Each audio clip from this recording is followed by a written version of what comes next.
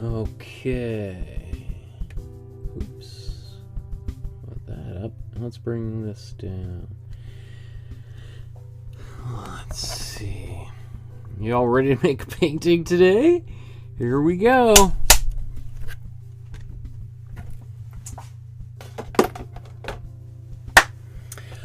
Okay, good afternoon, everyone. Welcome to my studio. My name is Michael Markowsky, and today we're going to be making another painting by another one of my very favorite artists. Today we're looking at one of the most important artists historically in Canadian history. He's an artist who is a little bit controversial these days for some reasons we're going to get into very quickly. But let's take a look at the actual artwork itself that we're about to be painting. It is this one. This painting is often known by two different names. This is by the artist Paul Kane. The painting is either Seen in the Northwest or Portrait of John Henry Lefroy, or sometimes called both. This painting is important for all sorts of different reasons. Probably more recently because it sold at auction, I think about 15 years ago, for about $5 million, when the original estimate was going to be somewhere about $500,000. So it went 10 times the amount it was expected to sell for. It was actually held in the Lefroy family for generation after generation after generation. And this is John Henry Lefroy. It was in his family's collection in England. I believe it was in England. And it was put up for auction when they found out what the value of it was, because it was just this weird painting on the wall, and the great-great-great-great-grandchildren were like, oh, let's see what this thing is worth. And, whoa! And it was promptly bought by Ken Thompson, who is one of the most wealthy Canadians in the world, and he bought the painting and donated it to I think it's the Art Gallery of Ontario, if I recall, or the Royal Ontario Museum. Either way, it's in Toronto, on display there. And we'll get into who the artist is in this picture. Maybe even before I go even further, I want to sort of maybe address a little bit of an elephant in the room that is either, you may or may not even know it's there, but it will be there throughout the course of today's discussion, is the depiction of Indigenous people in the artwork of Paul Kane. So I've chosen this painting because it's probably, in many ways, it's the most famous painting that Paul Kane ever did. Certainly it got a lot of news recently because of that huge sale, the value that it caused, and raised the price of all of his other works. But Paul Kane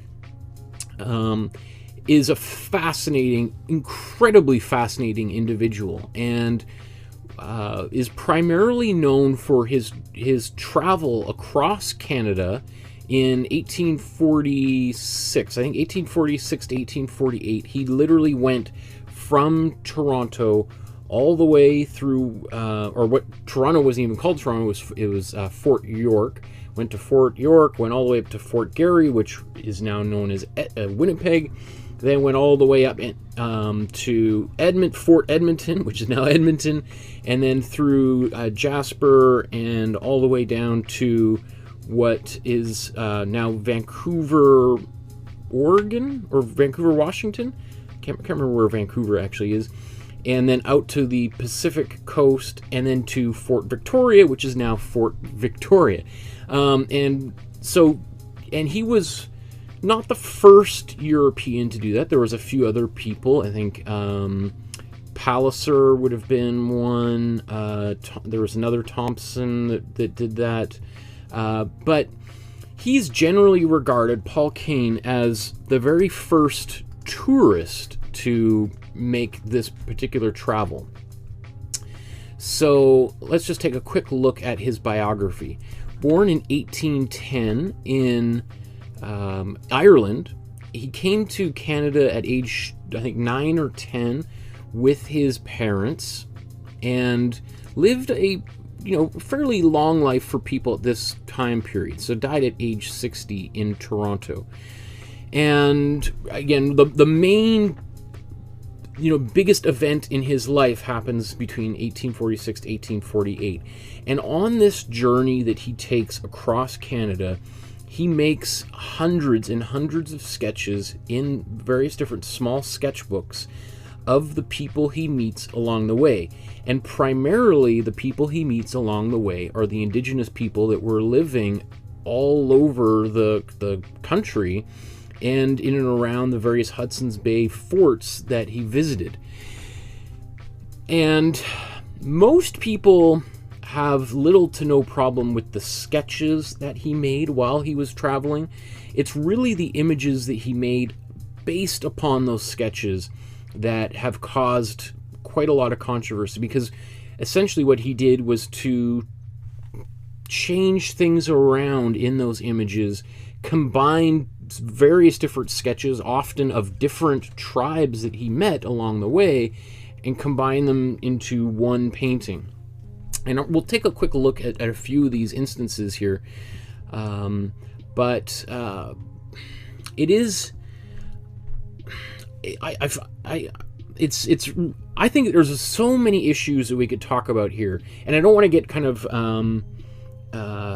derailed by this, because this is really just still an intro to painting class, and Paul Kane, regardless of what everybody thinks, was an incredibly talented artist, and I think made a huge contribution to Canadian society, despite whatever misgivings we might have about the actual work that he created. Let's just take a really quick look at some of his art. There's lots of great videos. Obviously, I've got a stack of books of his. I want to take a quick look at that here in a second. He's a self-taught artist primarily, and you can see this is an early painting that he made. He would have made this painting when he was about 25 years old, and he wanted to I think he was living next to some fairly well-known portrait painters in and around Toronto, and I think he got the idea, like, hey, I'm not too bad, maybe I could be doing this for a living too, because he saw these people making a living making portraits. So, but he knew that to really become a real artist, he would have to go to Europe and do some studying there.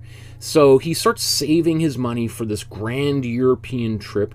He actually goes down to New Orleans, and on his way down there to pay for his trip, he's making portraits of the Queen and of the President at the time. I can't remember who the President was at the time. I think it was... but anyway, which is, pretty savvy, because, there's always some demand. Somebody's going to want to buy one of those particular, like, those are pretty much the two most famous people alive at the time that most people would recognize, right? And you only have to sell maybe, I don't know, 5 or so on a trip to pay for that trip, right? So he eventually saves up enough money, goes to Europe, spends some time, I think we have in Rome. He walks from Rome to Naples, which is not a small journey.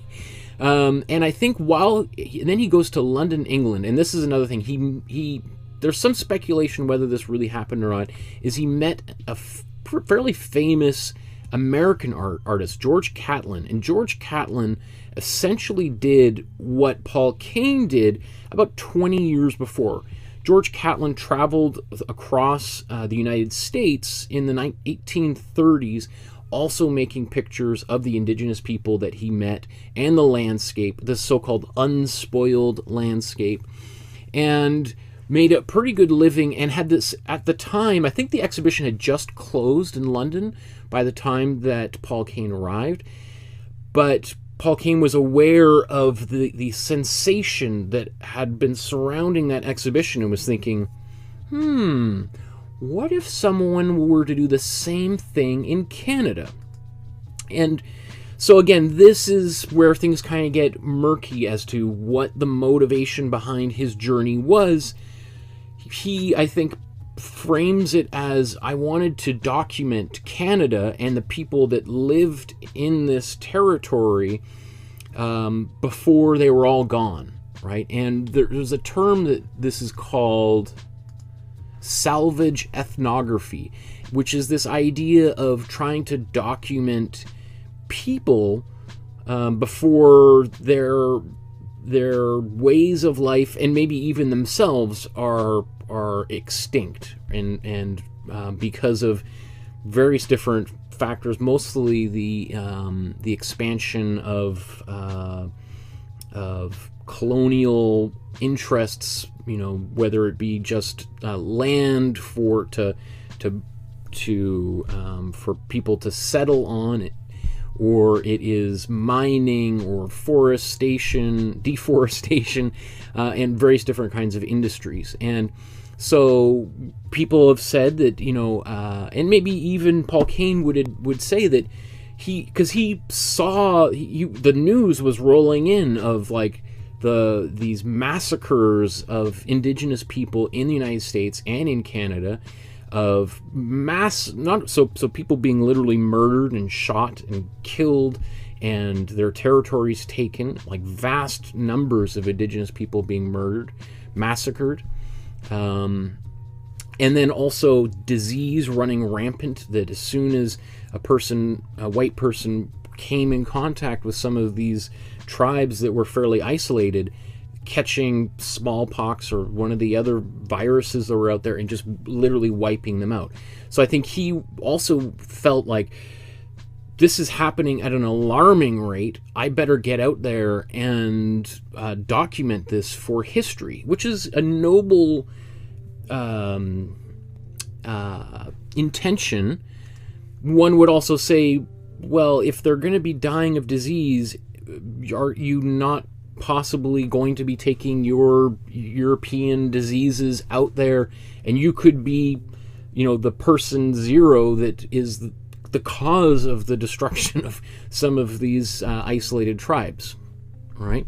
Anyway, he goes on this trip, which is an epic trip. We'll get into it while we're doing our painting today, but I mean, there's so many interesting stories, most of which is captured in this book. Let's take a quick look here. This book, Wanderings of an Artist, and there's also speculation as to what his involvement in this book was, because this book is based on his journals. So he knew that when he was going across the country and making these paintings, that he also wanted to capture the story of those encounters. And so he wrote kind of like in his journals, like shorthand notes, because if you've ever been rowing and canoeing for long periods of time and portaging, it is exhausting, and you're in the canoe at daylight from the moment the sun comes up all the way until the evening. There's very little time you're setting up your tent, you're cooking food, sleeping up, and then you're gone, right? So he's quickly jotting down notes. It's believed that someone else took those notes and put together a manuscript, which was then printed and published during his lifetime. So as much as some people would like to kind of say that it was written by somebody else, he shopped that manuscript around, and some of what is in here is you know, especially by today's standards, is outright racist and ugly. Some of the beliefs and some of the language. So it's, anyway, but it is, regardless, a very important document in Canadian history, which is, I think, worth reading. As an artist, that's absolutely fascinating. Let's just take a real quick look at a couple of other books. I think this is really interesting. This book actually is both like basically it's a guide for people who want to recreate Paul Kane's canoe journey across Canada. And so it has maps, and it talks about like his journal entries for each of these particular days. And then some advice as to how you could do the same journey again without getting yourself killed, which is something that I think is worth considering. Like, to do what he did is hands down absolutely remarkable. This is not a fellow that got on a train, a comfy train, and sat back and had margaritas or whatever the whole way and got off. He was in a canoe, sometimes with one or two other people, sometimes in these like large fur trader canoes, which were like, what do they call them, like river trains or something. Like they could fit like 10 people in them, and these are big burly guys who are rowing like mad. And so he would have been in this environment, paddling for days on end, blisters. Like, I'm sure he had hands like a bear by the time he got back to Toronto. And like, it's a journey that I would not have been able to make myself. I just want, like, if we just sort of take a quick look, at some of these, like, these are the kinds of sketches that he's making on this trip, right? Some of them are, probably he was able to sit down and make a quick little watercolor version, but some of them, are barely visible, like very quick little sketches, notations. Like, here's some more on the other side here. Very simple drawings, right? And as an artist myself, I look at these and they make me so excited, because I just think about, like, this person who's doing his best to document this disappearing world around him. And meanwhile, and this is between, like, after helping to set up a tent and make some food, and when he would arrive at some of these different camps, he would go, they'd set up their tent, and then he would go over to a local indigenous tribe and introduce himself, and then he would make a painting, usually of, like, the chief, which is also, pretty daring, considering some of the relationships between white people and indigenous people were not particularly favorable, and there was a lot of animosity that indigenous people, quite rightly so, had whenever they saw a white person paddling down that river. It was like, uh-oh, like, what's about to happen next, right? And the fact that he was able to get such participation from the people that had been living on that land for thousands of years, I think speaks quite a lot to the kind of person he was, and that we came across, I assume, as quite a genuine kind of person. You might also say, like, what sort of choice did some of these people have? Like, they might have been like, I don't know, I guess it's in our, like, our best interest to participate, because who knows what this guy's going to do. He could go back and tell the military something, and before you know it, we're going to have, we're all going to get shot if we don't get our portrait. I mean, these are things in the back of my mind. I think for every one thing, there's the opposite. Anyway, I want to get to the painting first, but I just want to show a few other resources here. So this is a great documentary from 1972, Paul Kane Goes West, by the National Film Board of Canada.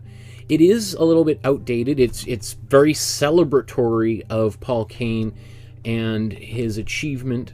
It certainly doesn't get into any of the politics that I'm just very briefly skimming over right now, but it does a pretty good job of conveying the intensity and the difficulty of that journey. I'd also just kind of point you to a couple of other resources here. There's And these are all in the description below.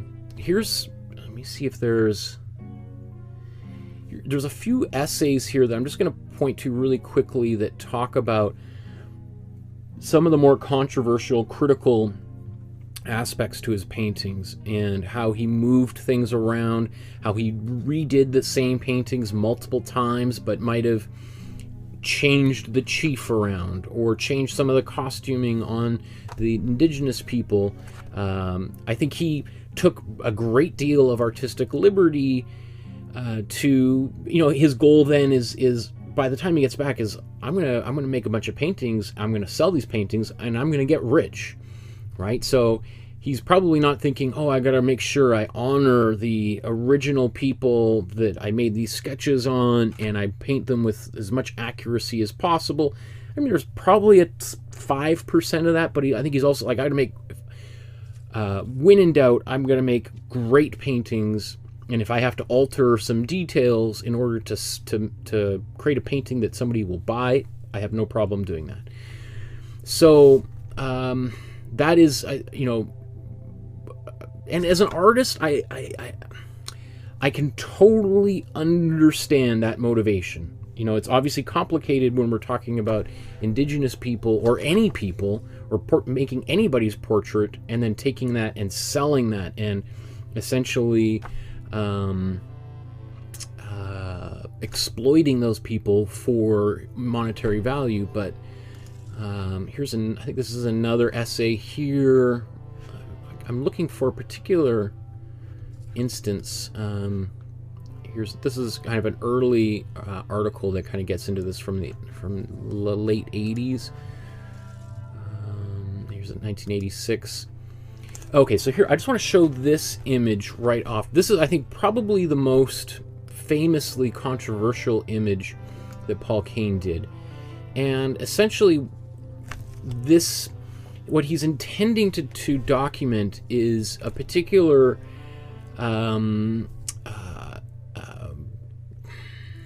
tradition that I think maybe one or two select tribes that he encountered did, which was to flatten the heads of the children for a specific reason, which I apologize, I'm not exactly sure why this was done.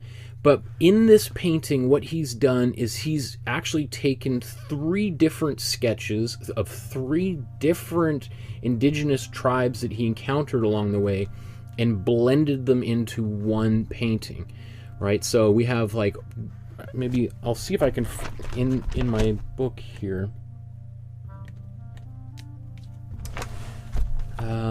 So we have this image. This is one of the sketches that he made. So he made this sketch on March 6, 1858, and then, I don't know the third one here, but then let's go to.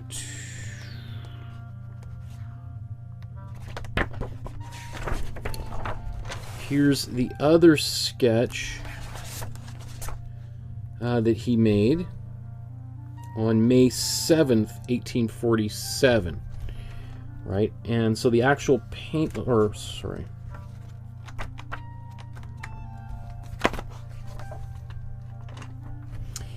this sketch was made on March 30th, between March 30th to April 4th, 1847. And then this sketch was made on May 7th, 1847. This one was made in Puget Sound, and this is the Cowlitz River. I'm not exactly sure where that is, but obviously they're done about a month apart, right? And we're talking about a person who's moving every couple of days, right? So very different groups of people that he's encountering along this way. Anyway, I just want to kind of ground today's episode in a little bit of context, because I think it's really important to understand that the people he's painting had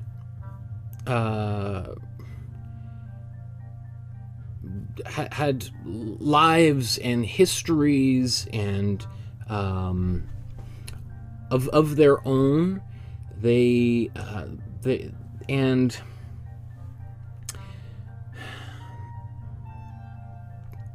often, you know, I think as white European settlers in North America, we're used to having this view on the world in which we own everything, we're in charge of everything, this superior supremacist kind of attitude towards things. And we forget that there are other people who feel very differently to all of that, and that maybe there's Paul Kane looking at these people, but there's also the other side where people are looking back towards him. And what do they see? What are the stories that they have? What is their experience of white people coming into their land? One of the, lastly, I just want to mention, we'll talk about this whole idea of the noble savage today, which is like a hugely it's offensive. And then this other thing, I haven't really seen anybody else talking about this in the text that I've read, but this is something I thought a lot about: disaster tourism, and Paul Kane being a disaster tourist, which is, disaster tourism is this idea of traveling to places throughout the world right after some horrible tragedy has happened, and documenting it either for some legitimate purposes, because you want to help share the information so it gets out there so people understand what's happening. But often people do that as in some sort of perverse desire to take pain in other, or take pleasure and entertainment in other people's pain. Anyway, so those are just a few. There's so many different issues here, so let's just get right to the painting. I'm going to share, this is the artwork that we're going to make today. There was another one that's, you'll see, we'll talk about here in a second. This is of Fort Edmonton. We're not going to have time to make that painting today, so I'm just going to put it aside. And I'm going to show you how we take this image and transfer it onto this canvas.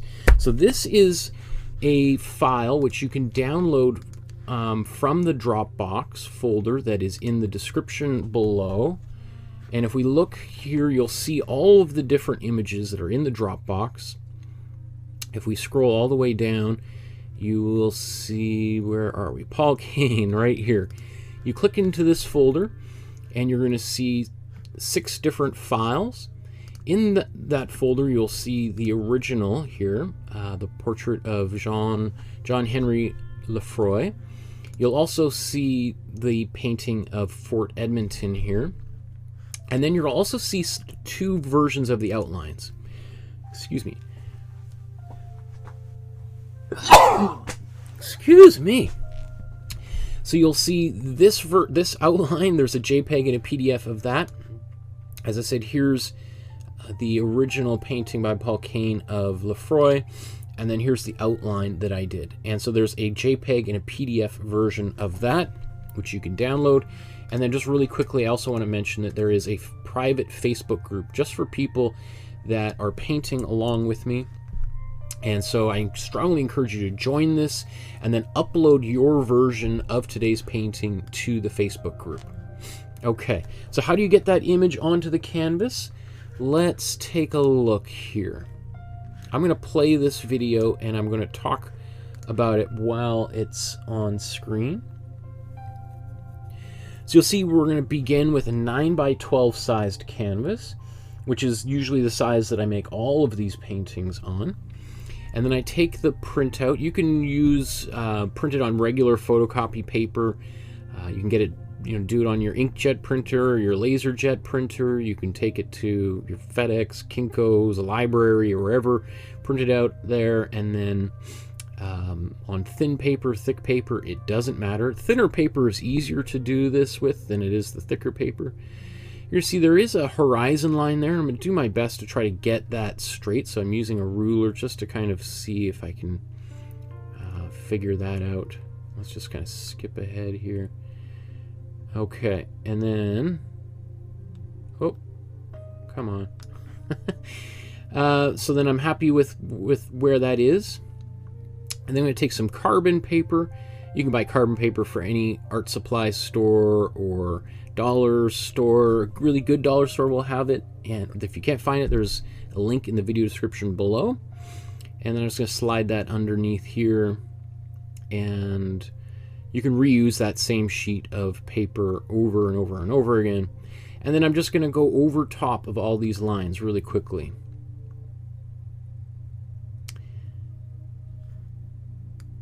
Okay. And there you go. That is the quick version of that, right? And then after it's done, you can save that paper over.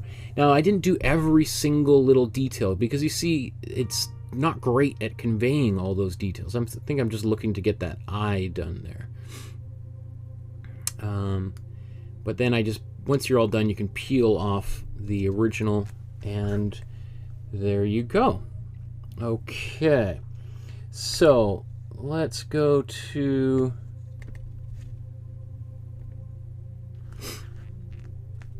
I don't know, is this what's live or not? Okay, so now we can take this. I save these things because they're fun to kind of keep around. If you let's say your version of today's painting didn't turn out and you wanted to try it again, then you just use that same template and trace over it a second time. Okay. So all the paints I use can fit inside of a shoebox. If you've never painted with me before, there is all of the materials that I use. There's links to buy them on Amazon, or you can click on them to find what they are. And if you could find a cheaper price at your local art supply store, sometimes things are much cheaper on Amazon, and sometimes they're ridiculously more expensive than they are. So take a look, download, or buy the least expensive version that you can. The paint that I'm using, this Amsterdam paint, is I think the cheapest, highest quality paints that you can get. So also, and this has come up on the Facebook group a lot recently, I strongly recommend you buy the same ones that we're using, because if you use a different paint because you wanted to get something a little bit cheaper, or they didn't have the right size, you're going to get different colors than I use. Now, you don't have to use the same brand. There's a link to a video that I made about almost a year ago, where I show all of the major brands of paint and what tubes of paint you should get from those different brands in order to replicate the paintings that we make together. So here I am. I'm applying a warm yellow over top of the entire canvas. Now, did Paul Kane put this color on his canvas? I don't think so. But I do think he would have put down like a warm red, or an earthy, like a earthy red, or a warm brown. That's pretty typical of most artists, especially in the period that Paul Kane lived.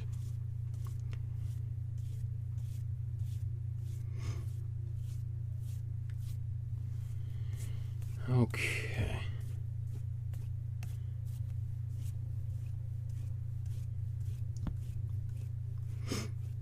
Now, this is a relatively complicated image. It's not that this painting is super complicated, it's just that there's a lot of detail in there, and that always lengthens the time that it's going to take to do these episodes. So it won't surprise me if this takes 4 hours or more to get this done. So that might mean for some of you you might have to break today's episode down into several different sessions in order to finish it. I'm going to do it all in one go, but I could see it being a little bit time consuming for everyone else. I'm just going to wipe that down so I have a nice clean surface to work on. Oops. Okay. I'm also just going to quickly blow dry this so that to speed up this process here.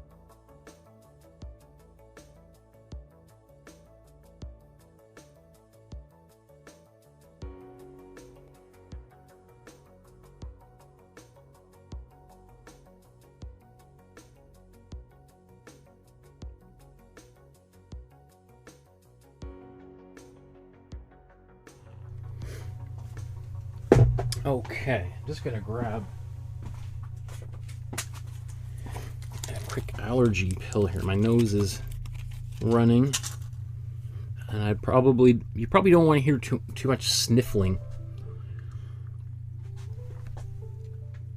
Okay, so what should be the next step for this painting? Let's take a look at the original and think about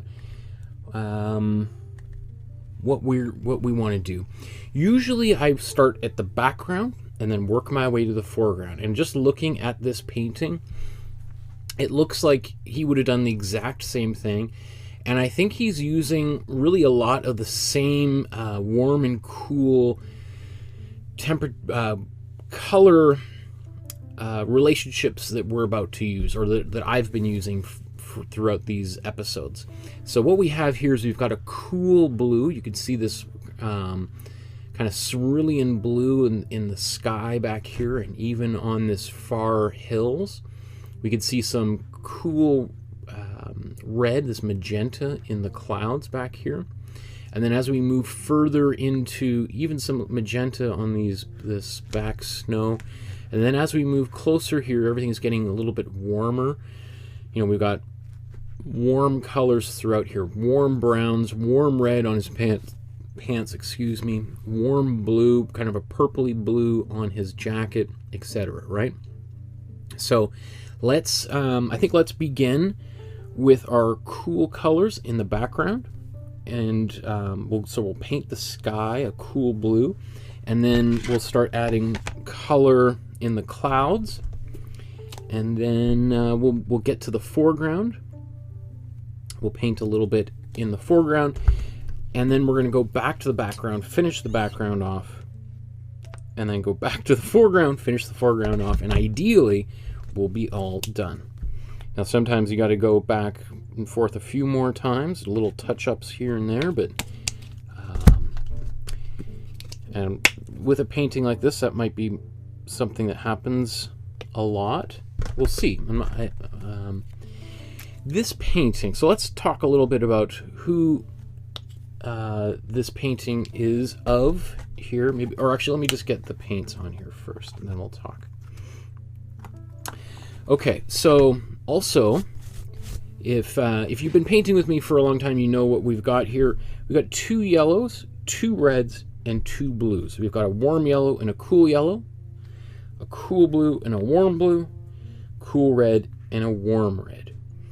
Right? Or warm yellow, warm red, and a warm blue, cool red, cool blue, cool yellow.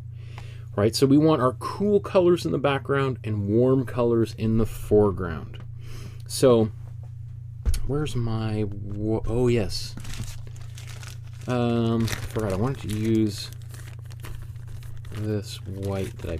So what I a number of episodes ago, I squeezed out all of the white out of a tube, and I just put it in this Ziploc bag. This is when you get from like the airport, when you go through security and you got to put your shampoo bottles in there. So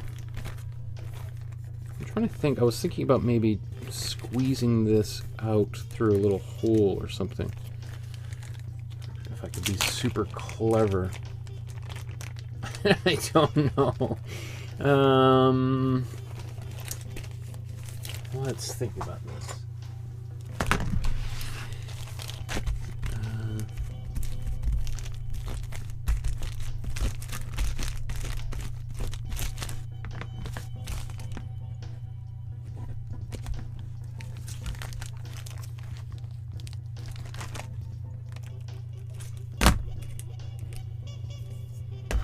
Cut a little hole in there. Let's see if I can squeeze this paint out.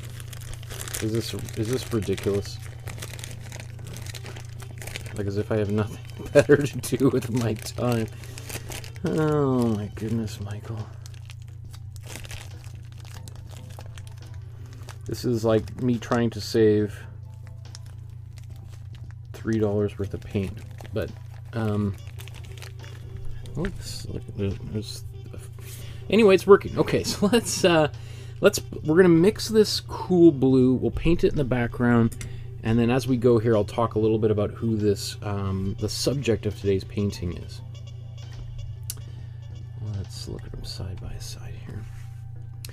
So we're gonna put this cool blue in the background. So let's take cool blue, get a good helping of white, mix these together. That looks pretty good. Okay. And there's a cloud right there that I'm just gonna paint right over top of, because it's not really worth outlining around that.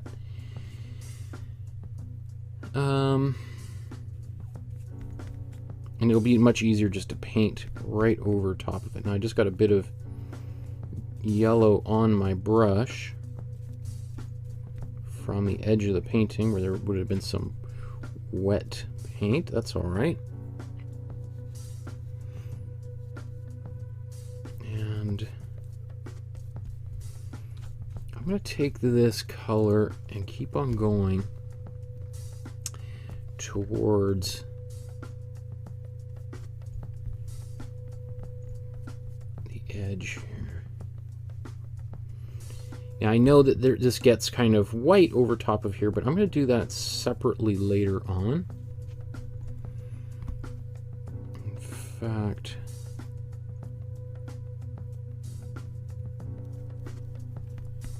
yeah, I'm going to do this like that.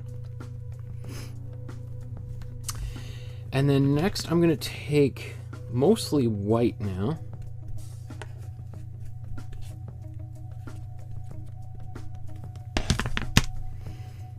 I'm going to paint it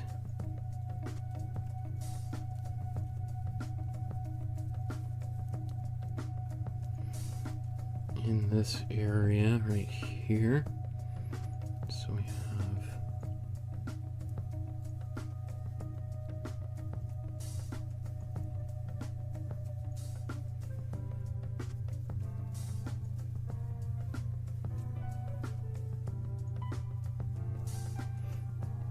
and now obviously we're going to darken some things.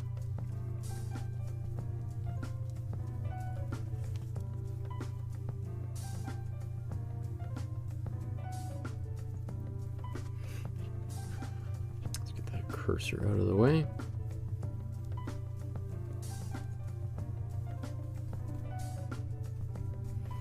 I'm going to take that and go behind this tree there. Okay. Now this isn't done. We're going to do more to it here. I'm just going to blend out that little ridge. And then now let's take this next thing is going to be mostly white.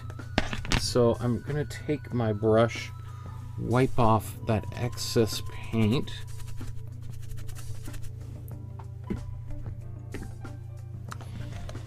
I'm going to take some white, put it on my brush down here, as you see. I'm even just going to take just a little bit of cool red. Like a little bit, you saw. All right. I should have just let that stay. And I'm going to paint that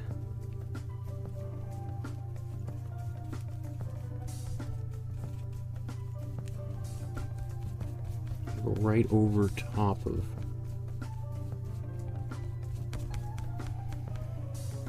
Let's get some more white.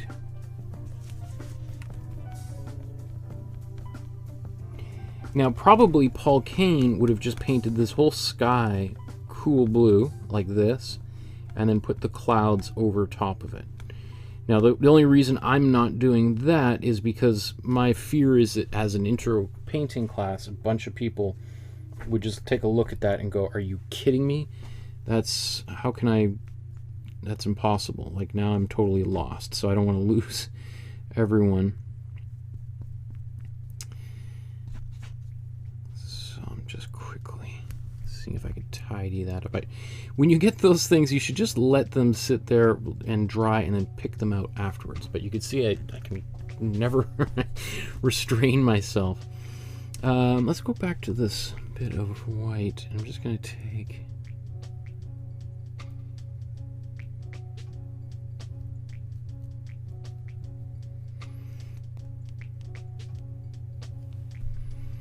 a little bit of that in the sky.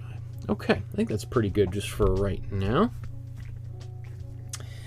Now let's, so what we're doing is we're painting the underpainting to this painting, which is the painting that's going to be underneath the painting, right? So we're not worried about making it look perfect. We're just trying to get the basic shapes that are all involved in here. So now let's paint this hill that's in the background. So to do that, what I want to do, I'm going to take some of this cool blue. Let's put it right here. We're going to make a bit more of it. I'll take this cool blue. And then I'm going to take some warm red all the way on the opposite side of the color wheel. We're going to mix this together, and we're going to get a very dark color. And you can use this color in lieu of black. It's a little bit purpley, but it's basically about the darkest color we can get on the color wheel without just mixing the colors as they are. So I like that color, but it's just way, way, way too dark. So let's just take a little bit of white and mix this in here. And I think you'll see that color for what it is, which is great. But I think we don't want it purple. We want something that's got a little more blue to it. So let's add a little more blue. Even a little bit of yellow to make it a bit of a greenish gray. Okay. And again, I'm going to paint right over top of the teepee that's right here. Now again, this isn't the exact color for this area. We're not really worried about getting exact colors yet, nor really should you really be at any time, but I think that's pretty good. Okay, it's still a little bit purple considering even though we added some greens to it, but that's actually going to work really well when we start painting other colors over top. So now let's move from our background to our middle ground, which is this area right down under here, and even these figures here. So we probably consider like this fellow, the teepee here, and this indigenous woman, and this, I think it'd be like looks like a frozen lake or something. So let's do the frozen lake first. So I can just wipe off all of this paint off of my brush. And again, we've got this a white down here, but I think, you know, maybe we could add a little bit. Actually, I'm just gonna, you see I didn't wash my brush. I'm gonna take, this is that same blue with white, but it's got a bit of my dirty brush from here. In fact, let's just take a bit of this color.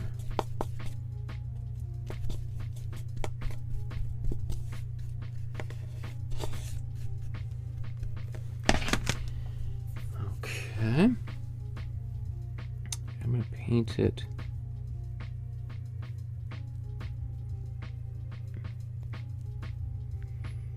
right here.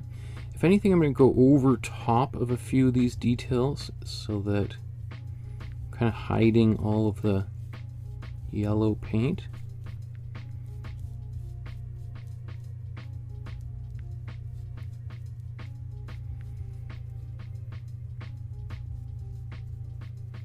Okay.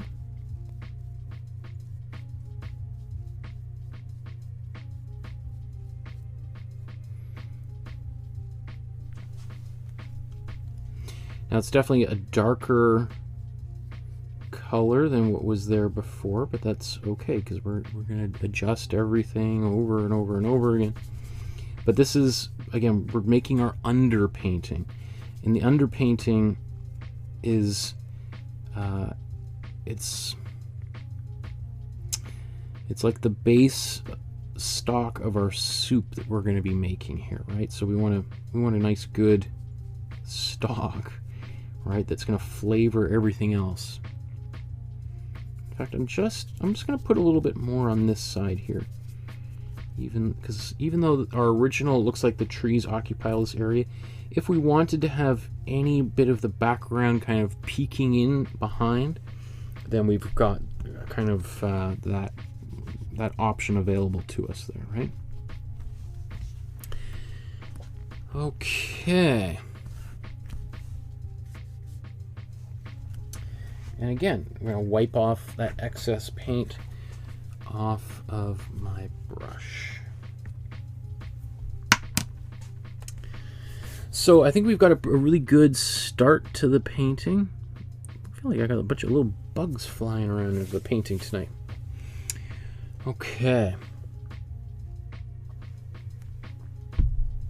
So we're making pretty good time considering I spent the first half hour going on and on and on. So now we're actually into the painting.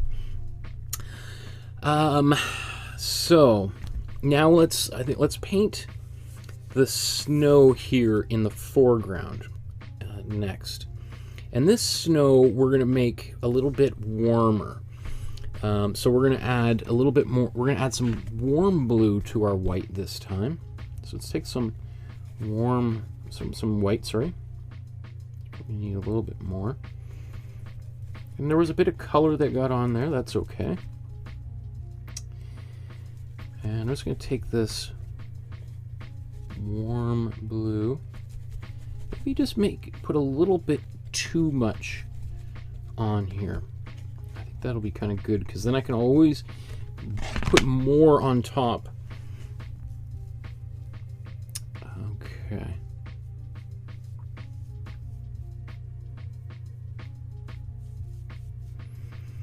So I'm going to paint around all of these dogs. Let's just see what the original looks like.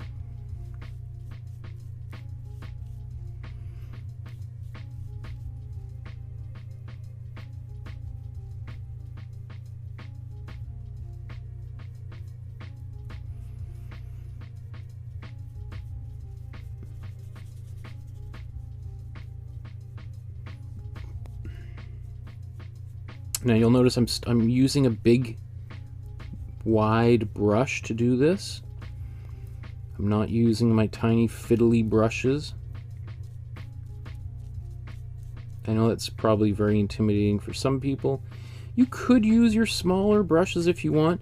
I just think it's going to slow you down, and it suggests to you that you want to get perfect and you want to kind of get all the details right, but you don't. Not at this stage anyway. It doesn't matter at this stage. We're just trying to fill in as much of the big, broad areas of color as quickly as humanly possible.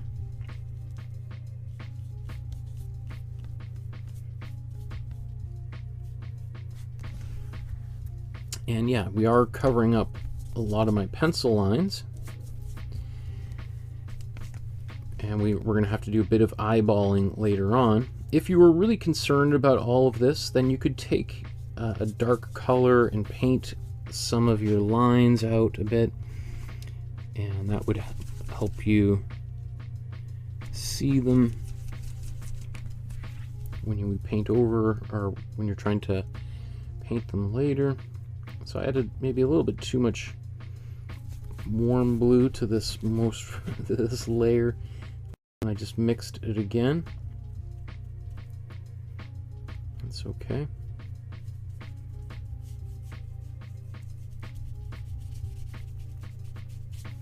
Now, did Paul Kane do exactly what I'm doing? I don't know. I don't think he would have done exactly what we're doing right now. It wouldn't surprise me, but I think he's...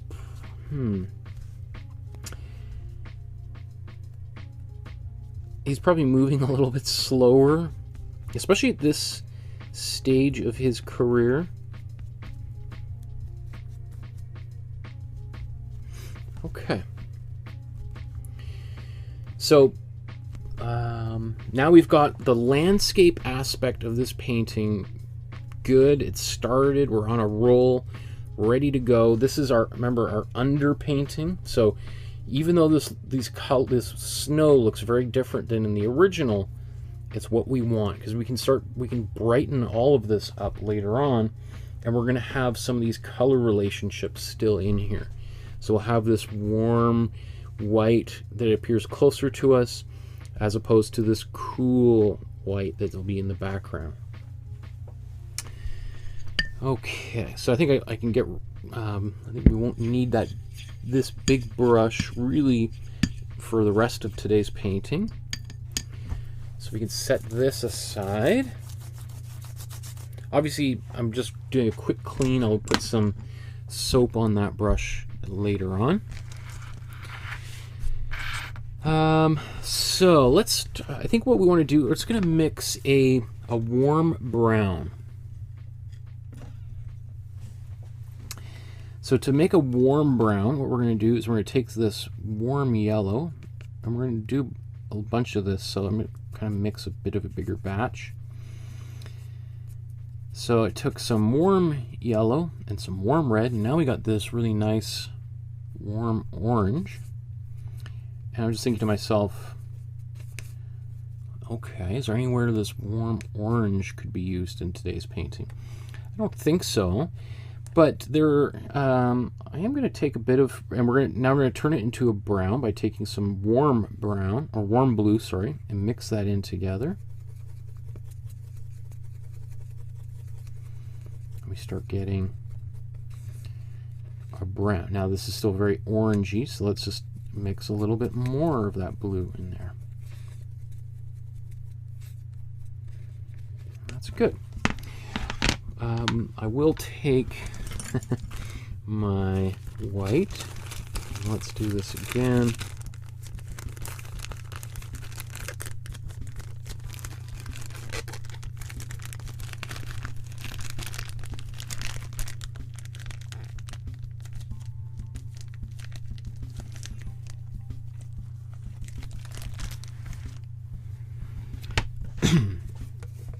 Okay, so I got some white on here. Now let's just take this white and mix it into this brown that we've got, and see, is there anywhere we can use this?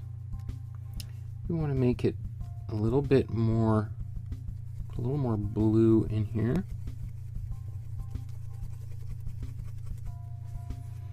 Maybe even a bit more yellow.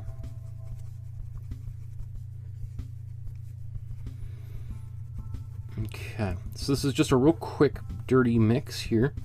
Remember, this is still our foundational underpainting layer. And that color we just mixed, I think this is going to work quite well for this teepee back here.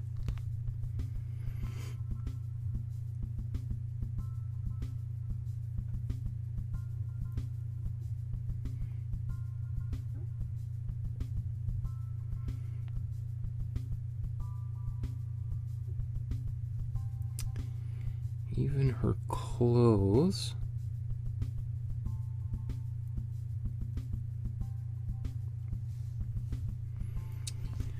I'm going to paint this on his, what would you call this? Dog sleigh. In fact, I think we could probably start zooming in here now.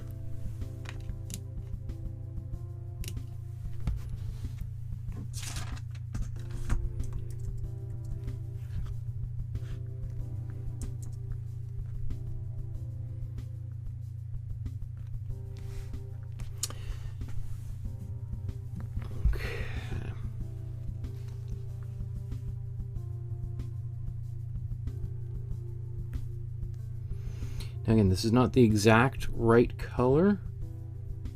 And I guess that's going to be green. I'm just going to paint that all right now.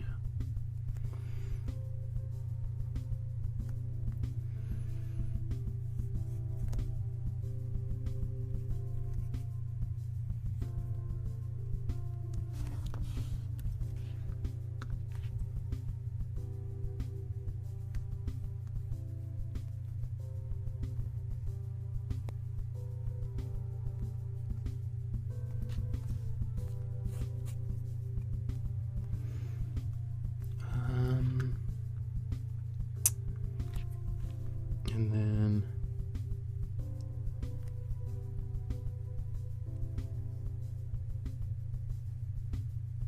these buckets, even though they're black, I'm just going to paint that right there.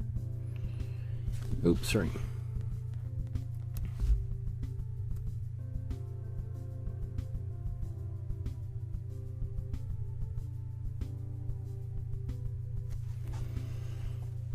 Okay.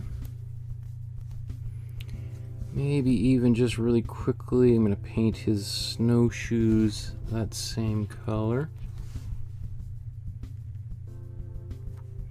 Remember, this isn't the final color. This is still just our underpainting. This is just colors that are, you know, we're starting to kind of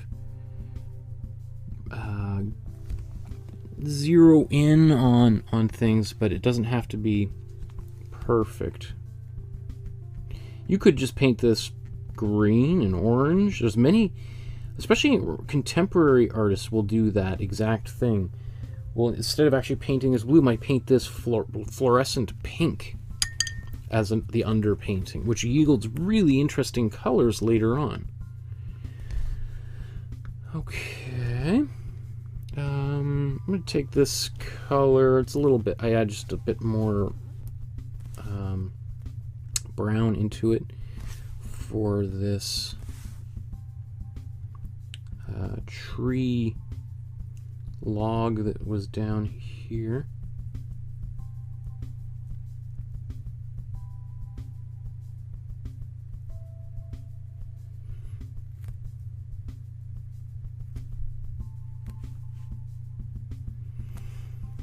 And I think I'll just do the same thing with these dogs too.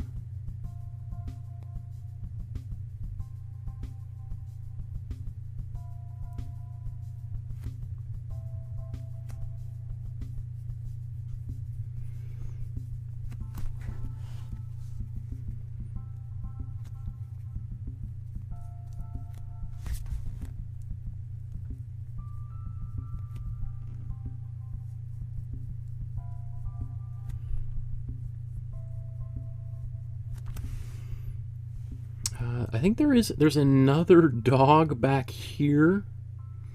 Do I want to get that dog? I might, well, I kind of want to omit this dog, but let's just put this dog right here.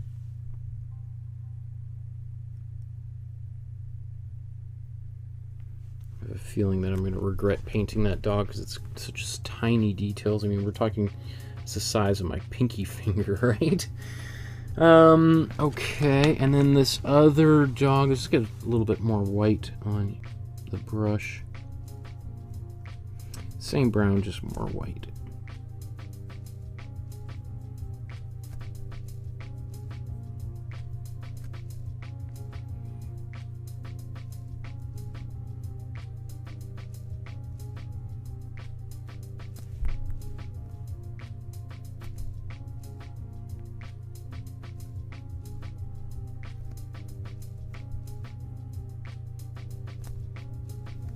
Okay. I'm going to use this color to just kind of quickly paint in a few, like these details in the background. Obviously, they're going to be totally different colors. Just quickly, let's see. These two fellas, what should we do here? Just going to paint his face in with this color, and maybe his snowshoe real quick. We'll paint that gray, yellow, and red. Okay. So how about let's just take our gray from before. Take some of this gray. I'm just going to mix it down into here.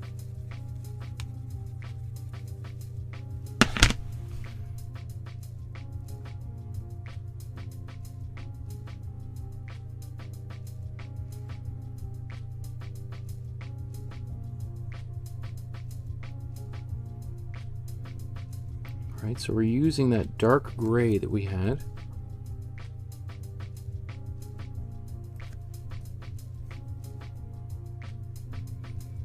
And mixed it in with a little bit of that brown just to kind of warm it up ever so slightly.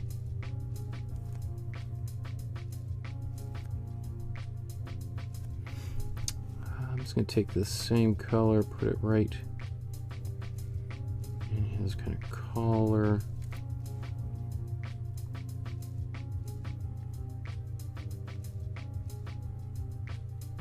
Hair.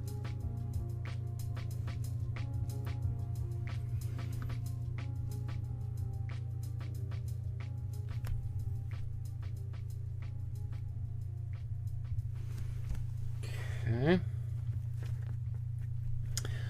I'm going to now take some of this warm yellow and white.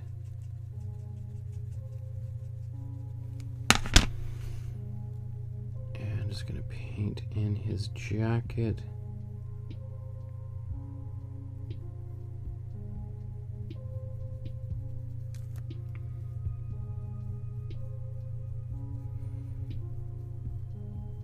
Fairly thin coat so that I'm not too concerned if I'll be able to see some of those pencil lines underneath there, but I don't need to see all of them.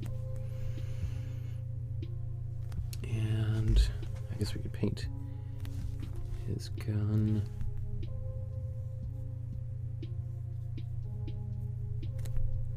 Boots, I guess.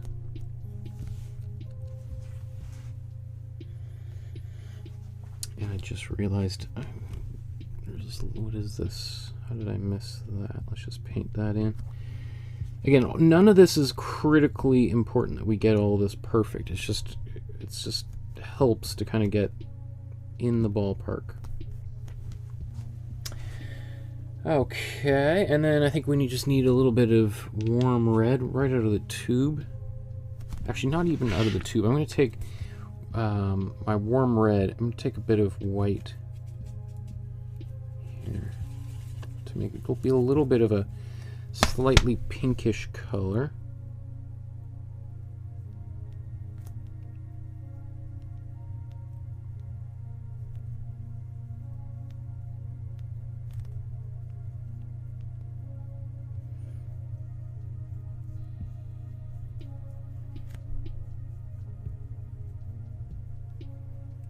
And there is a little, well, I guess his sash here we could do.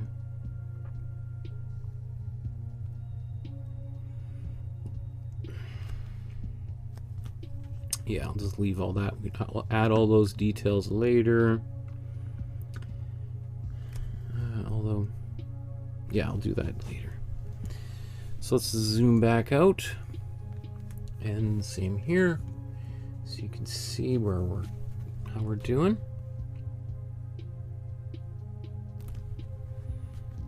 Oops, a little bit more, right?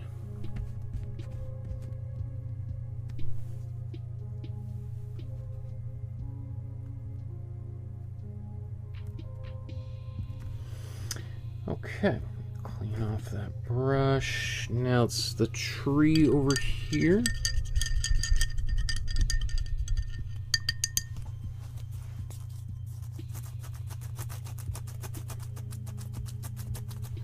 I probably could, I really, honestly, in fact, what I'm going to do is just paint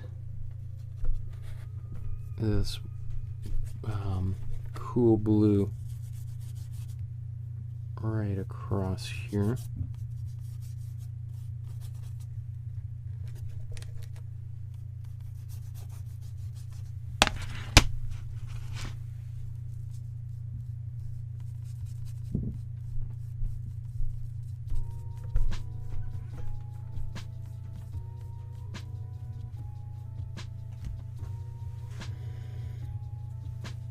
Okay, now I'm going to make a warm blue or warm green. So let's just take, hey, this is still usable. This is from our earlier paint, from the very first layer of paint we put down. It's going to mix some warm blue and warm yellow together to make this green. And then I'm just going to paint it quickly here. Now, very transparent. You can see why. That's why it's behaving like this.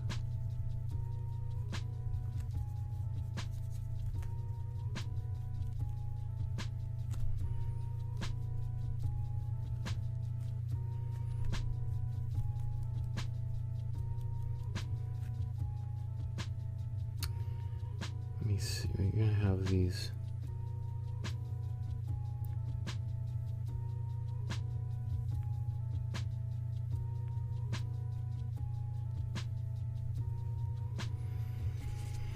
Trees there, so then let's paint.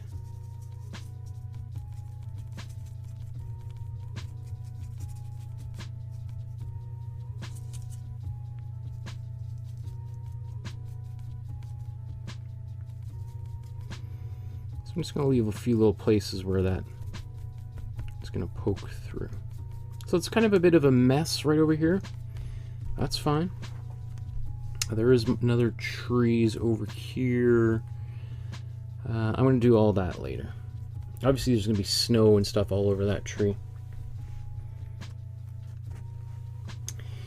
But here's, this is what I would consider a great underpainting. Right? This is all we need to kind of get the painting started. We've got our basic colors in their places. And we've even started to refine them a little bit. And then we can glaze or paint other layers over top. And these colors are going to help create nice space inside here. We've got nice warm blue in the snow in front.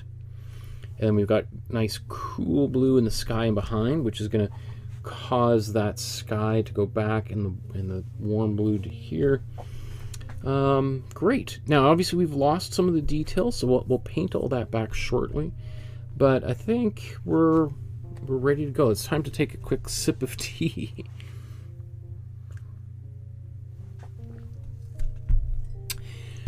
Okay, so really what I want to do next is just finish off the sky, this back hill, and this water. That would be, what we'll spend the next 15 minutes doing. And then we'll spend probably the next half hour doing some of this middle ground stuff. And then probably the last hour will be the figure in the center. So it's going to take us a little bit of time to do this painting. There's a lot going on in here. but this is exactly what I want. This is also, if you were planning on switching to oil paint, this would be a good time to kind of put the acrylics away and to switch to oils. I got my water dripping from outer space again here. It's starting to cool down a little bit, so I'm hoping that you don't hear the fan going right now. It's not quite so hot anymore, so.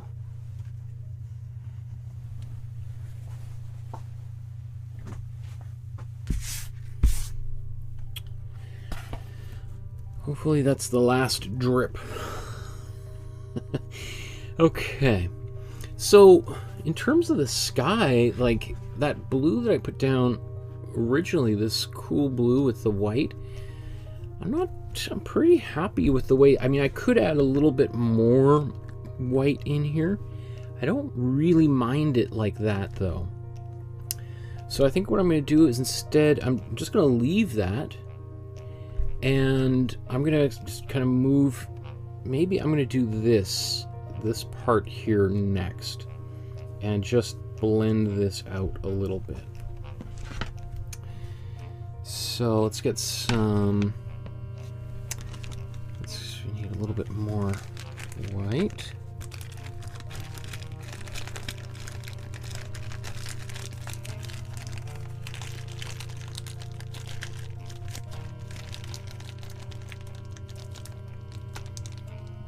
Squeezing it out of my tube. Okay, so this time I'm going to take this white, a little bit of magenta,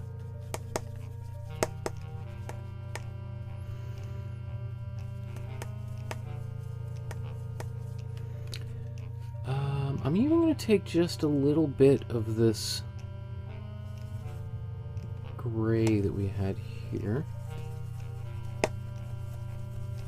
Because I don't want it to just be pure white. I want my skies to have color in them. That's too much.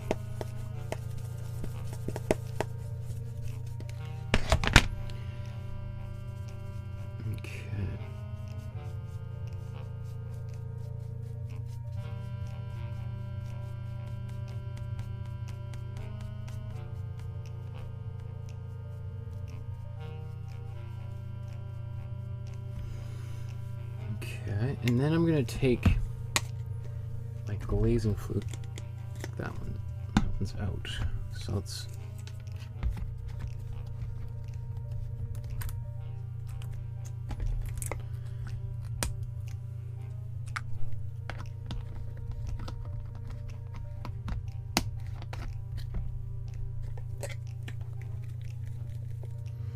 So just taking a bit of glazing fluid and. Oops, that's a lot. Getting that on my brush. Take this glazing fluid and just kind of go out here a little bit. And then you can just take another, actually, well, the best is if you can use a mop brush.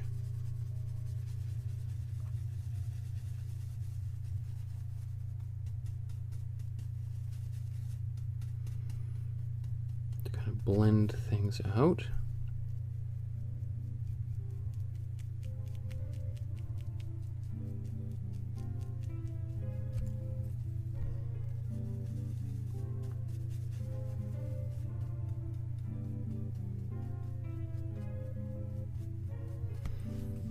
Okay. So I'll let that dry, and then I'm going to come back and do a little bit more over top of that. And I'm just going to do a bit up here.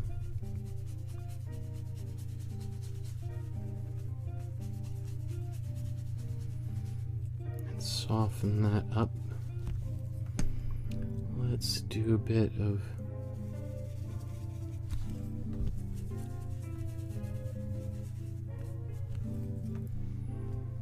that.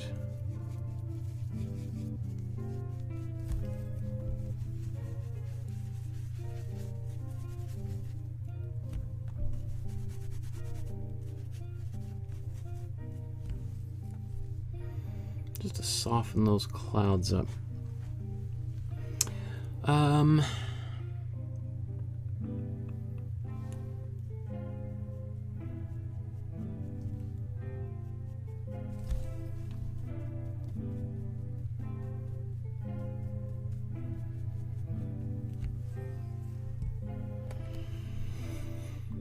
Okay, I think now I do want that to dry.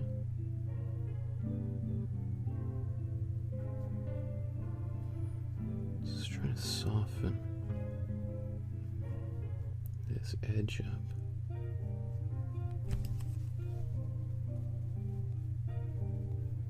This is I knew it was gonna happen. Thought I could get away with it, but you can't. You can never get away with it. Ugh. Okay, so what's happening is I tried to add a little bit more to this area that was already starting to dry, and it didn't work. It never works. But let's blow dry this. Sorry, mute.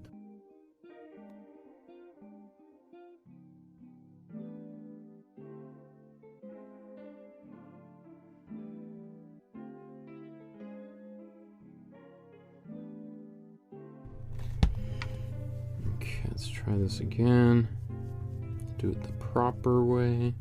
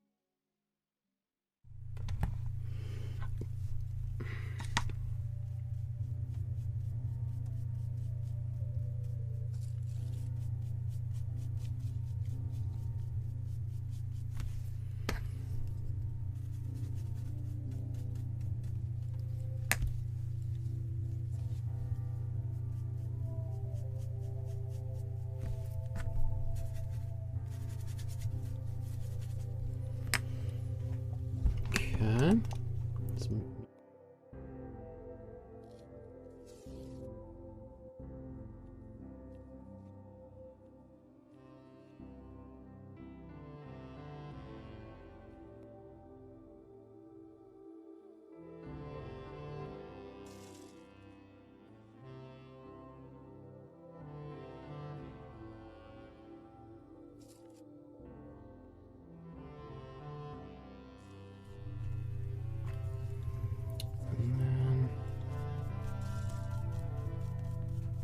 Be good enough.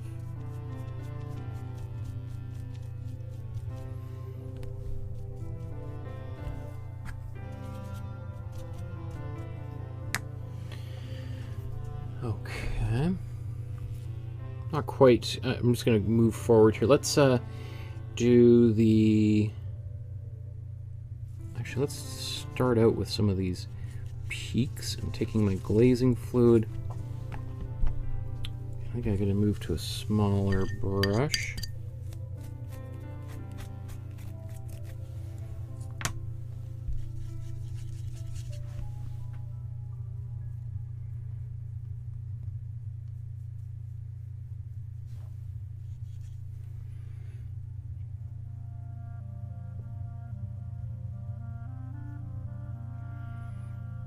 So here's the where the sun is hitting these clouds.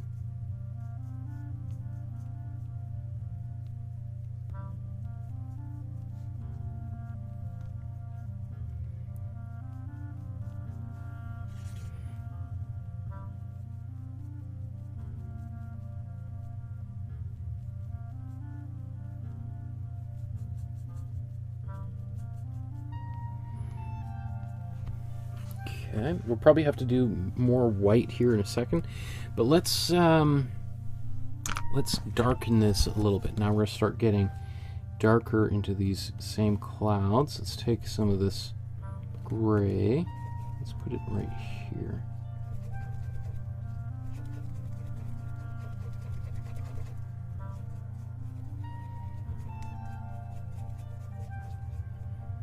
Even a tad bit of yellow in there. So now that color is great, but it's just way too dark, right?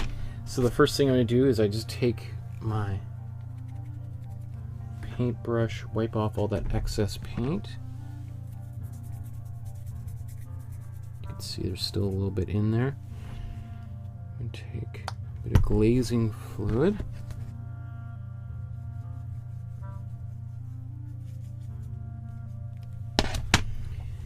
Right, and let's see how dark this can go.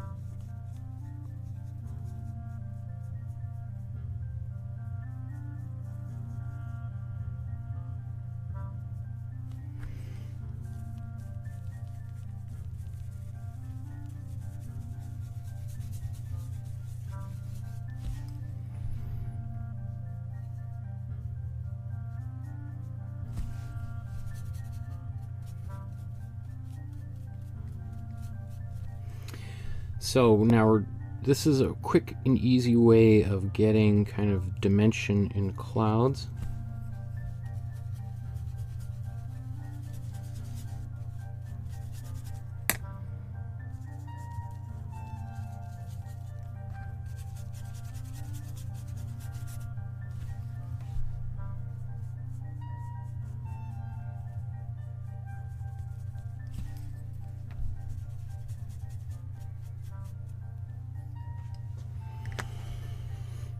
Okay, so that's good, but we'll want to blow dry that again.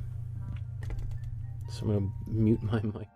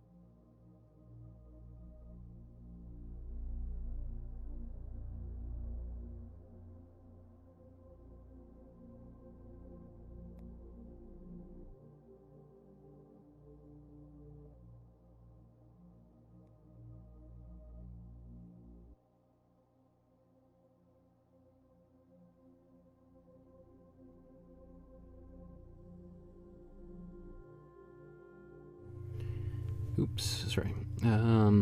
Wasn't doing too much talking anyway.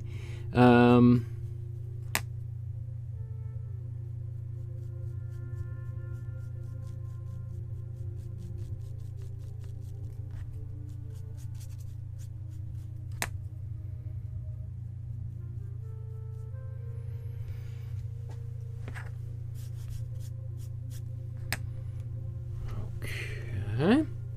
We'll blow dry that again, and then I might put a little bit of magenta into the gray just to give it another layer of thickness. Actually, even before we're done here, let's put a bit.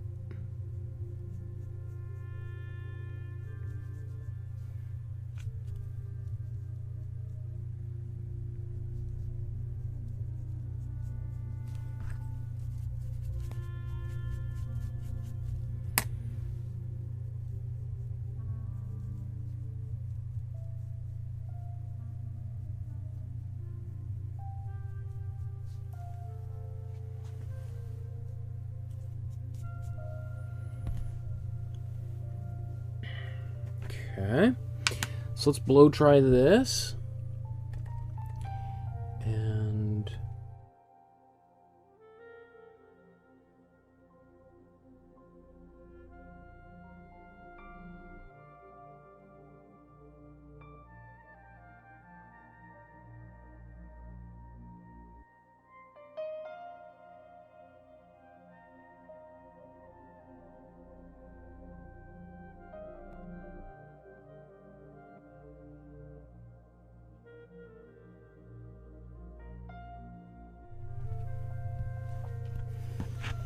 so I'm going to take, as I said, a bit of magenta. Mix that in here so we'll get a bit more of a purpley quality. If it's too purpley, then we'll just get a bit more color back in there. And let's take a look at the original.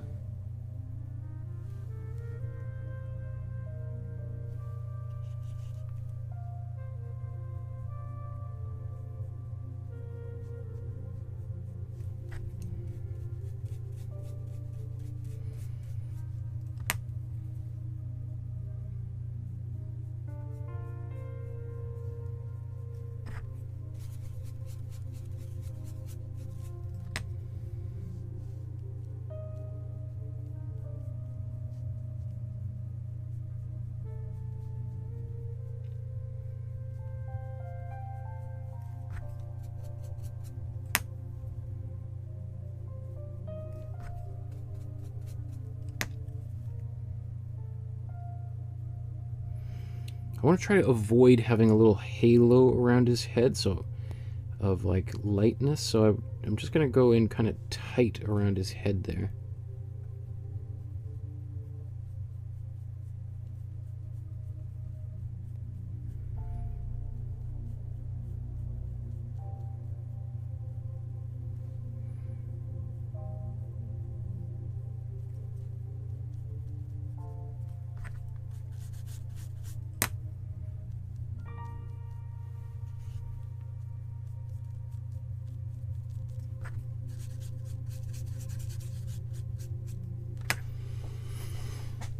Okay.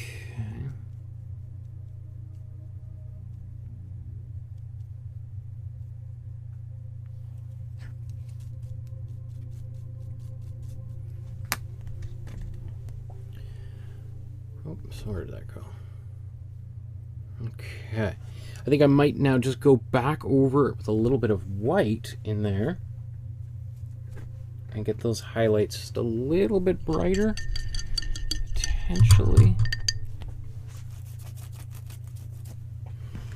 So the let's put a little bit more glazing fluid in there. We had this white. I'm just gonna maybe just keep it white and glaze. When we paint glazes with white, it's a little tricky because the glaze is white and the white paint is white, of course, right? So sometimes telling the difference between them is like, it's kind of tough, right?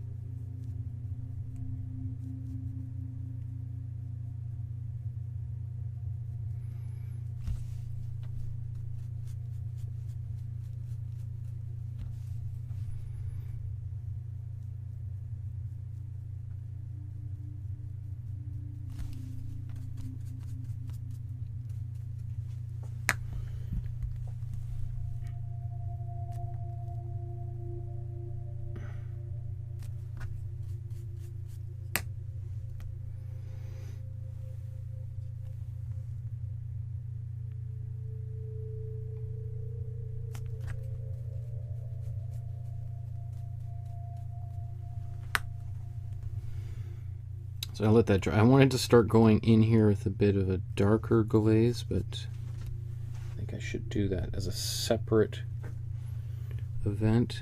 Ooh.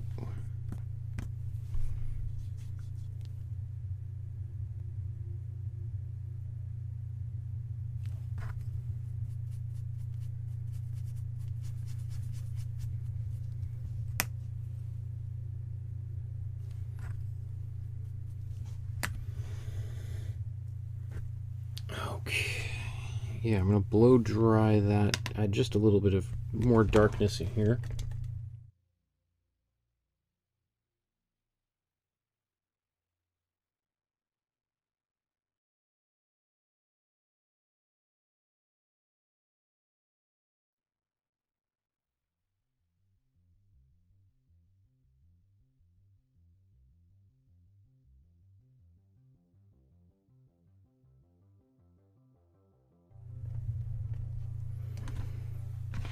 Okay, almost done here with the sky.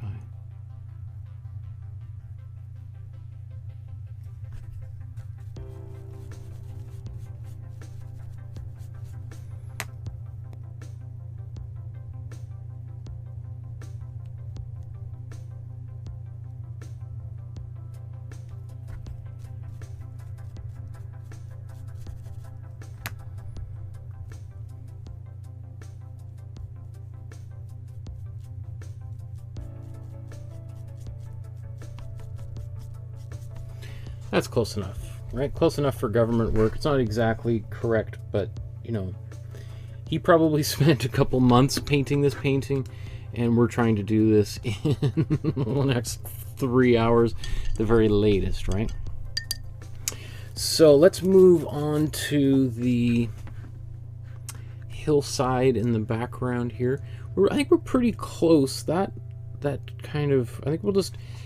Basically, I think maybe we'll even just glaze with the same color. Take a little bit more cool blue in here. I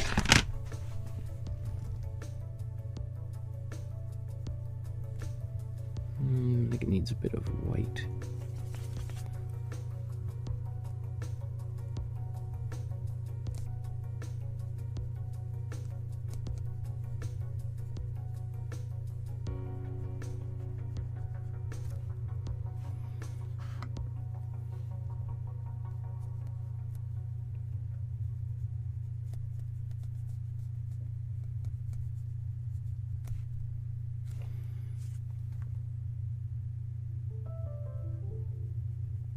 I'm just extending that land a little bit in behind him just because of the way that I've painted it.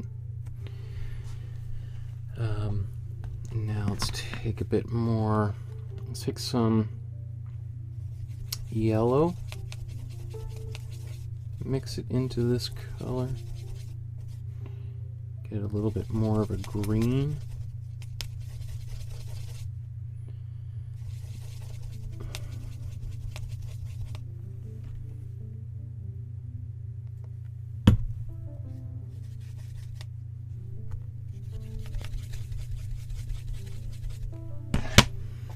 And just paint this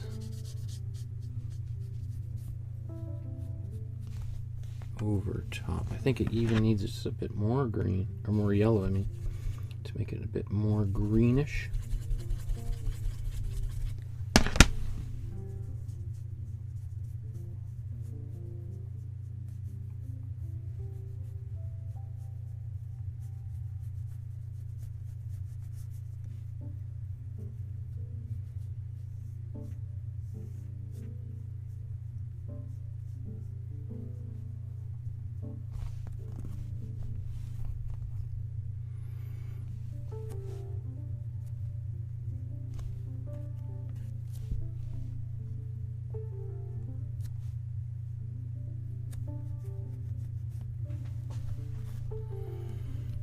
Now we could put a little bit of warm color in there, just to kind of, maybe I'll do, or no, let's just see.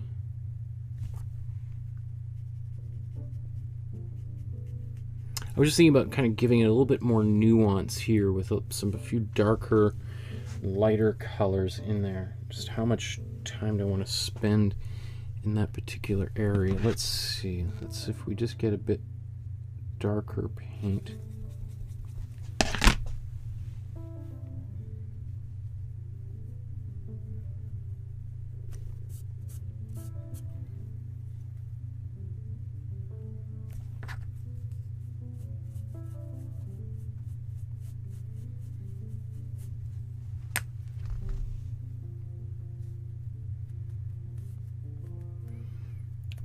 A bit of like hillside-y stuff back here.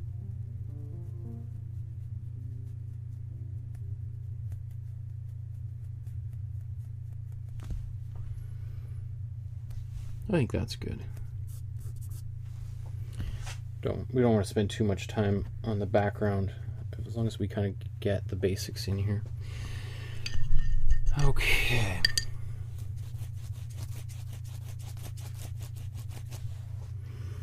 I mean, I'm not super happy with that cloud, but I think we're just going to move on. Let's do this lake now. That lake, we could still keep this. I almost wonder if we should do a little bit of a brown, like a cold brown. Let's take some cool yellow, cool blue, cool red, mix this together.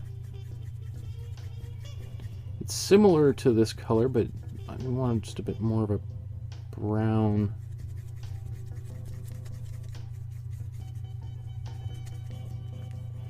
So if you're trying to mix a brown and it comes out too purple like this, what does that mean? It means we've got a lot of red and blue and we need more yellow. And just like that, boom, we got a brown. Now we're not going to use this cool brown on its own like that. It's just way too dark. But we are going to modify it with some of this glaze, with the white glaze, right? Now even that is still too dark. Let's add more white in here.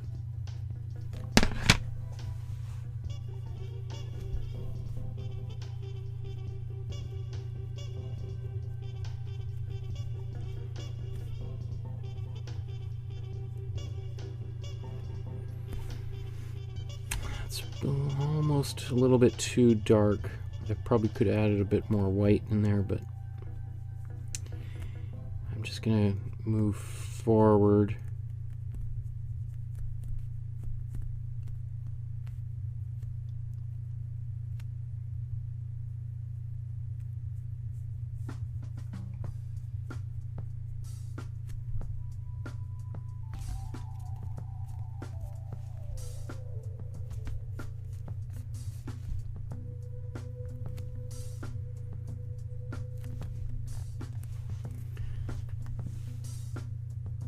I know I haven't told the story of who Lefroy was, but I just wanted to kind of get as far into this painting as possible.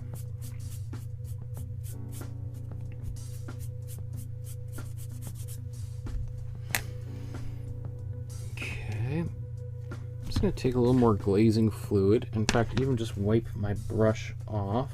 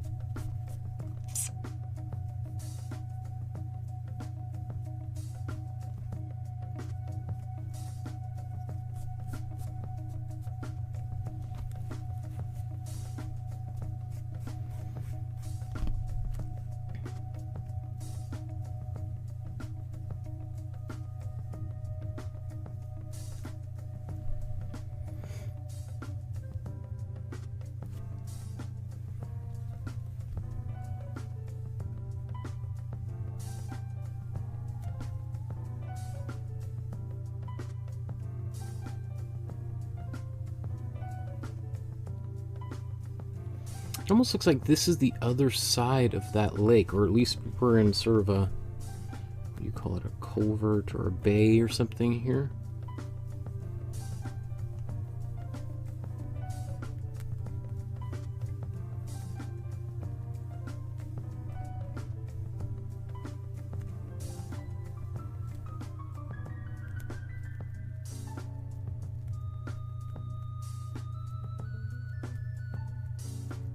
So this little bit of glaze I have in there is getting kind of cranky because I'm using too much. I probably did this one a little bit too dark, but I don't, you know, it's just for the speed we're moving at, you know, those kind of things are going to happen. I could add a little bit more white on top of here. In fact, let's do just that, just to give a little bit of highlight back onto some of that water.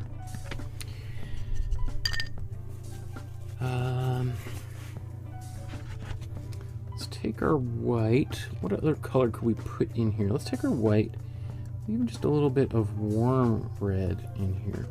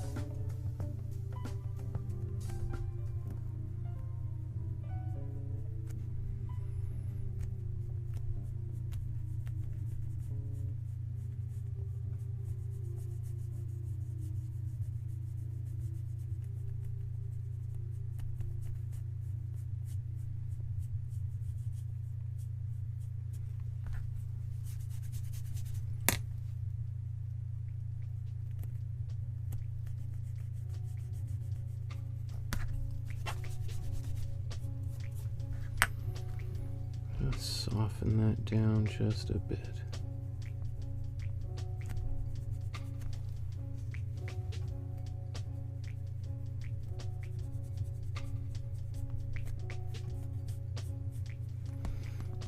So it's this like small, almost infinitesimal modulations of color which create really interesting effects in the background.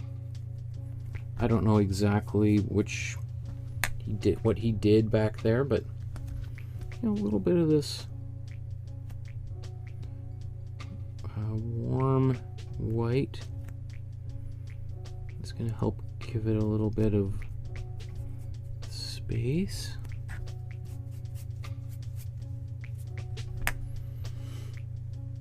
Okay, can I live with that? Does that make me happy enough? Let me think. I think, okay, let's blow dry it.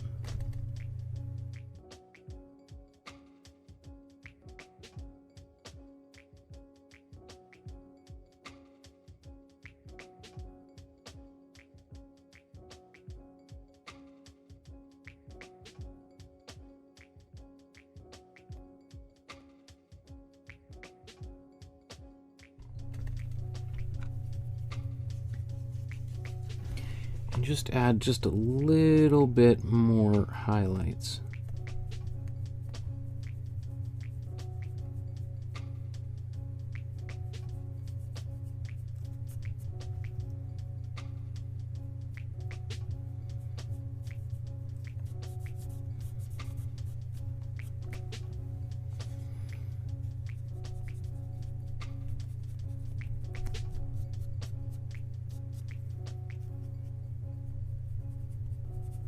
So I have like these very transparent layers of color that are going to help just give, so we have like cool blues and warm reds and everything in here, just to help, and I don't know exactly which combination of what he did there, but I think that's good.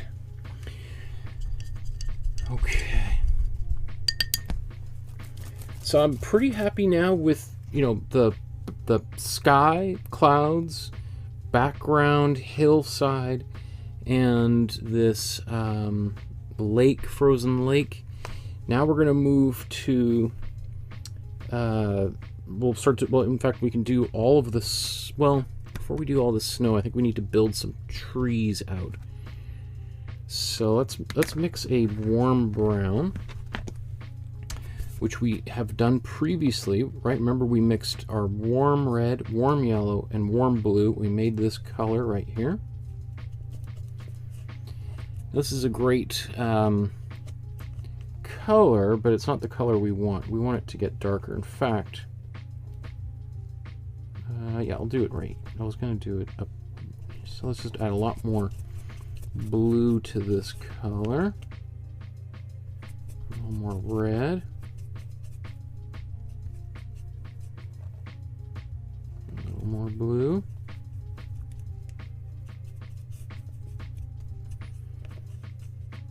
Okay. And then we had this, our dark color as well. So I'm going to take that, get that on my brush, and then add our color to it. So now we've got kind of the dark part of the wood and then our kind of the highlights to it. And I'm just going to switch to a smaller brush now. I'm going to start with the darker brown. And let's zoom in.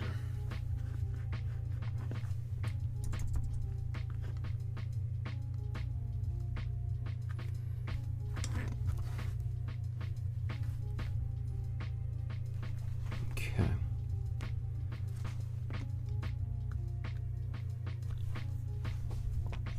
So that's the edge of the painting. I got a little bit more space here on mine because my canvas is just a little bit wider.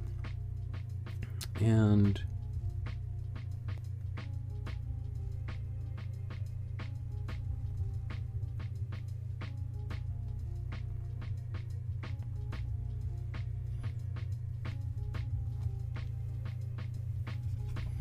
I just noticed that tree maybe goes a slightly different direction, but it's okay. We've got this one.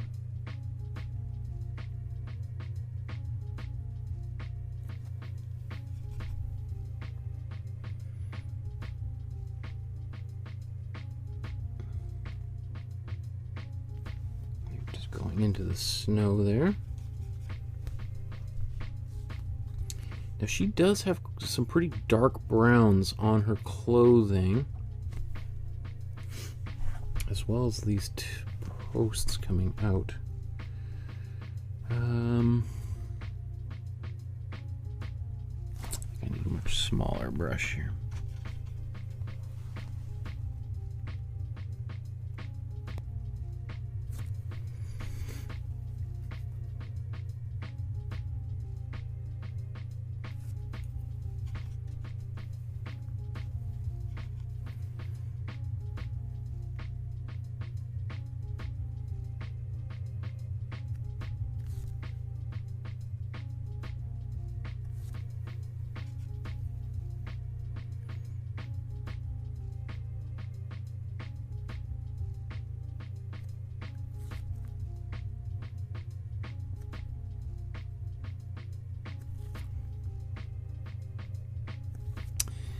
Let's see. This is tricky with this size of canvas, but here's this fabric over top of the doorway.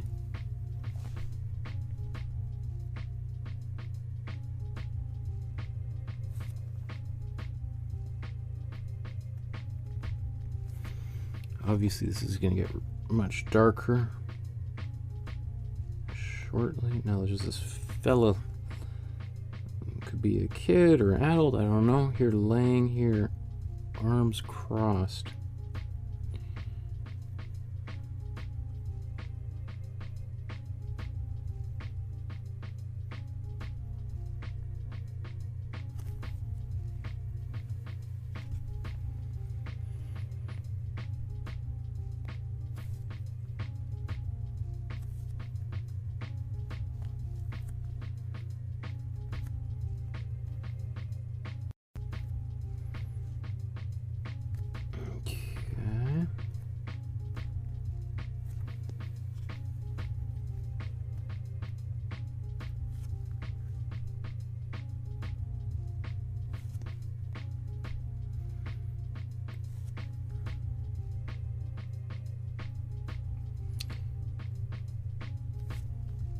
try just quickly kind of lay in some of those details. We'll dial that in a little bit more later on.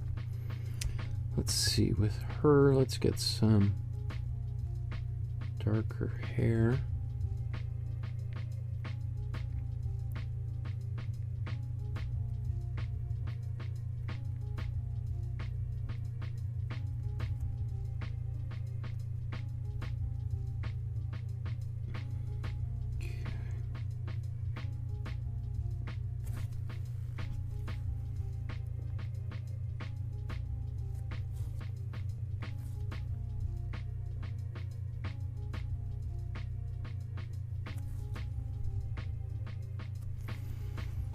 I think I'll keep that there like this. Let's actually go back to this tree.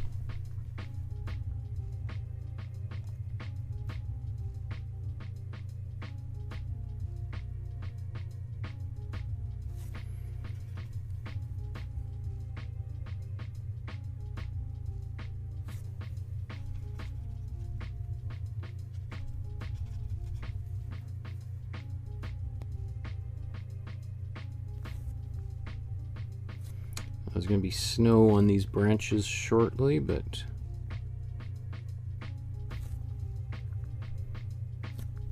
and I'm painting this just ridiculously fast. I bet he probably could have spent a couple of days doing all these little details in here.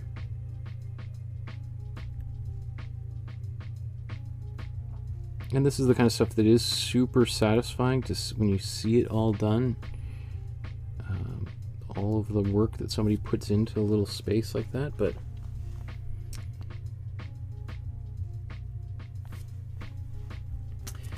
okay, let's just move quickly over here. We've got, it's interesting, these trees are much lighter, so we'll save those for a while. I think it's probably pretty smart of him to do that. So let's just look at the tree on the far side here. Actually, I'll zoom out. That's the top right hand corner of that image.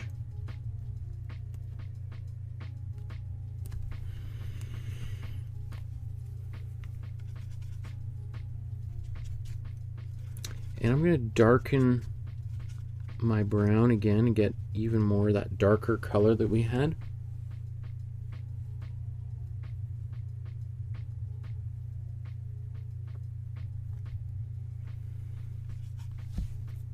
Brush might be just a little too thick.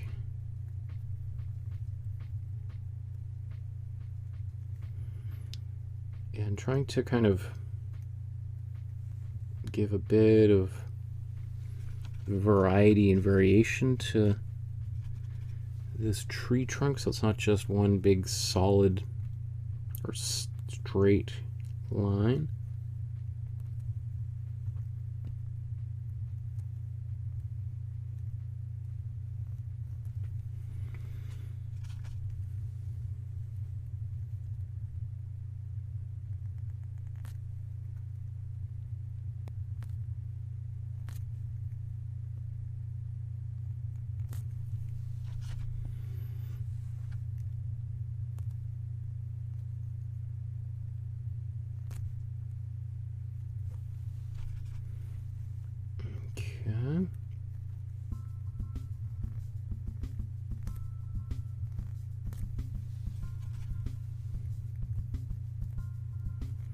I'm just going to let them crisscross right over top of one another.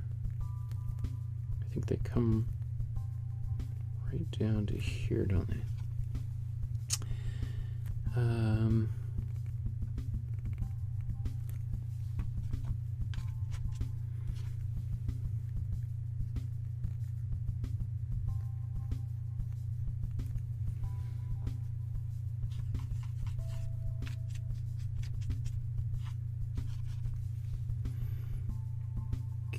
And then we got another one going.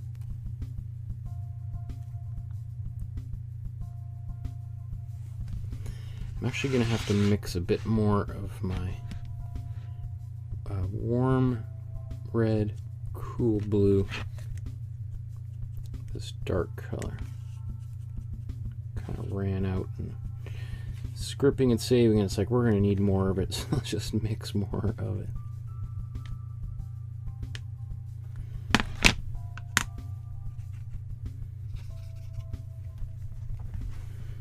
Oops, I got a big blob of white on there somehow.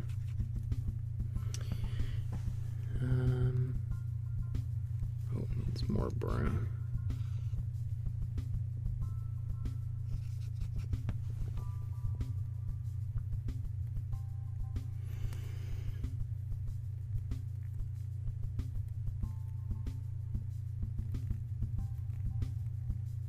It all kind of comes right in there. And then we got this big one coming in off screen right here.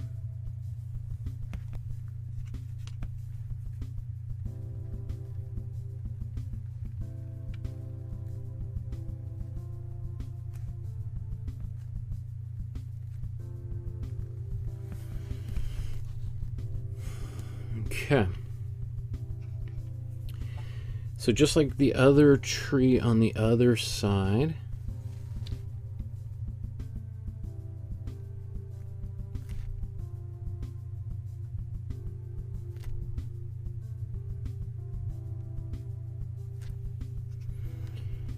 we're going to put these branches on it. Now, a bunch of these branches are going to have leaves on it. It's interesting that the other tree, the branches are almost gone, or there's nothing, there's no green on those branches. It would not surprise, I know it's going to sound maybe a little bit like I'm reading too much into it, but it wouldn't surprise me if he was already making a bit of a commentary here on the indigenous people and like their habitat and way of life coming to an end as it was traditionally known, and just sort of thinking about these trees, like the tree that they're next to is being kind of almost dead and dying, versus these trees next to these white folk being, you know, quite full and voluminous, voluminous. What is it? I can't even. You know what I mean. I'm losing my speech.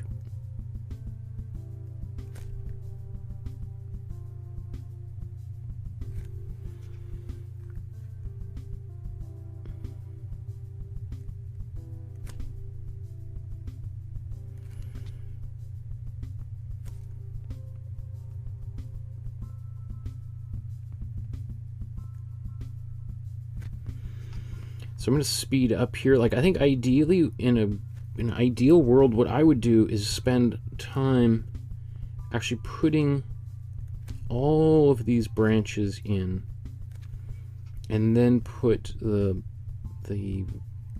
big bunches of leaves on them. It's just, it gives it like, it makes a difference. It'll make them look like much thicker trees. Anyway, that's good right there. We're gonna put some highlights on both of these in a second, but let's just sort of go down here to the bottom right corner while I've got this color mixed up on my palette here.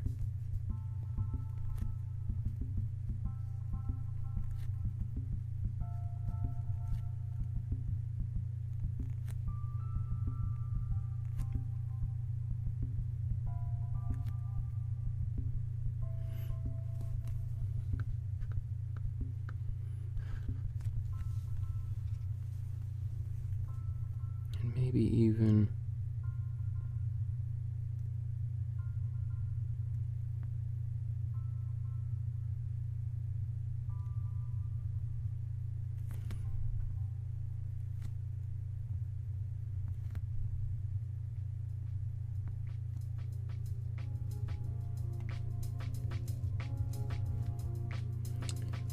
one paw over the other paw.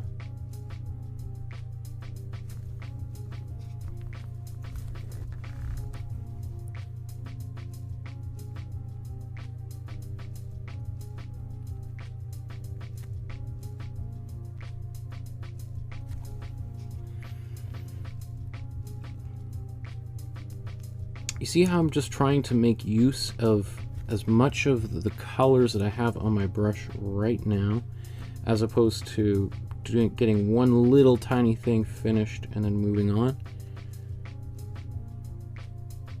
Here's this tail.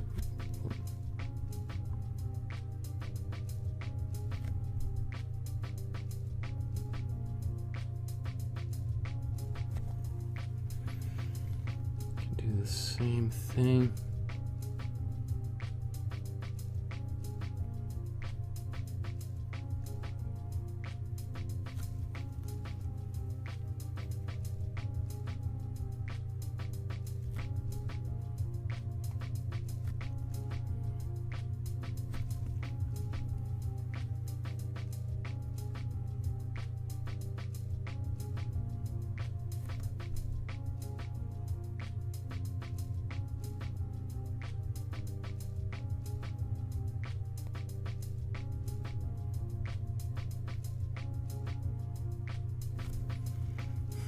Looks like a goat or something.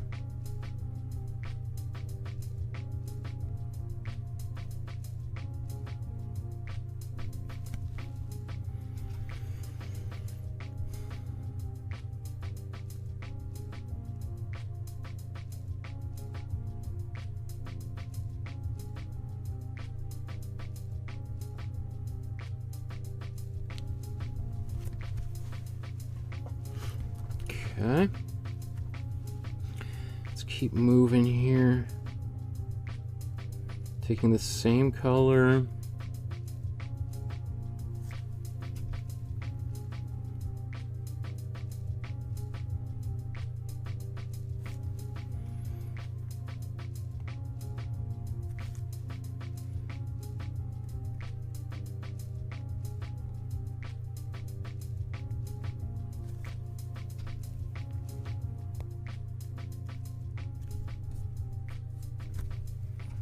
Somehow I got some white mixed in there.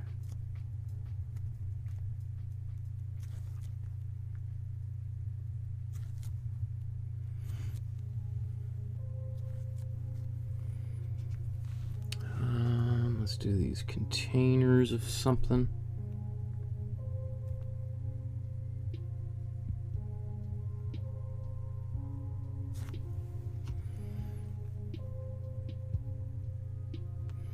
Right, everything we're putting down, all of it can be changed. The colors can be changed. I'm just adding in a bit of some darker value over top of them, or in these areas, and then I'll modify them later.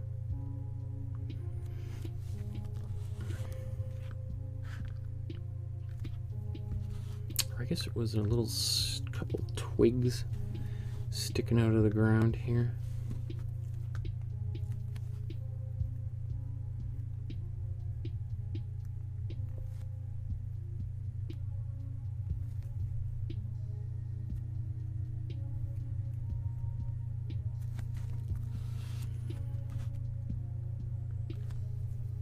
Might as well just do that as a green when we get there. Let's get a bit of hair in here.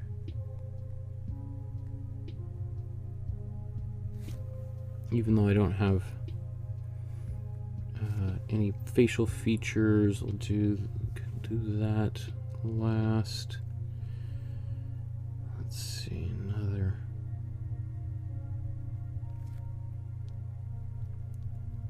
Stick.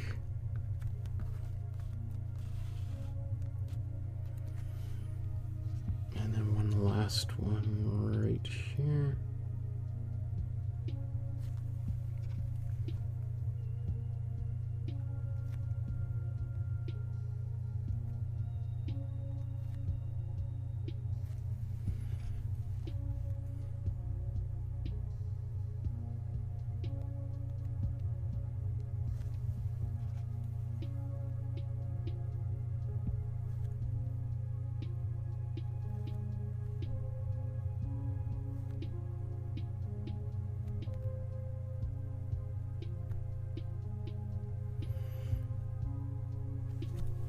Okay. Let's take a look here. Let's see what we got.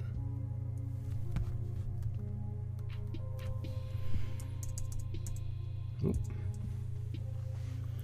Okay, so we've been painting for about an hour and a half or so, and this is where we're at, which makes me really excited because now we're starting to add some values in here. Remember, prior to this, we just had our underpainting, which was, you know, the kind of the colors, basically the composition blocked in. Now we're starting to get some of, you know, more solid shapes, and even starting to get, and by adding value, darker so far. We haven't gone much lighter in the middle and foreground, but that just already starts kind of giving some more weight to what we see here.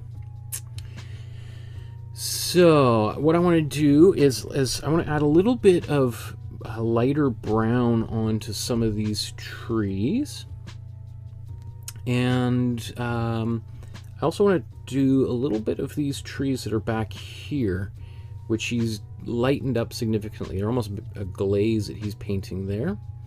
And then we'll put some kind of leaves on these trees and snow. Okay. So let's just get these brushes cleaned up. This is my mop brush also, by the way, and I did use it a lot for the background. I think I'm just going to give it a little quick clean. I shall let it sit here for a bit. I should have probably cleaned it earlier. I'm going to let it sit in that water and think about what it's done. Oh, and now I see more brushes that have been sitting out here for a while. So bad. Let's just put all these in the water, let them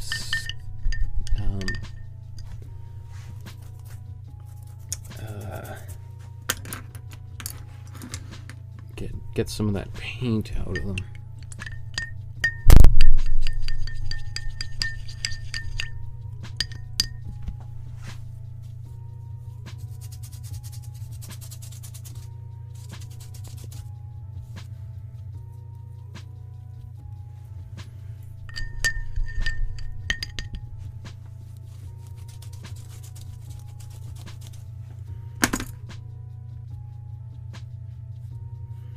I also just noticed this as I was leaning back that some of this got some pretty thick ridges on there, so I want to get rid of that.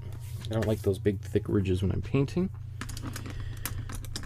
Okay, so now let's take our lighter brown and then we'll zoom back in.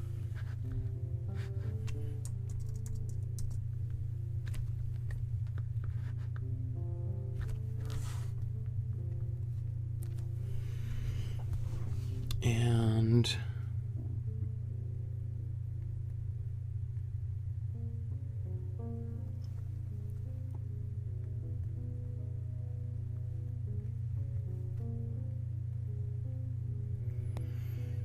just getting a little bit. In fact, maybe I should do some of this as a glaze. Some of brown over top here.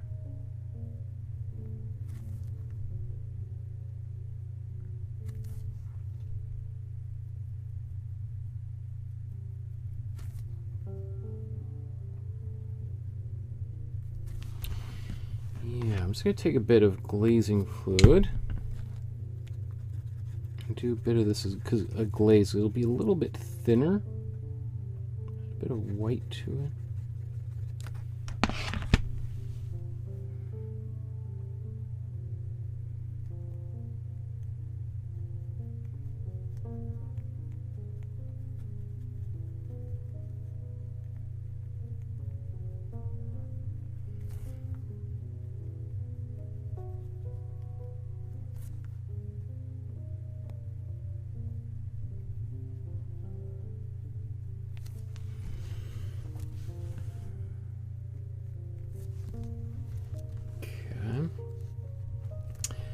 let's move. I'm just going to go right over to the far right here.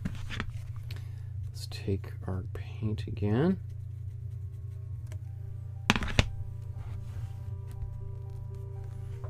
And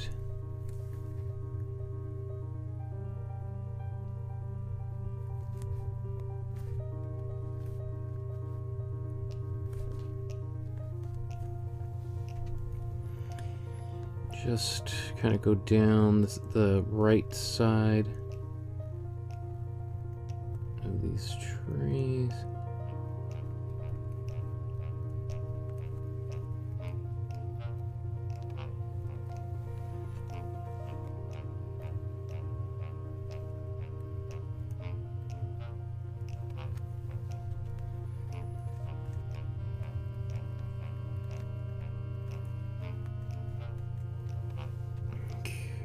I mean, I'm going very fast for, I bet you he spent more time on these trees, just the trees on both sides probably, than I'll spend on this entire painting.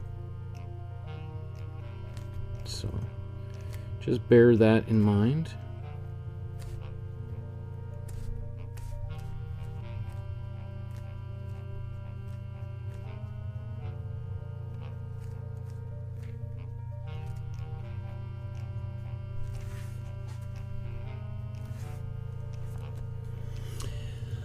Okay, I'm going to leave that for a second, let that dry. Let's get these trees in here. Now these trees, actually, as we mix the green color for these trees, basically what we've got is a green and brown, gray in here. So we could take the color that we used for the larger trees, which is this dark color. Let's add a bit of more blue to it, and yellow to it. All cold colors so far. And then we'll take a bit of glazing fluid. So I'm gonna roll that brush off.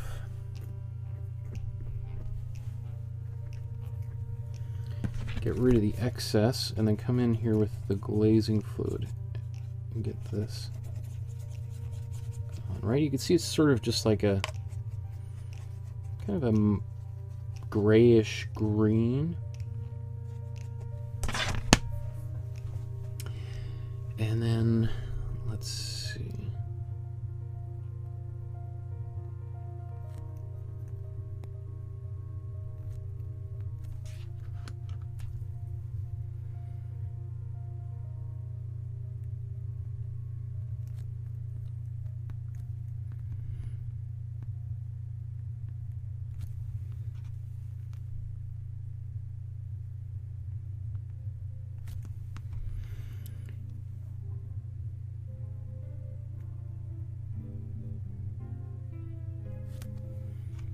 Okay, and likewise, let's quickly put branches on here.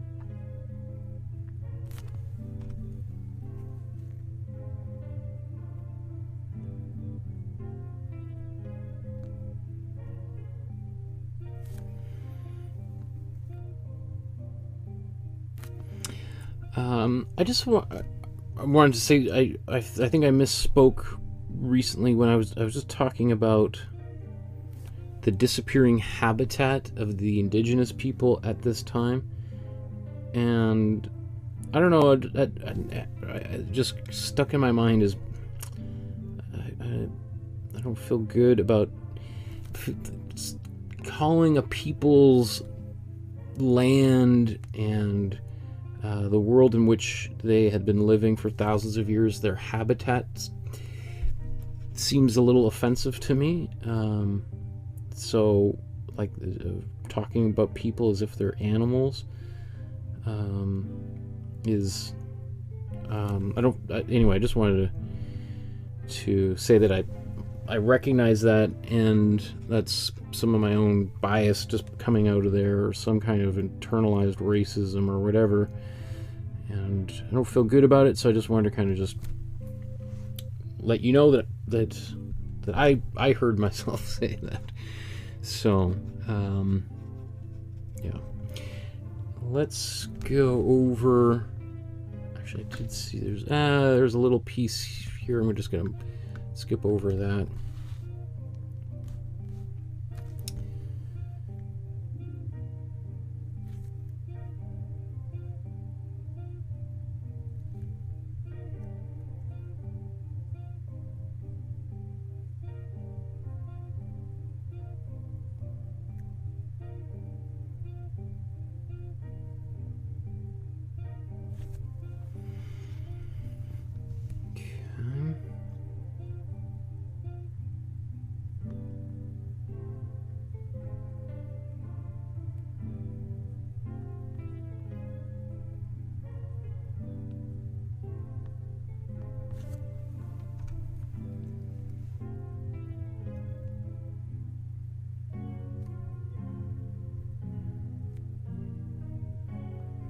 So trying to get these just very simple old trees that are, you know, barely holding on here over the winter.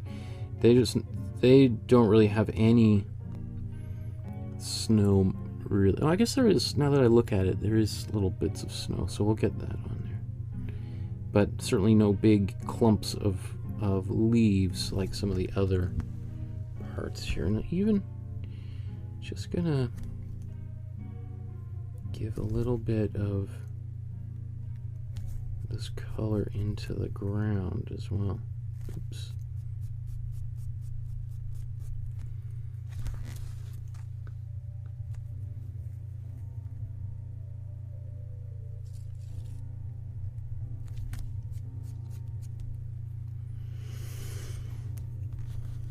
Okay, let's just zoom back out. See how that turned out.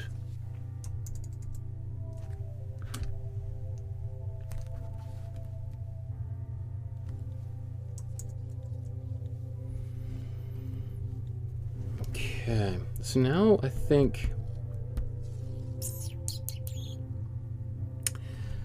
I'm going to take this color and I'm going to add some warm blue and warm yellow to it. Just get a little bit bigger brush to do some of this mixing.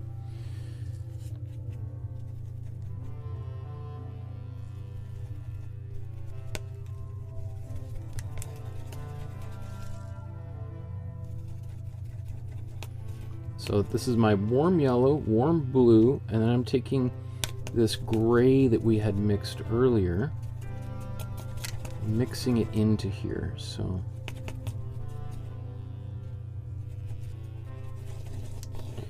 that we've got a nice warm green, but it's kind of grayed down a little bit. It's not quite so intense of a color.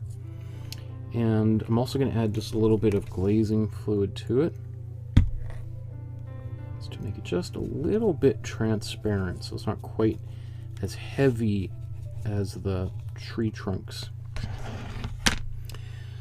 I'm just thinking about keeping a big brush here.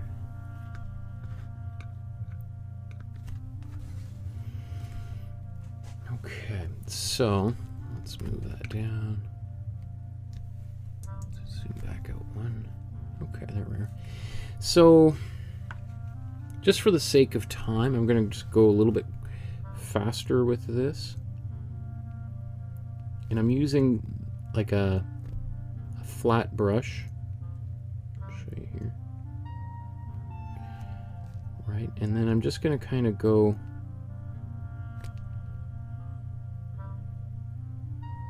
quickly in ideally places that have branches, but not always. Leave a couple of those branches off on their own. And since we're a little bit transparent, we'll see some of the branches underneath.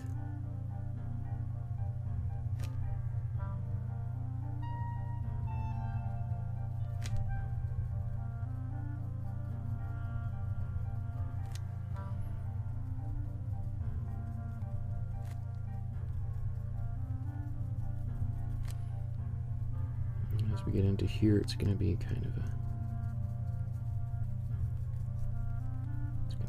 dark. Okay, let's continue up here. And I'm also going to start painting a bit over top of some of these the other trees and tree trunks, etc.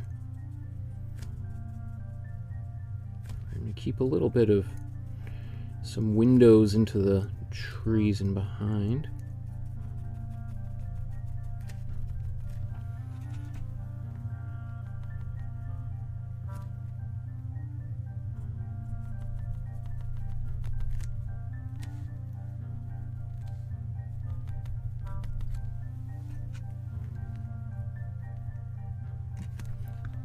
Oop, I need to put an ice pack back up there. Turn my fan on.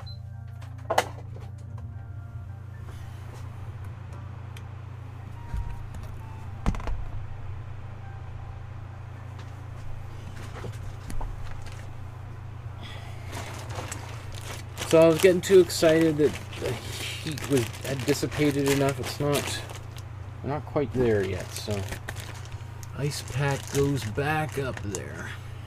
I did order some fans.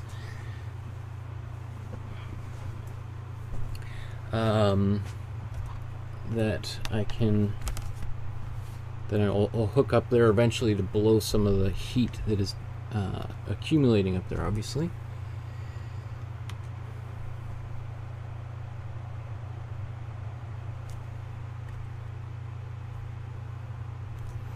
I find it takes the colors, it gets a little bit darker for a while until it cools down, so that's why the colors are going to be a little bit off for a few minutes.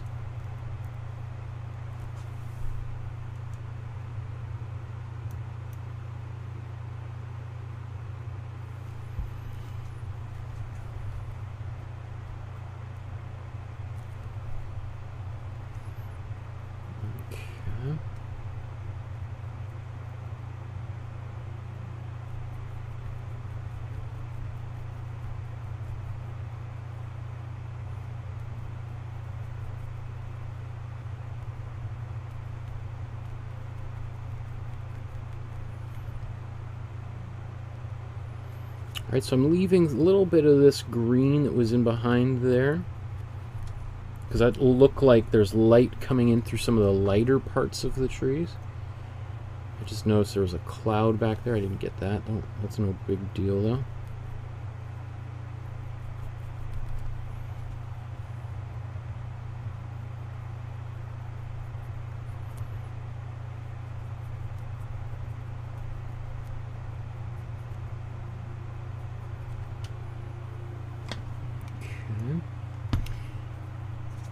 Getting a little bit of glazing fluid on my brush with the same color.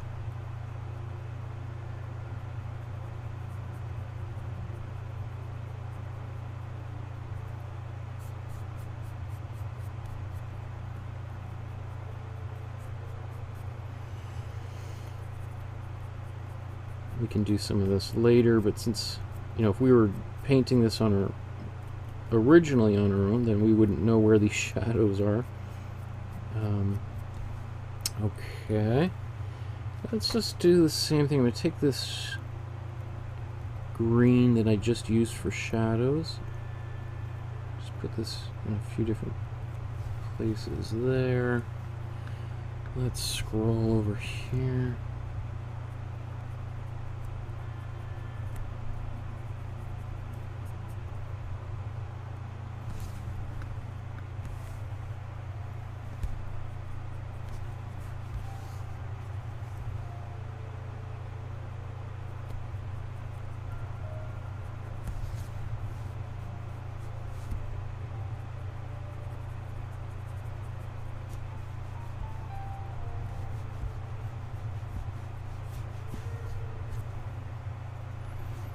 Okay, likewise I'm just going to go back into my color for some of these leaves.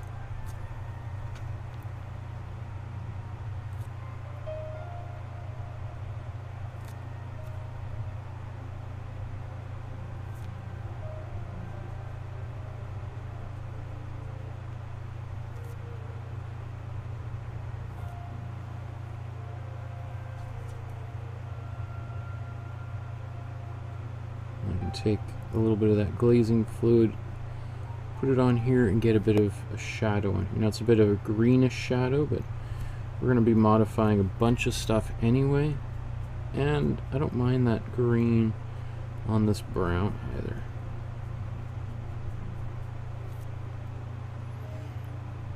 I think, like, as you want to just, like, what's nice about glazing a little bit is you start adding color into some of these areas.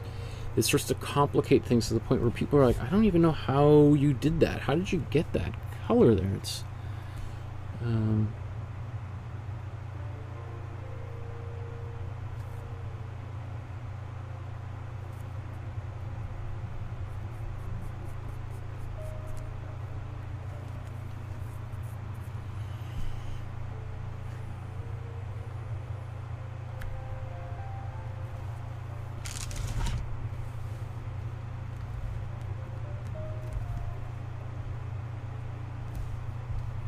so I'm going to take this. See, I just use my finger to smudge things around a little bit.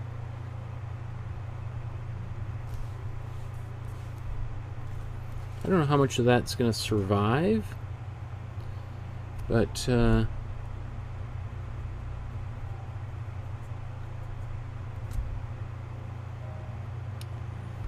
okay. I'm going to take this dark green that I used up here. I'm going to use this on his sleigh.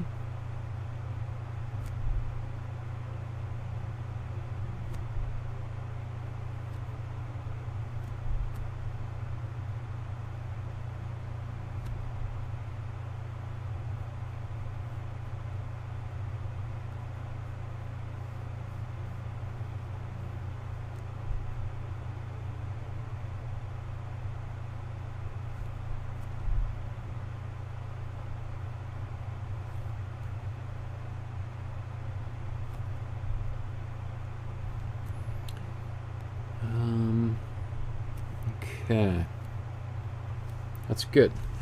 So let's zoom back out.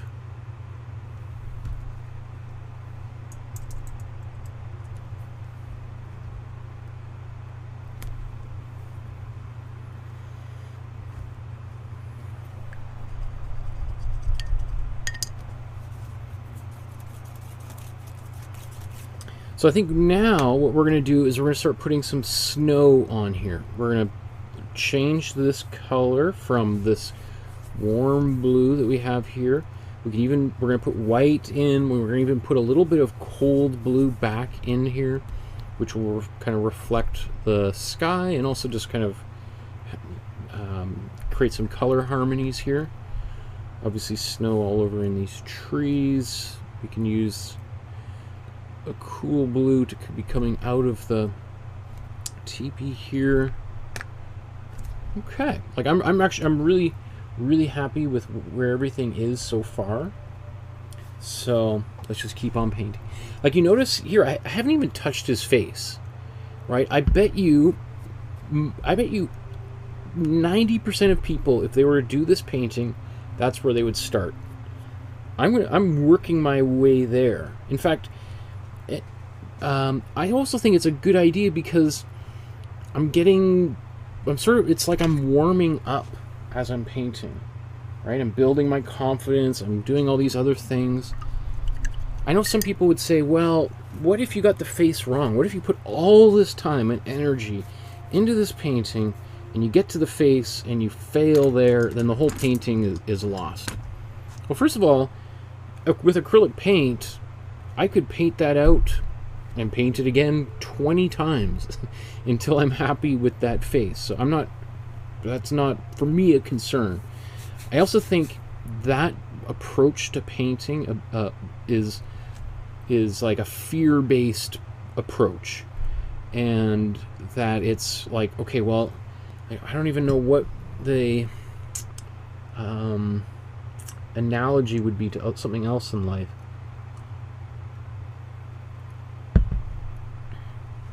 But and I can understand the fear. But even then, let's say I did everything else turns out perfectly, and I just cannot get that face right over and over and over again. Would that mean this painting is a complete failure and a waste of my time? Absolutely not. In fact, I would say, like, I mean, even if you got your painting to this point and then you abandoned it or whatever, I think I mean, personally, I'm really happy with the way this looks. But I understand the frustration that a lot of new painters have when they're making their paintings. Before I move on here, I'm just looking at these leaves and just thinking I want to get more green down here. We got a few big, heavy branches coming down in front, so get a bit of that. Okay. Almost clean my brush off in my tea. It's probably happened a few times and I didn't even know. I'm like, let's have a little bit of something new in that tea. Okay, so we're gonna take a white and maybe a little bit. In fact, maybe we won't even use any. We'll just try to keep it just a white on its own with some glazing fluid.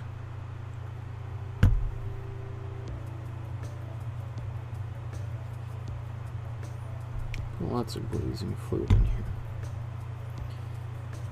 So this glazing fluid in the white, again, it's a little tricky because white paint and glazing fluid sort of look the same.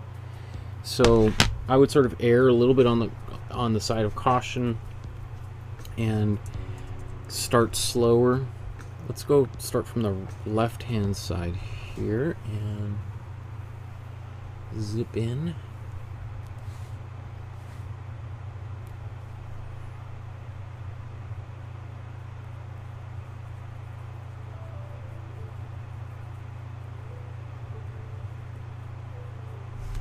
Now, you can also take like a bigger brush and just kind of go over some of this.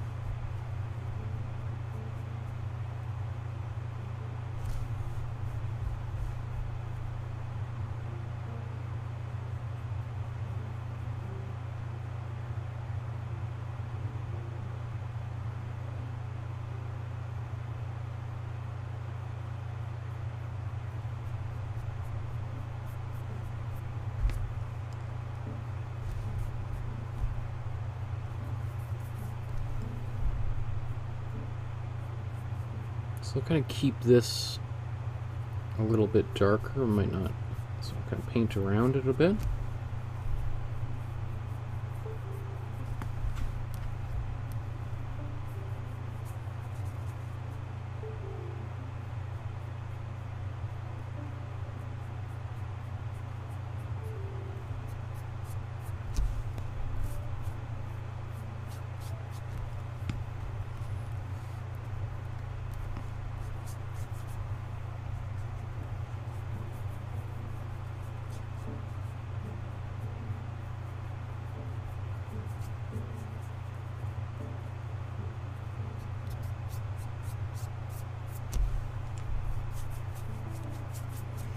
So this is, you know, you could take your time doing this kind of thing, and we can build up many layers of white. This is a fairly thin layer.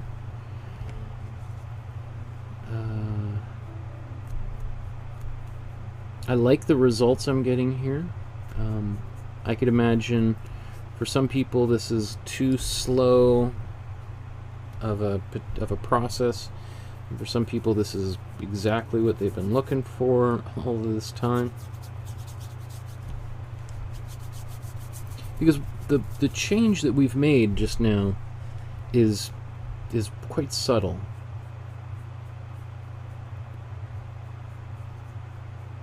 You know, you know, some people may not even notice the change.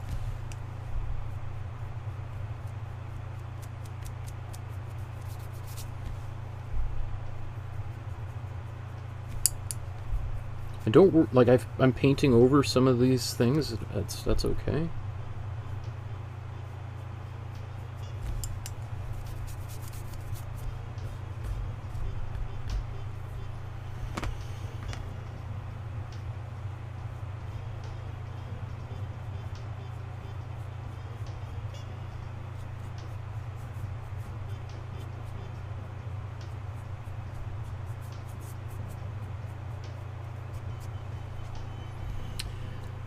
Let's even now start going into the trees. How about we'll do that, and then we'll blow dry things a little bit.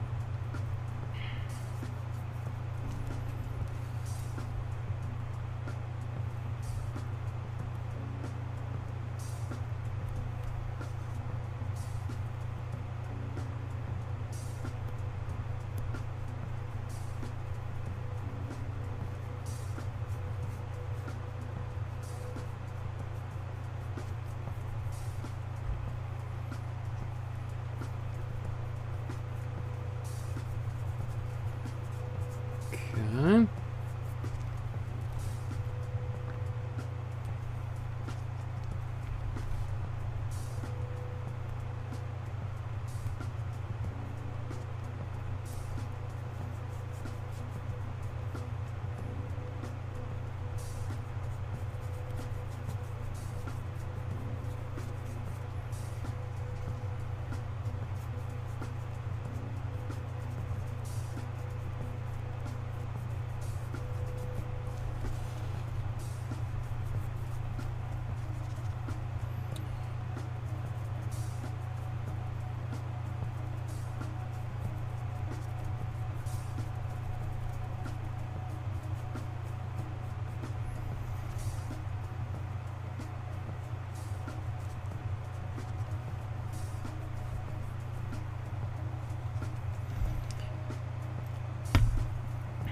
It's a slow process of starting to get the snow in here, but it's making the changes I want.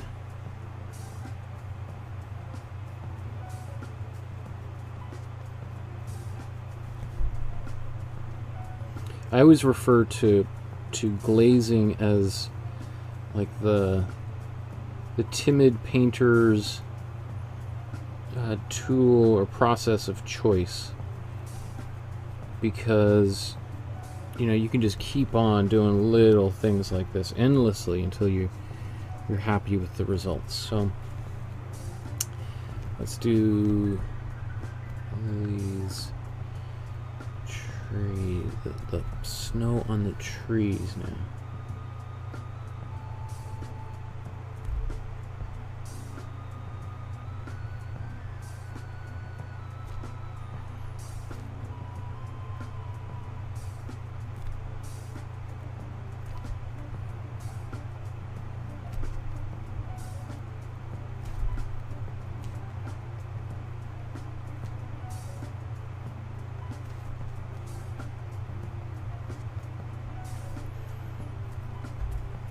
Do that, and then just kind of go back in, touch down a bit.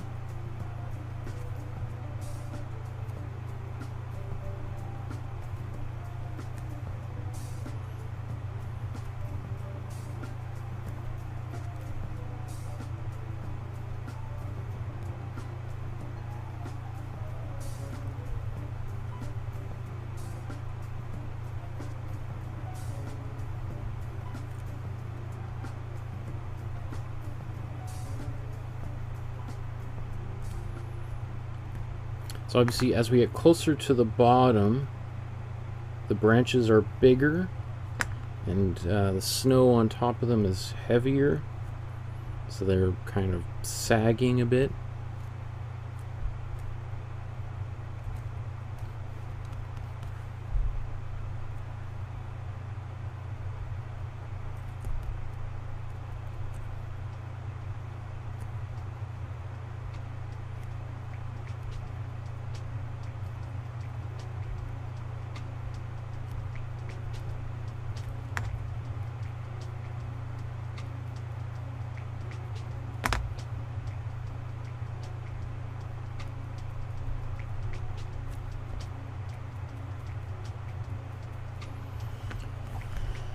Okay.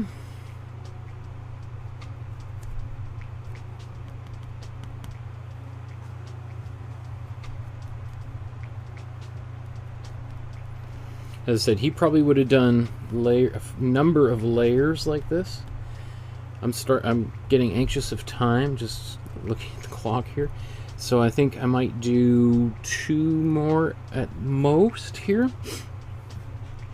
So let's take a little bit more white and get that onto our glazing fluid.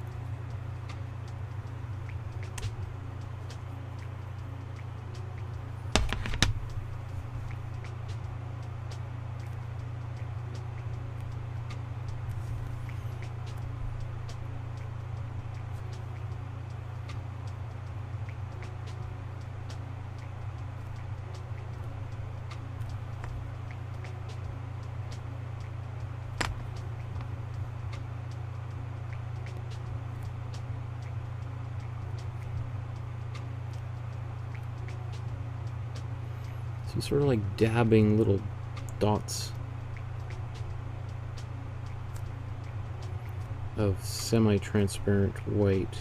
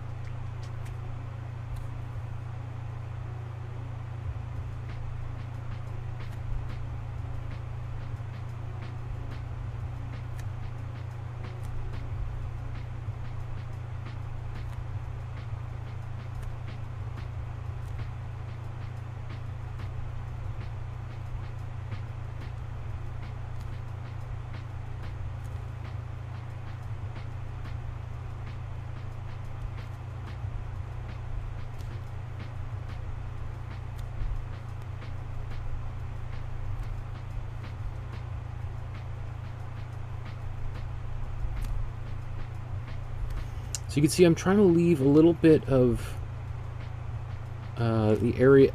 Like these are getting smaller and smaller. The first ones were kind of wider to kind of give the illusion of like that there's snow on a lot of the branches, but it's so we can't quite see it, so it's a little bit softer. And we have this layer, and then the next one is going to be like 5% of what I just put down.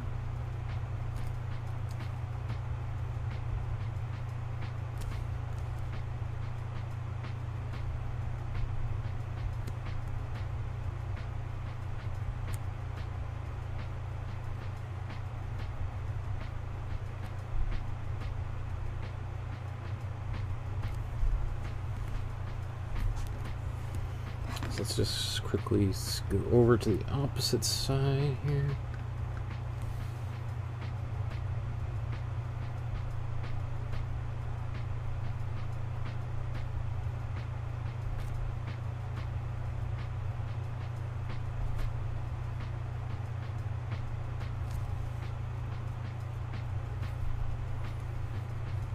Now, we may even go back and bring some of the tree branches back out that were there.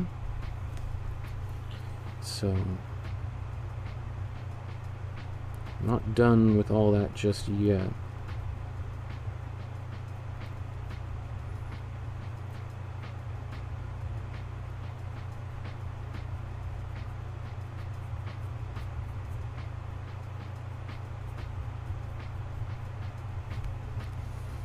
Oops. Sorry, I was just doing that there.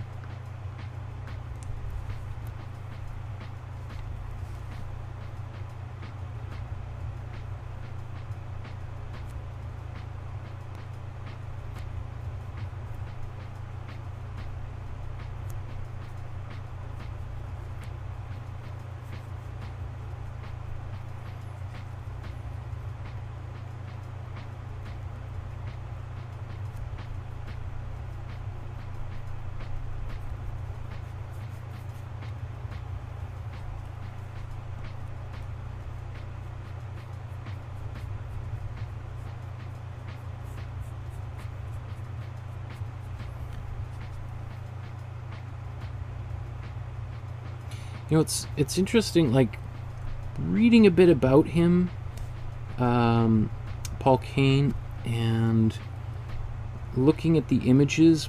I've seen a number of people sort of have some fairly negative things to say about his style and ability, and suggesting that, you know, they're pretty clumsy paintings, and, you know, sort of trying as gently as possible to say he's an amateur, didn't really know what he was doing. I don't know. Like, I think he was a really good painter. I think he could paint portraits better than 99% of contemporary artists. I think most contemporary artists would have a hard time making a painting like we're making today.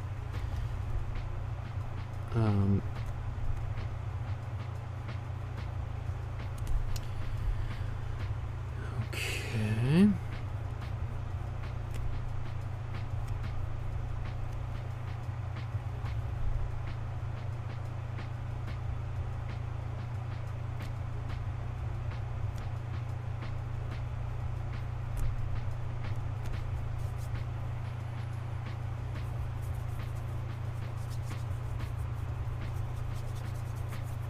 So I'm just starting to kind of think about time and maybe wanting to be done with the ground here so I can focus on the central figure this whole painting's all about.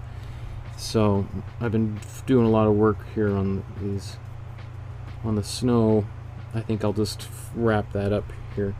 Let's just do last little bit in the white on the leaves here.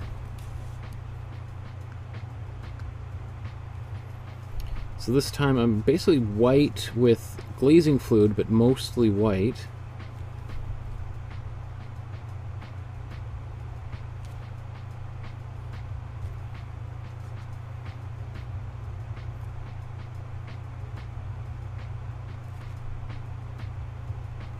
Oops.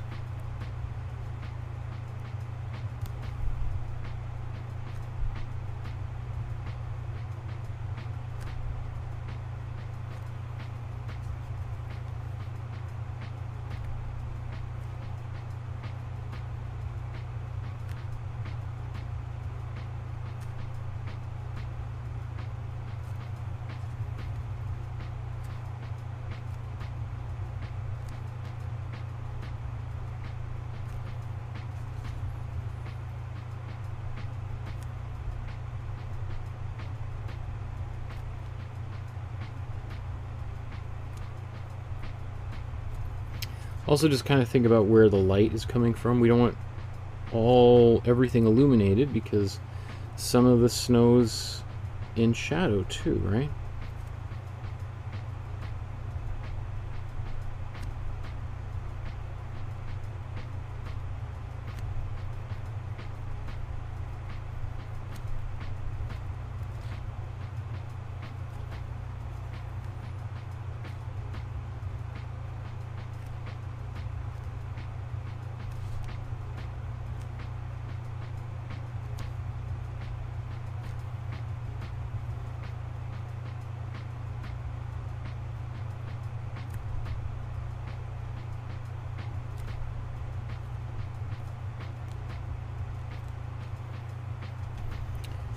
Okay, let's take a little bit of this white.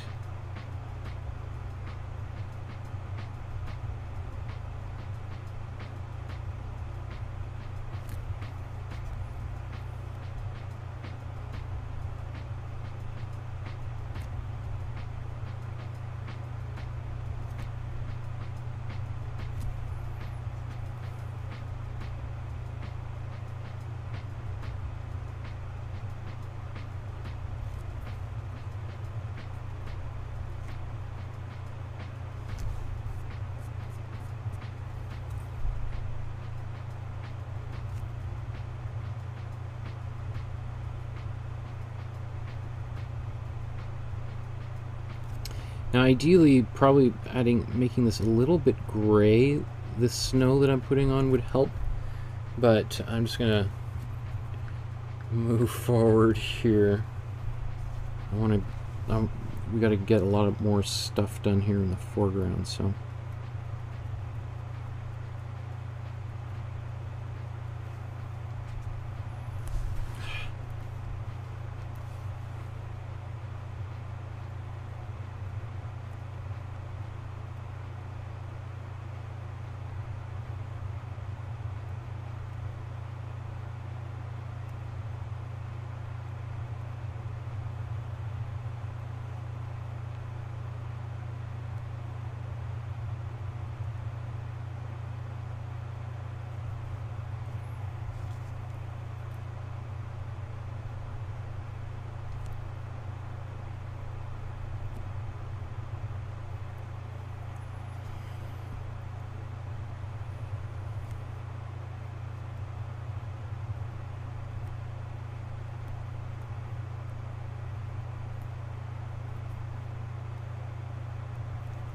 Okay, let's take a zoom out and see where we're at.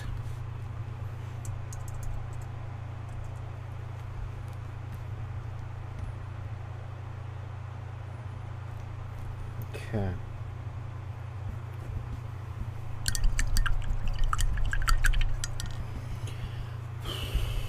I'm feeling pretty good about everything so far. Well, we're going to do some more work here on the TP. It's pretty hard to get into some of these details, so I think we're just going to do a little bit of darker glazing with some browns in here and darker colors into the inside. Got a little smoke coming out of here, that little bit of cool blue smoke, but we'll get to that shortly. So what should we do next? I think I'll actually blow dry all this because I got lots of little bits of white all over the place. And then maybe let's go work on the dogs. Maybe we'll do these two. We're probably going to use some of the same colors around here, but let's focus on some of the brown and the dogs. Some of that brown we can use in a few different places as well. Okay.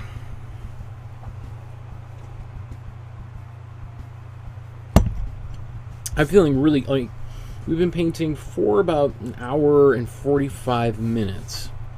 And this is what we have. Like, that's pretty good for, like, for painting. So again, this would be probably, this would be another time, a good place to pause if you wanted a little break.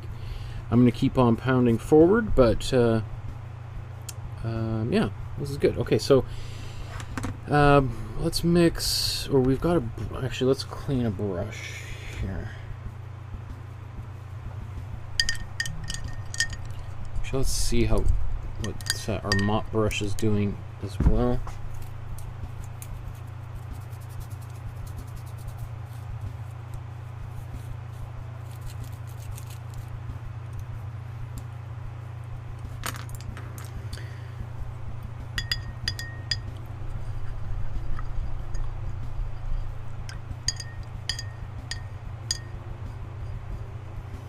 I'm not sure if we'll be using this brush much more today or not.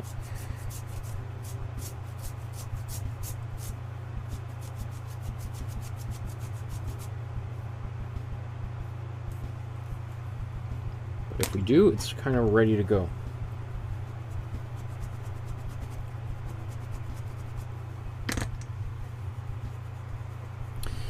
So let's get a brown. We've got a warm brown kind of already mixed. Let's mix it again because we're just going to need more.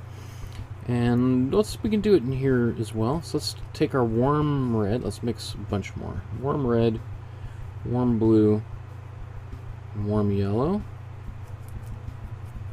This will be maybe a bit of a darker brown.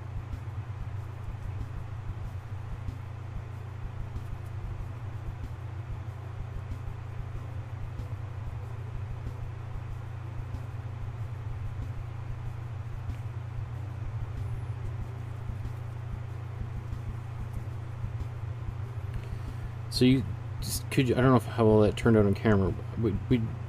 It's warm red, warm yellow, and warm blue. We had our warm, more kind of a reddish brown, if we need it, maybe for the dog. And then here's our darker brown that we can use for many places and for the rest of the painting.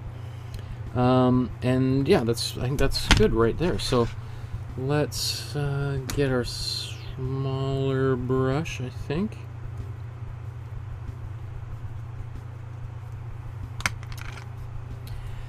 And let's zoom into the dogs.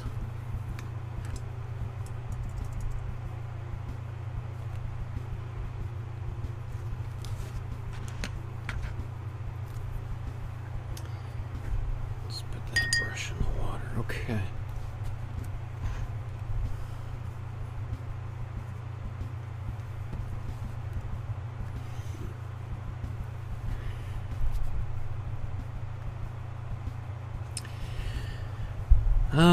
Okay, we've got this darker brown. I'm going to paint this over top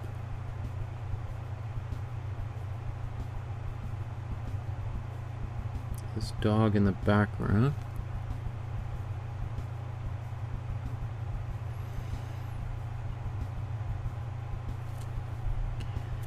And then let's do the same here. Maybe not over the whole dog, but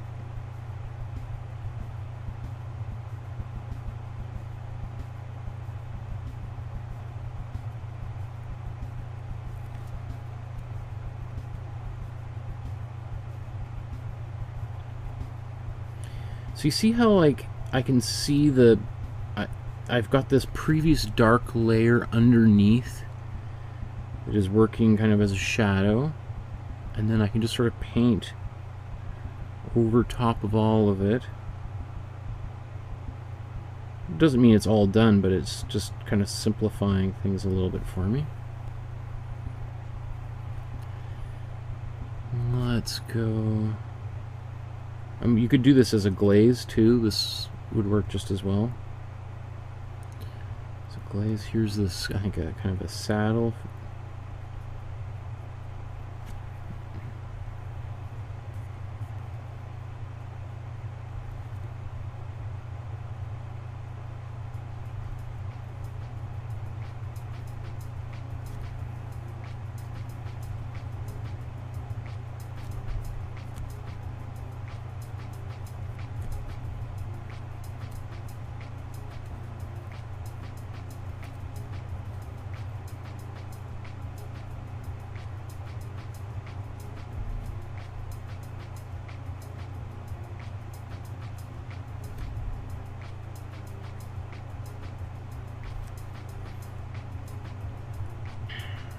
Okay. Get this tail in.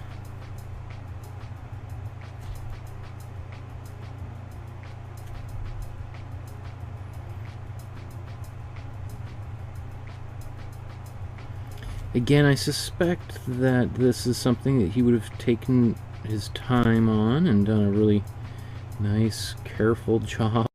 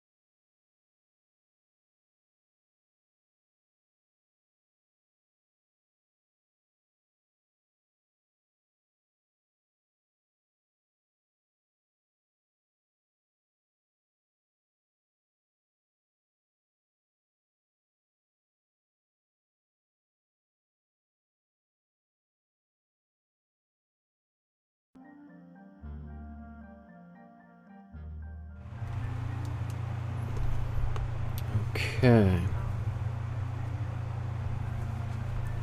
Zoom back in.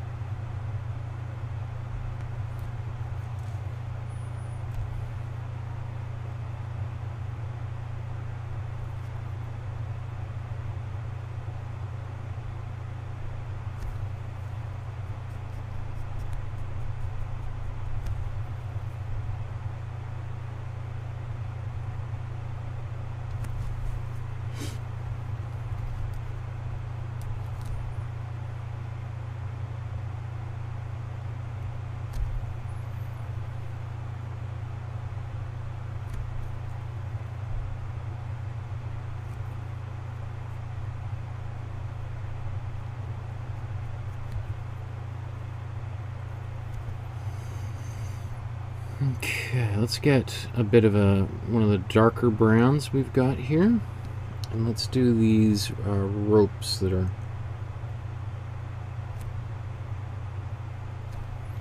crisscrossing.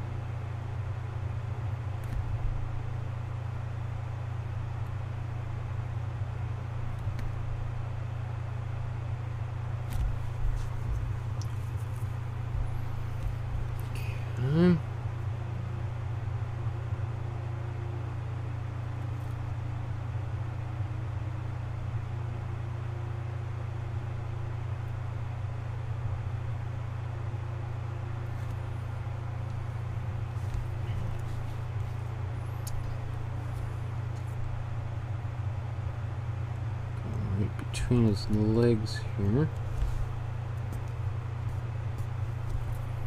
It's a little chunky, that paint, so I just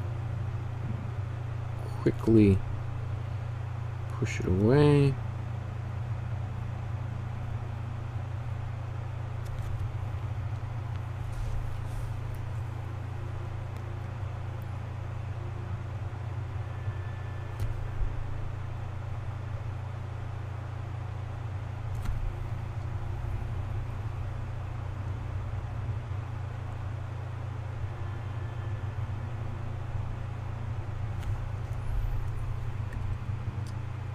Okay.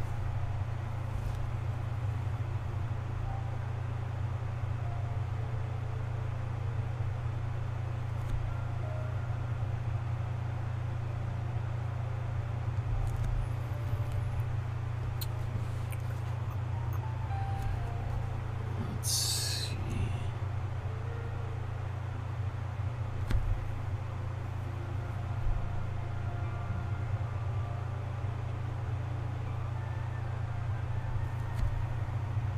Look at this detail this guy's getting out of these paintings. It's just ridiculous. I'm not even actually totally sure how big this painting is. We'll take a look here in a few minutes.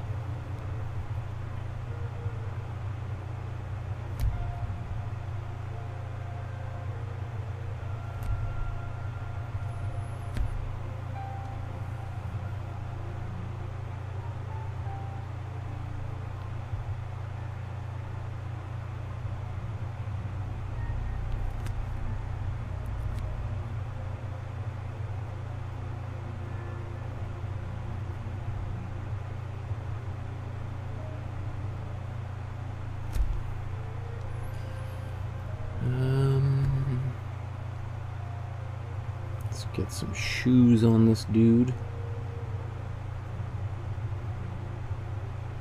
really quick.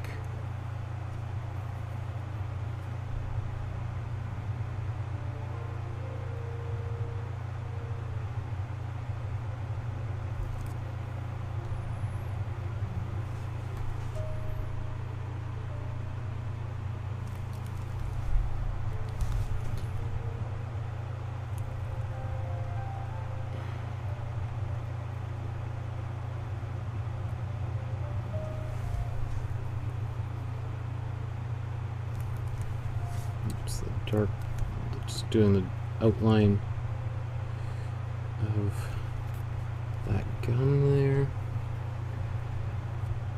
Let's go to lighter color for his shoes.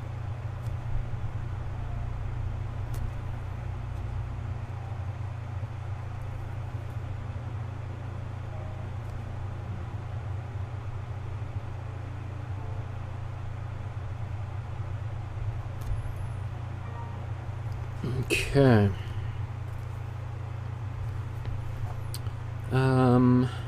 Oh yeah, I was thinking about glazing some quick little shadows and things on here.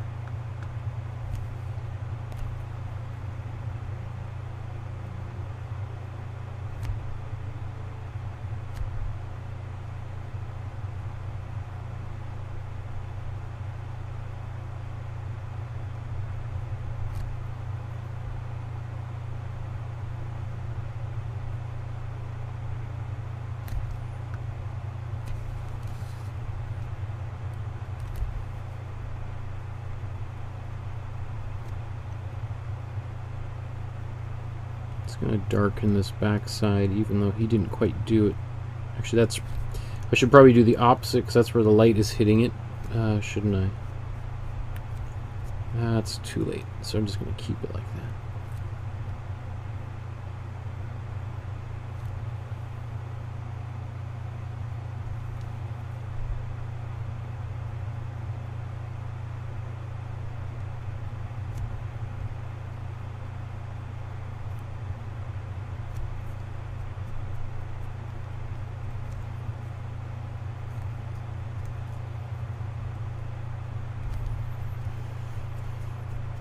Okay.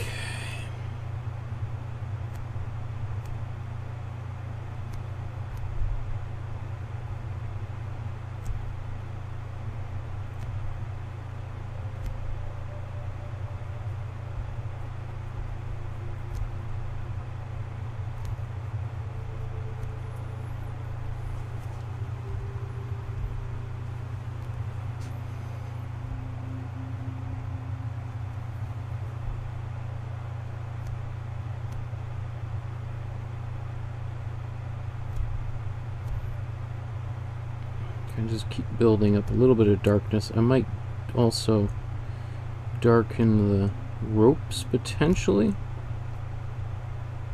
Let's see.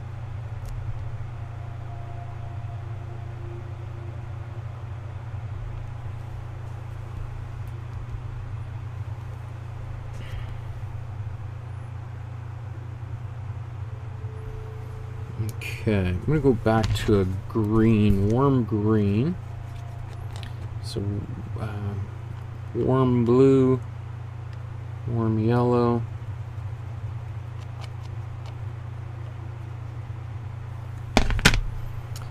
Which I can put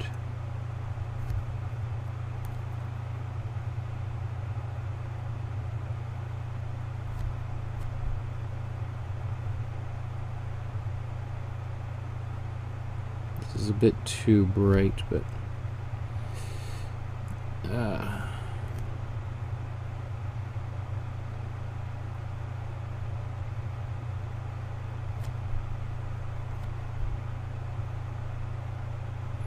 and there's lots of little details that I don't think I'm going to get, like he's got this axe that's right here. We'll see if I want to do that just in terms of time and amount of other stuff I gotta get done on here. I'm gonna take some white and mix this in with the green. And take that white.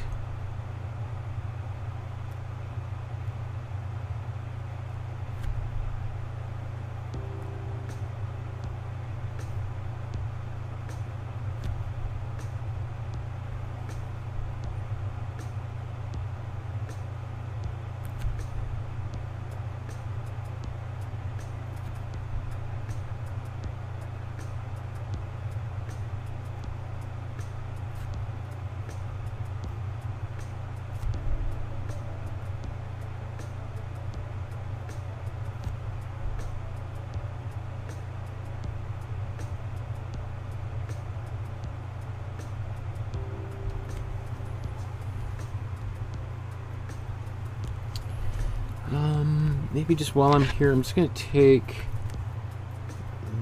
do I have to mix more of that? I'm going to mix a little bit more of my...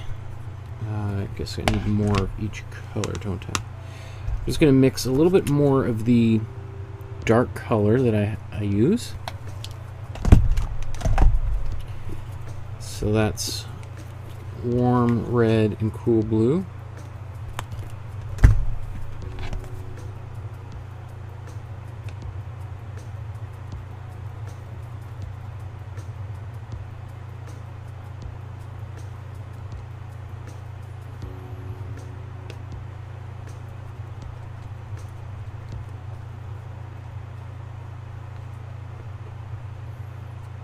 So I'm going to use that in lieu of black. Let's take that and mix it into a dark brown.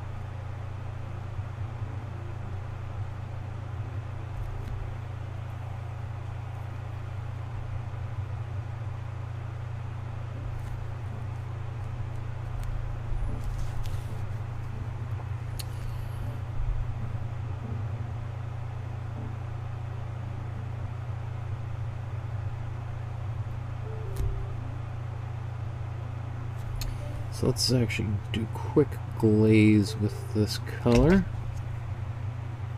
Oops.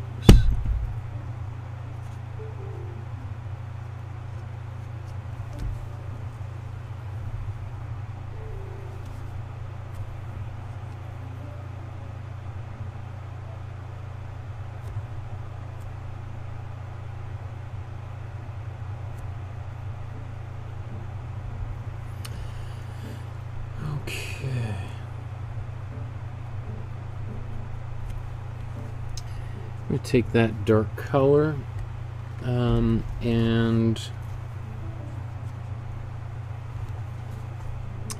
let's finish off these dogs.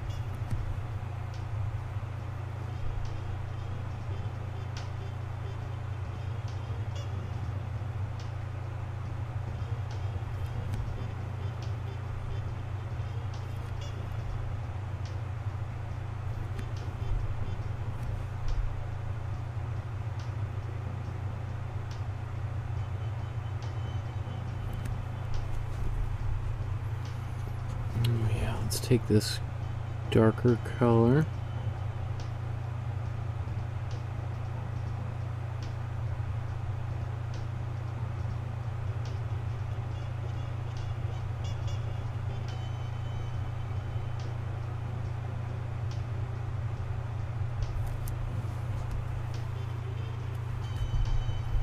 Now we're going to put some glaze for some shadows. We'll do that at the very, very end.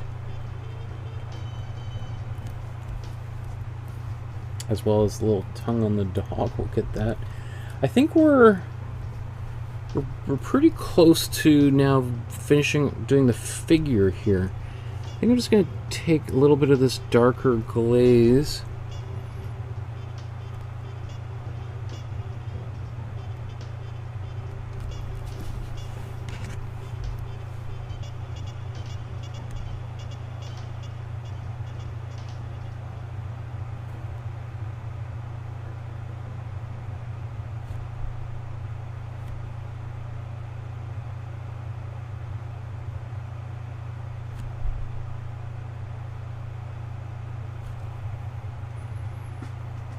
I'm just trying to do some very delicate lines.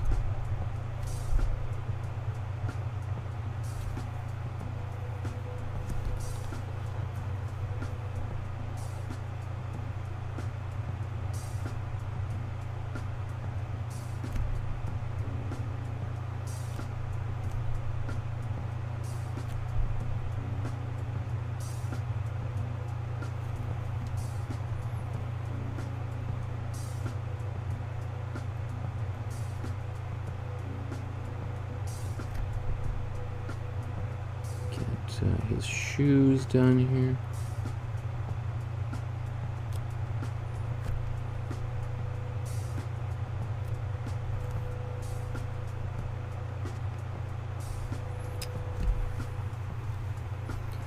Let's do the same on the other fella.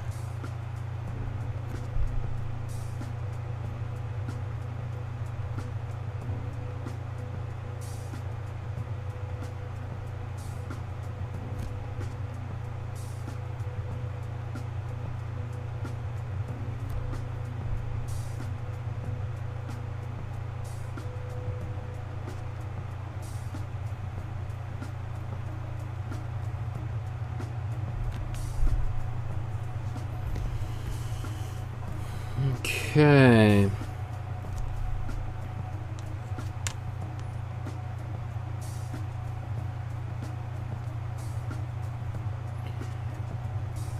I'm taking a little bit of glaze and some white.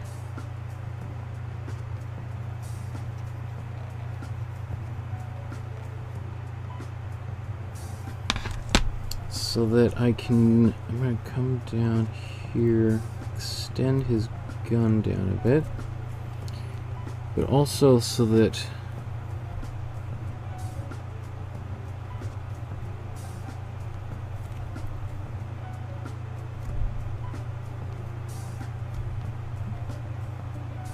any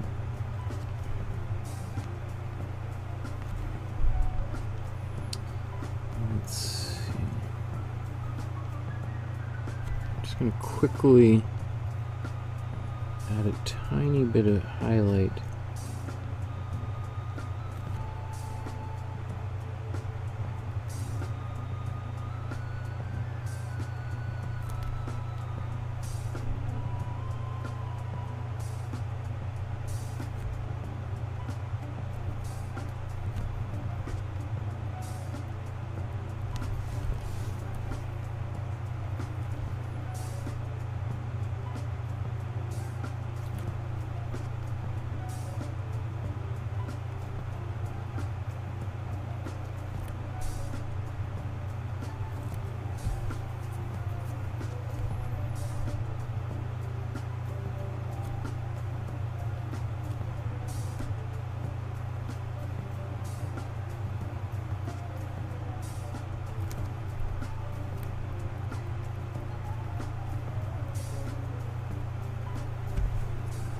Okay.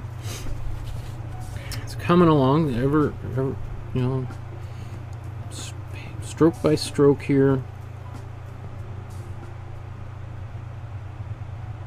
Eventually we'll finish it. And we're doing good. So again, basically, hold on.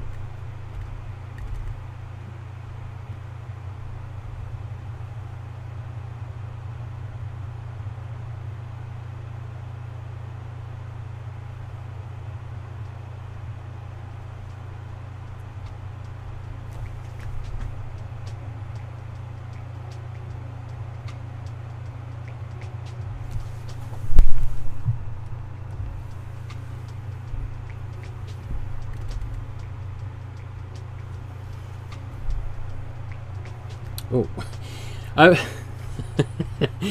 been looking at the wrong clock on my the app froze for a while.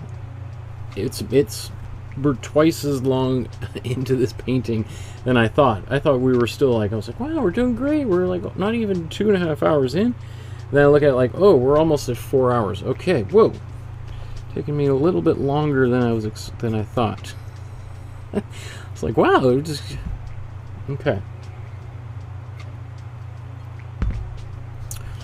You know, I think really at this point, if we just zoom out,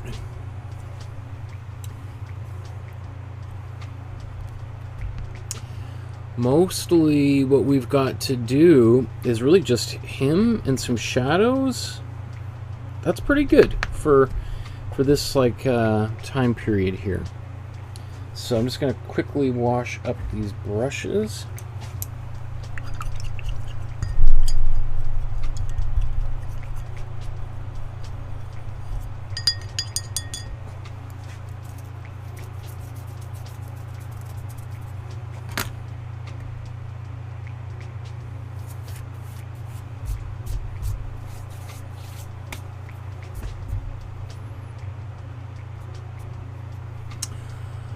Okay.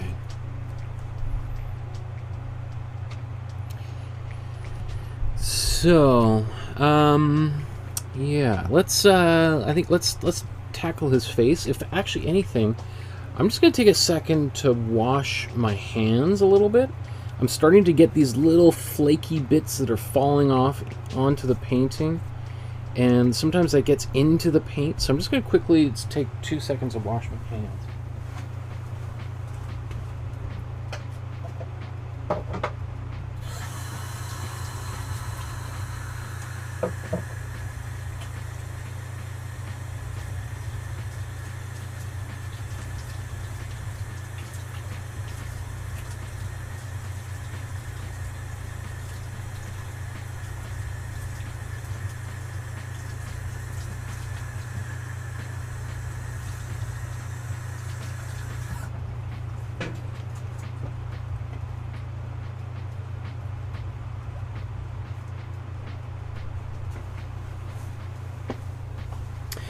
Ah, that feels so much better. They're not totally clean, but clean enough that I'm not going to be getting those little tiny bits all over the place. Okay, so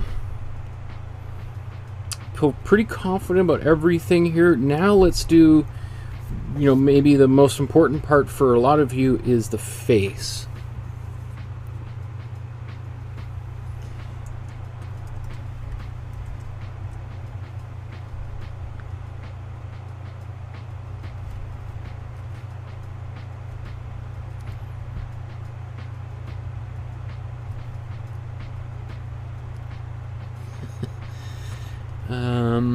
Okay.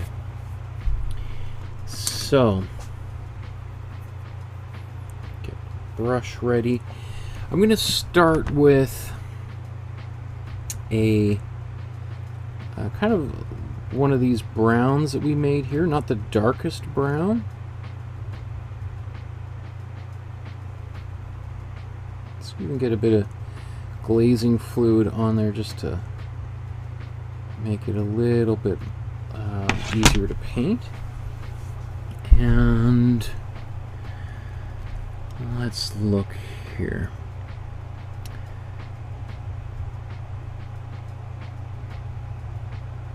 define an eyebrow. And then drop the nose down. Now I can't really see my pencil lines underneath here, so that doesn't matter. Make that a nose. Just make sure this is focused.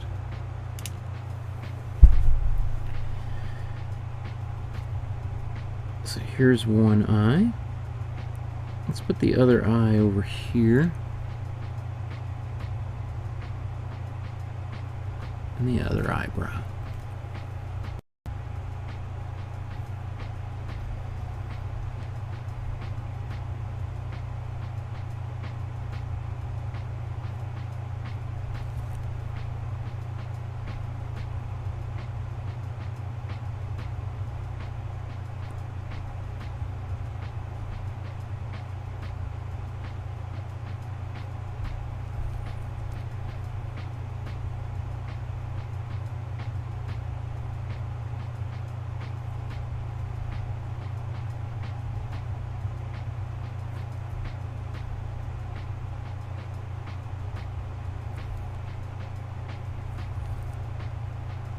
Okay, let's now get a little bit darker. He's got this great hair. And he's this wonderful beard.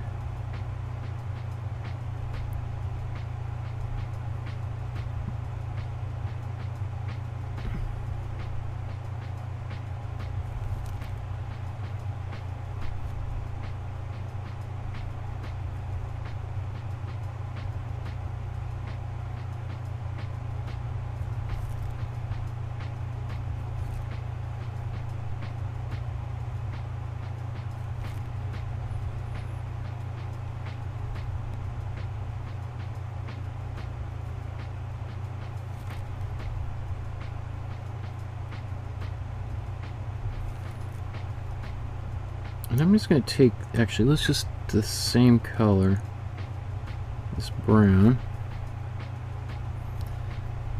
A little bit more blue on it this time.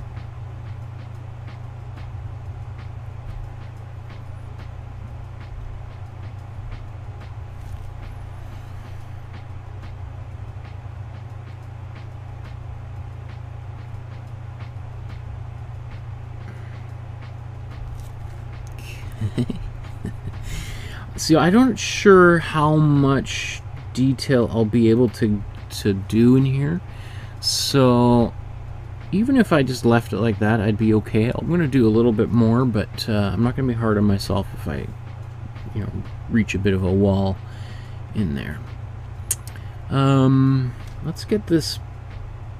This part is a kind of a warm blue.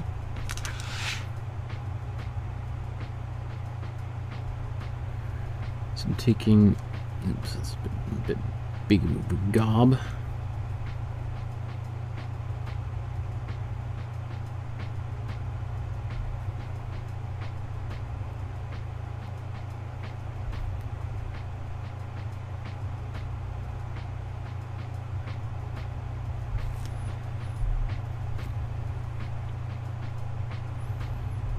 Okay. Let's go back into glaze and just kind of get a bit of definition in here.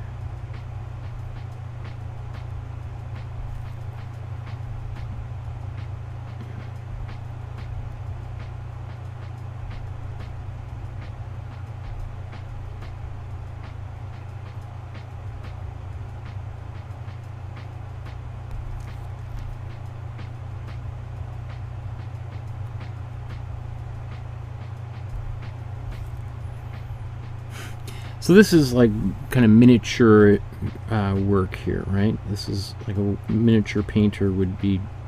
This is kind of all of these little funny details.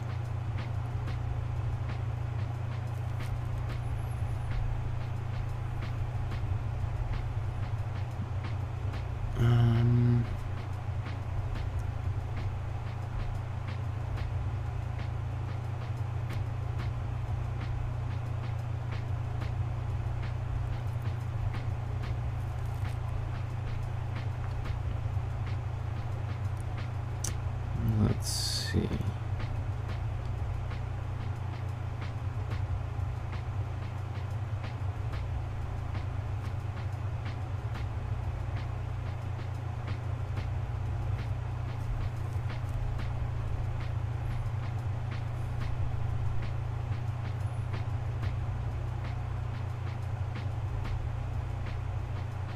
And I think on this arm or hand he's still wearing a big mitten.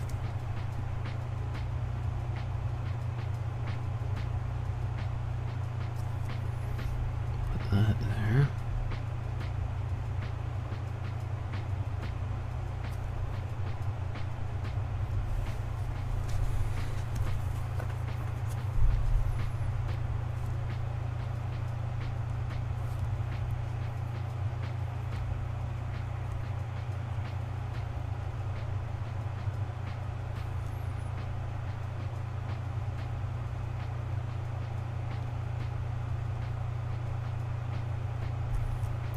The other side.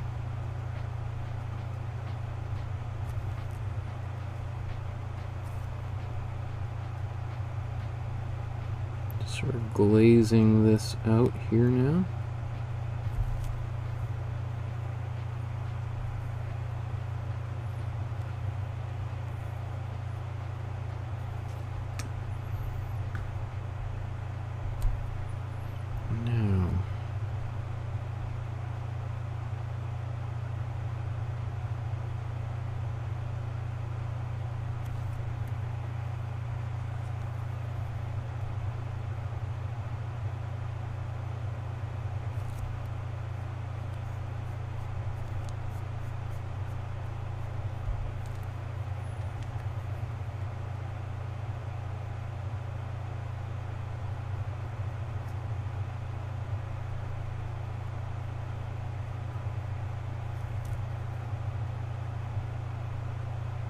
Glazing a bit of a shadow there on his clothes.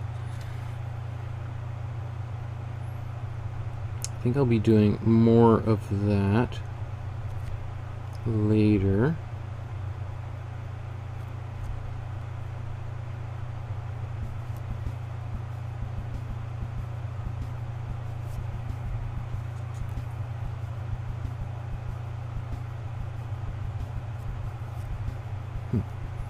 Would have thought that would be dry already. Huh.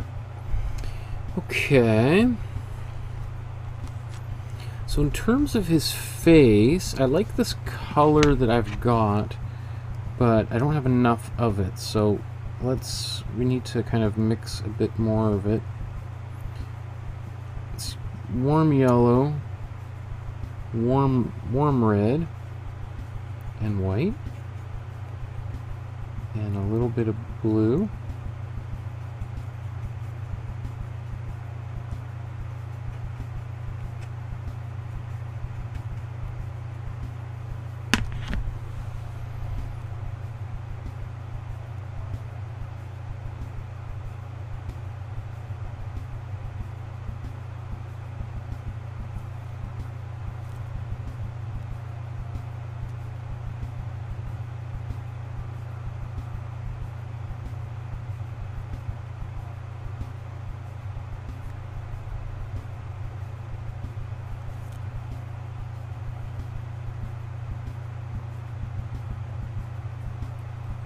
There's his ear on the other side, which will make it a little bit more red.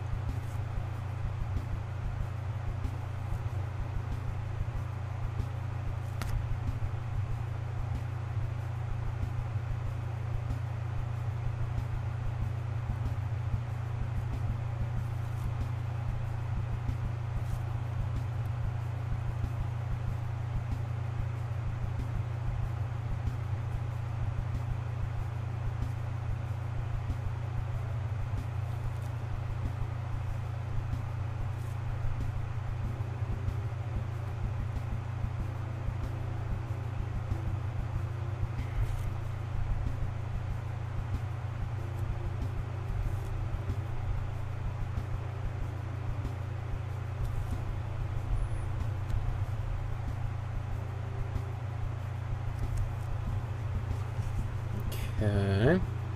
Those aren't the exact right colors and everything, but because I'm going to paint a little bit over and maybe glaze a bit over a few things.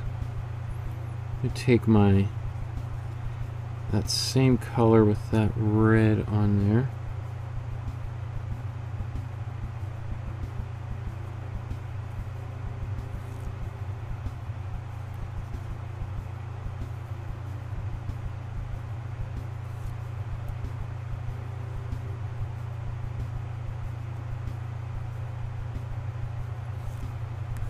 A little much.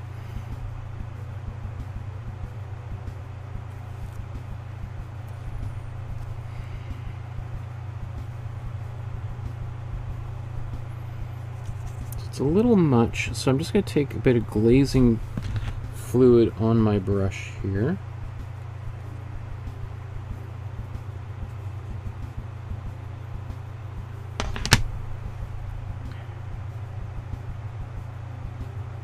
Just sort of blend it out a little bit.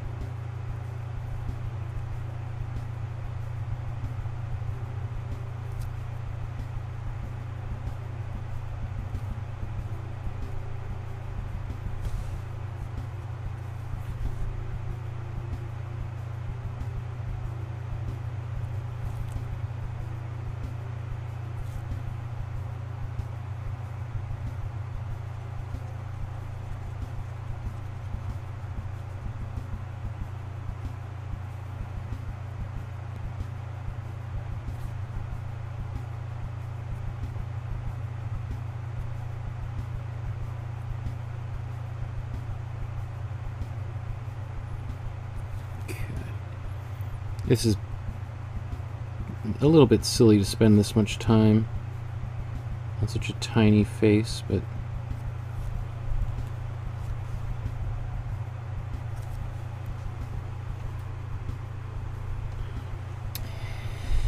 okay, let's take kind of a bit of a dark, make this color dark again. Get our brown.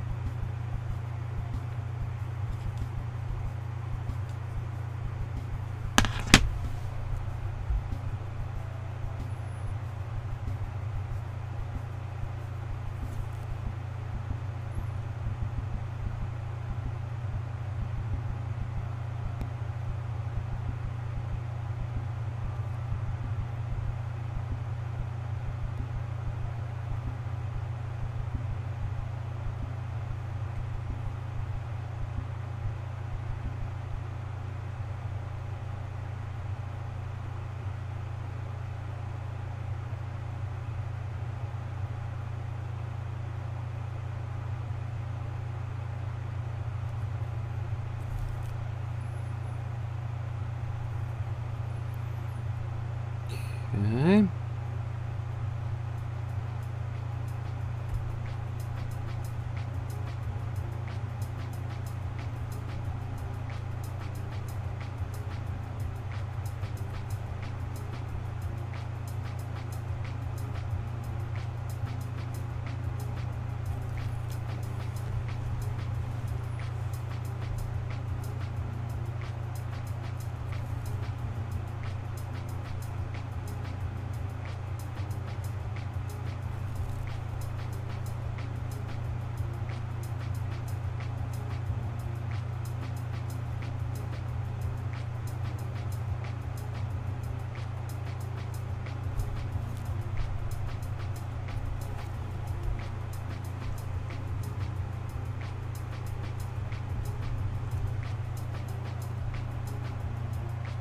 I don't know, I kind of like that. Like, it looks a little bit different on camera than it does to my eyes. But I think I'm just going to leave that like that. Now, or at least for right now. Let's move on to a few other things. I'm taking some warm red right out of the tube.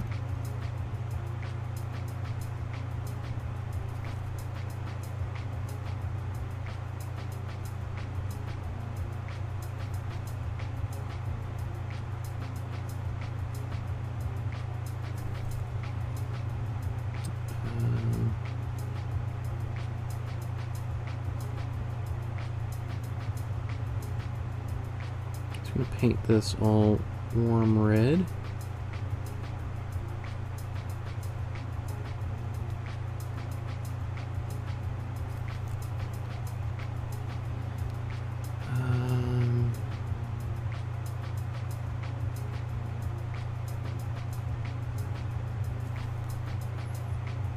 Warm red there. Let's get this piping.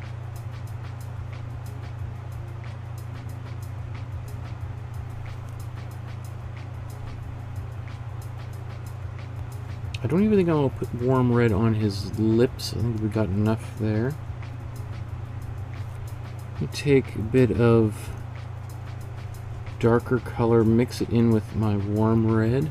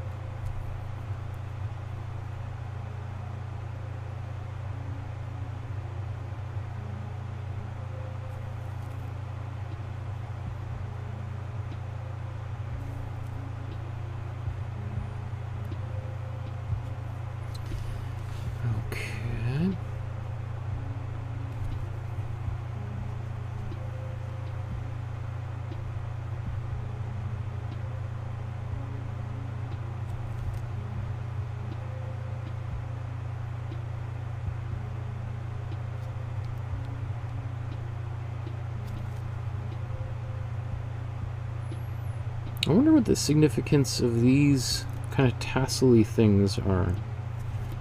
They're really, you know, especially, I guess I haven't even talked about who this fellow is. We're 4 hours in. Oh, Michael.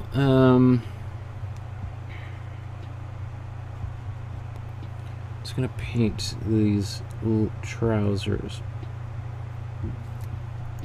red again.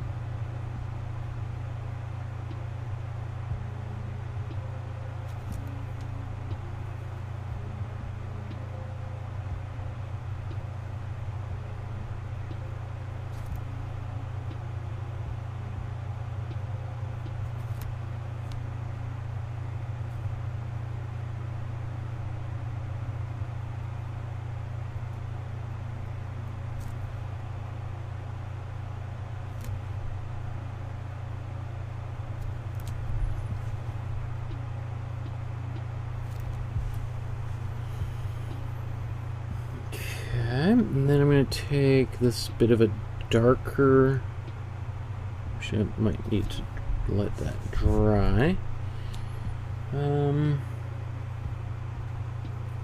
Let's see if I can.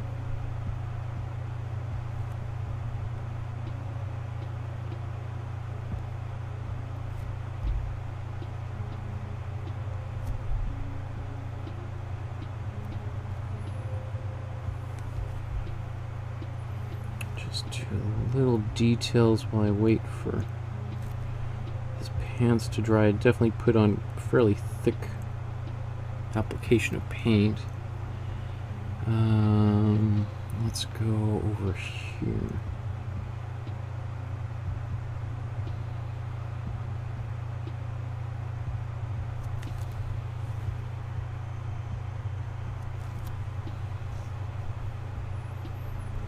That. Let's do a warmish blue.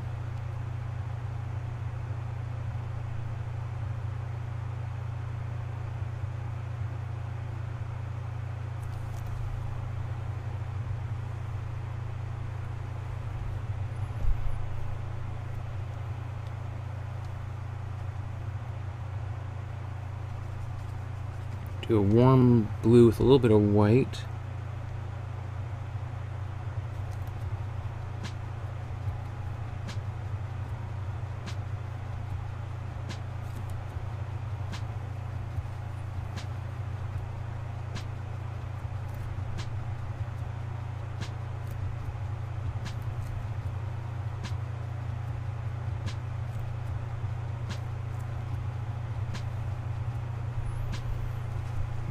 we got this kind of golden color on his pants.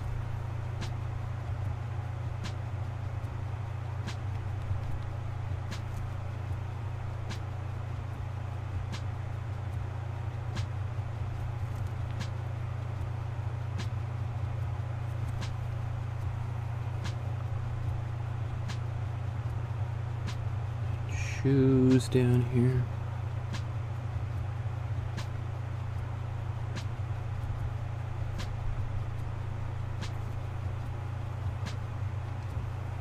Oh yeah, I was gonna add a bit more of that.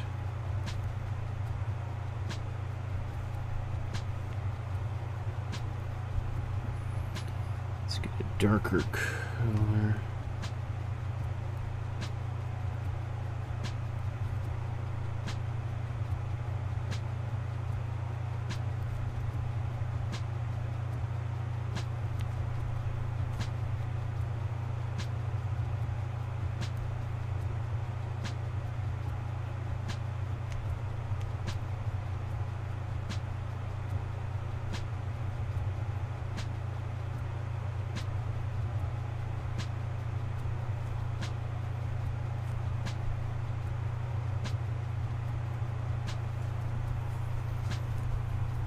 Just getting the bottom part of these snowshoes.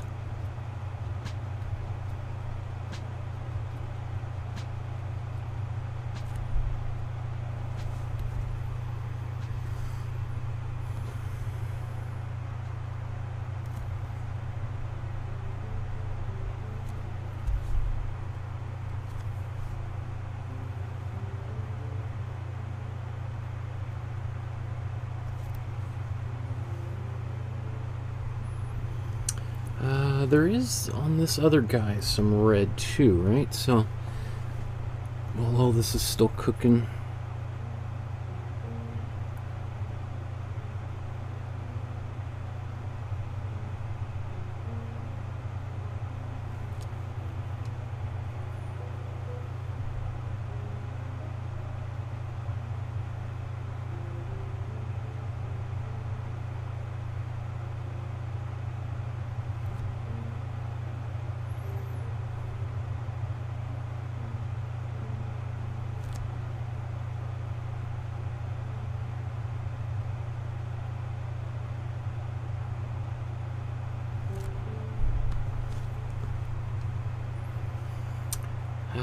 That knife, I don't know if I'll be... Oh, the tongue on the dog.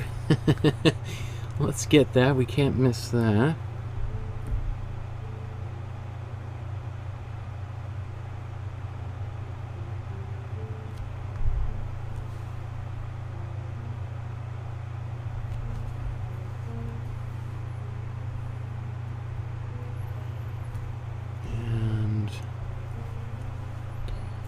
There's red on the back on this saddle.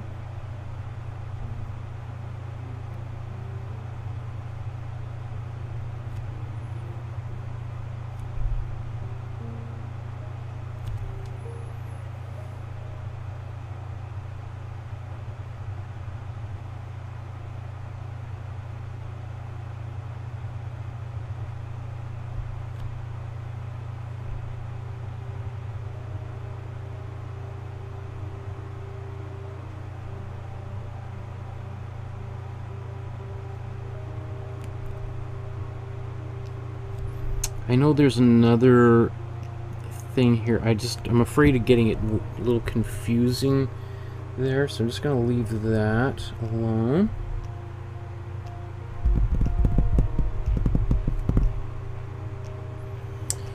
I want to give just, I think I need, if I take a bit of white,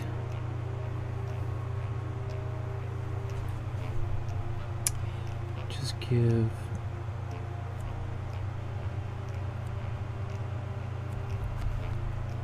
now that dog looks kind of insane. We'll have to fine-tune that shortly. Let's just make them all look a little bit insane.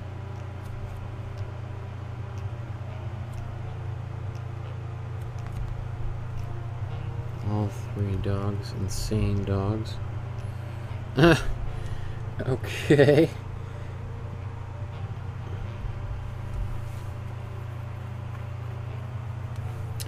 Let's get a warm blue in here.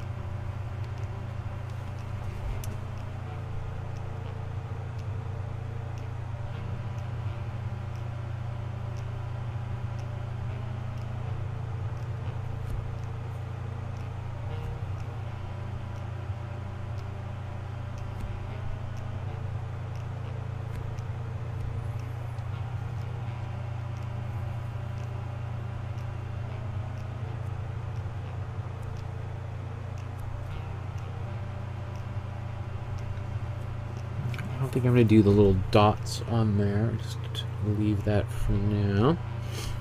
Let's zoom back out.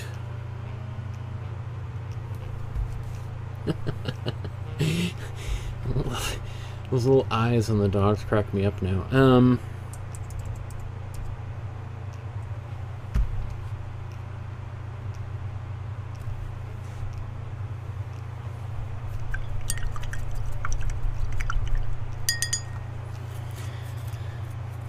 So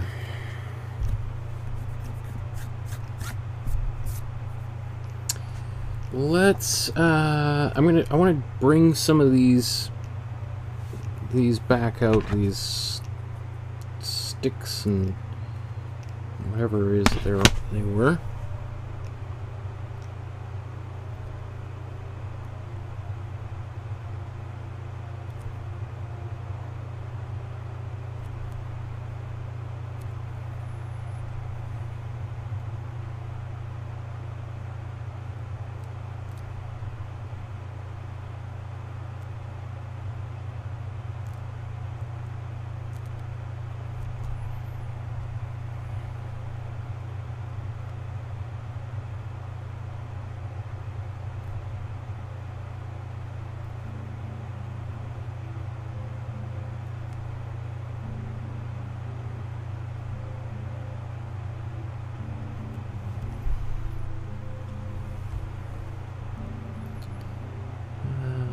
Trying to think if there's anything else here that I've forgotten about.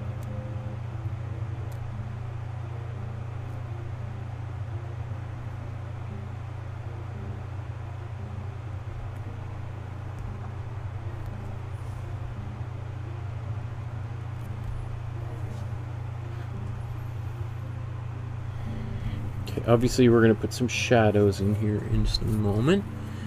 And on his clothes,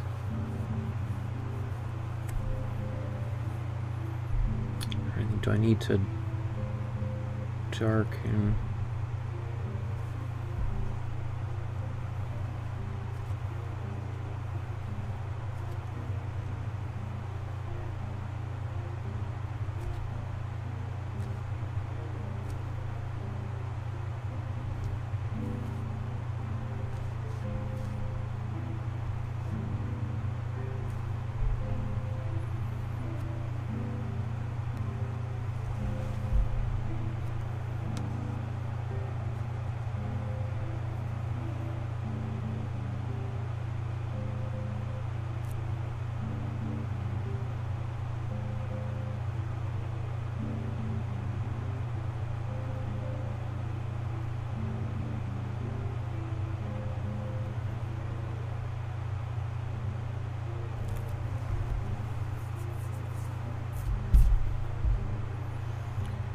Okay, so I think I'm really close to being done here.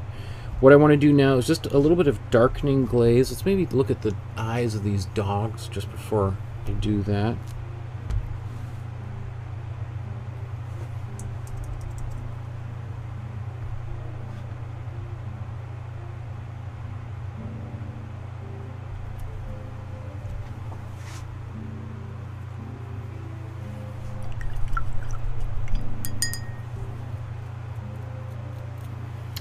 Let's get kind of a darker color.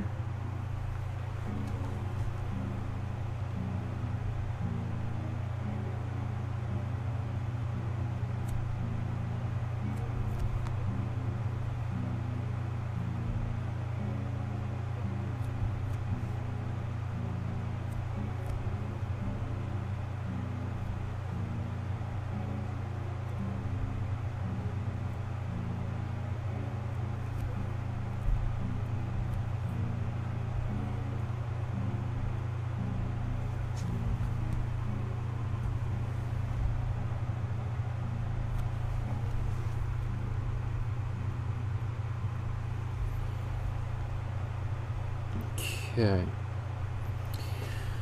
Whew. So, yeah, let's now I'm just going to take, which color should we mix here for our dark color? I usually would use, like, let's say a purple.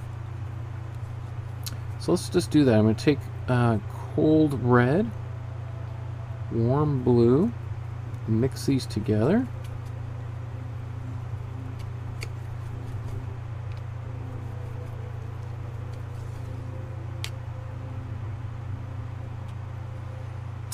Going to be pretty intense. I'm going to mix my dark color again. Let's just do it a little bit to the side here. Warm red and cool blue.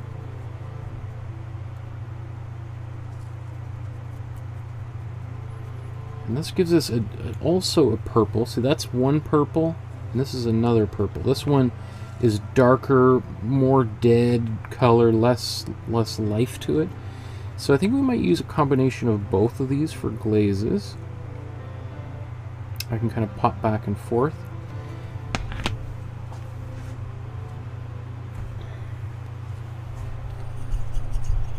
I'm gonna wash this brush off.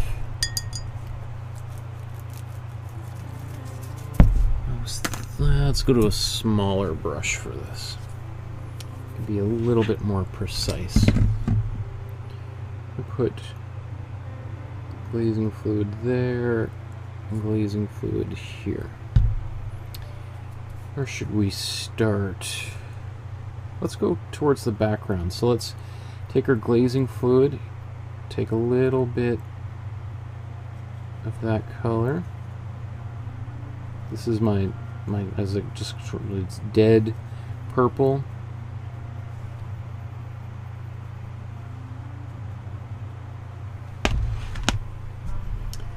And let's see, where should we put this first?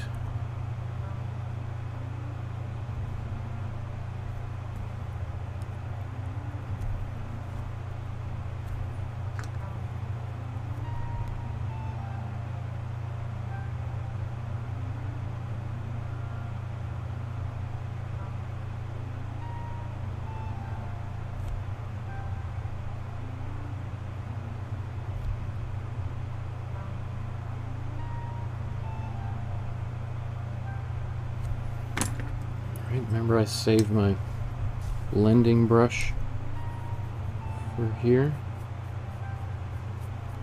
So this is why I cleaned it up.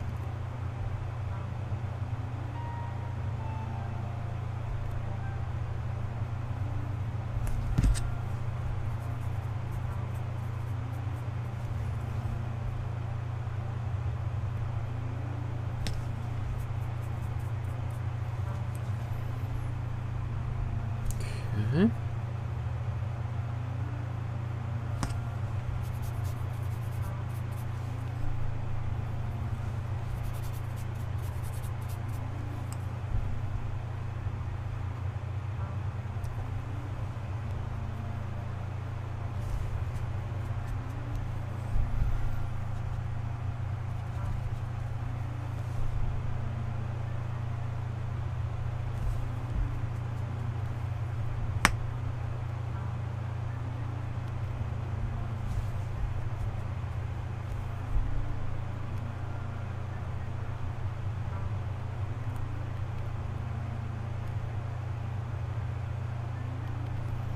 Trying to get underneath this shadowy side of the snow.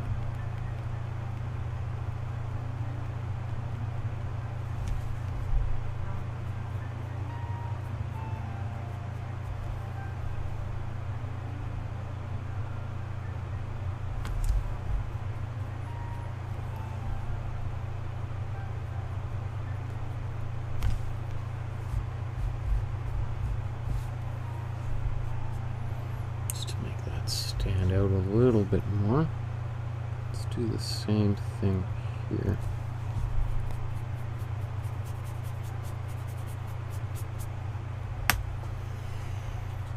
I don't know if I'll use the other color that I mixed, that little bit lighter, more vibrant purple, now that I'm doing this.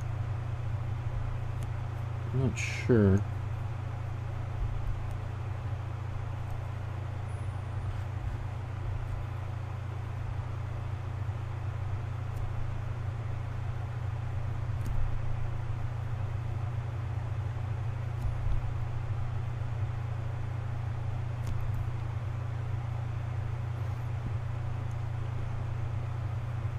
Alright, we can use this to literally darken the dogs and everything as well.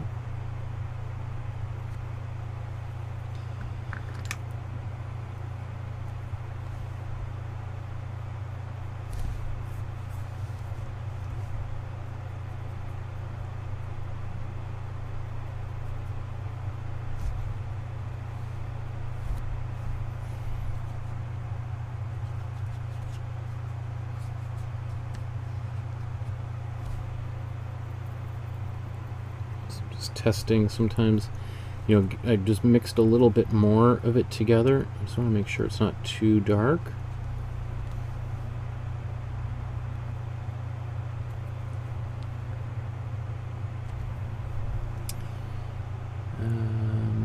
Okay.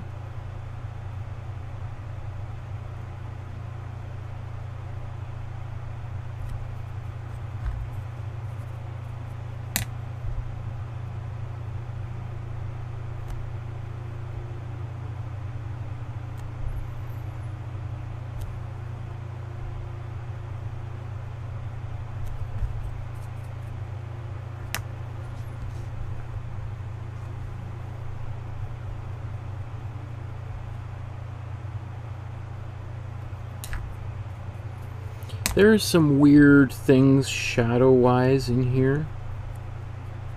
I'm not exactly sure his logic.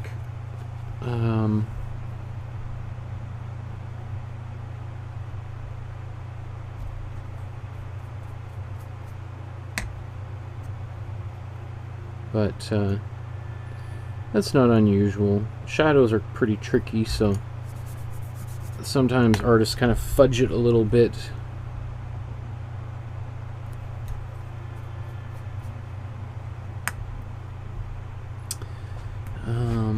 Because it's not really something anybody else cares about, so artists are like, ah, I'll just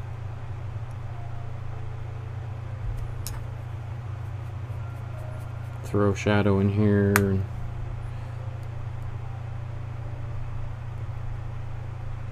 most people aren't going to be too discerning about shadows, so you can take a great deal of liberty. Let's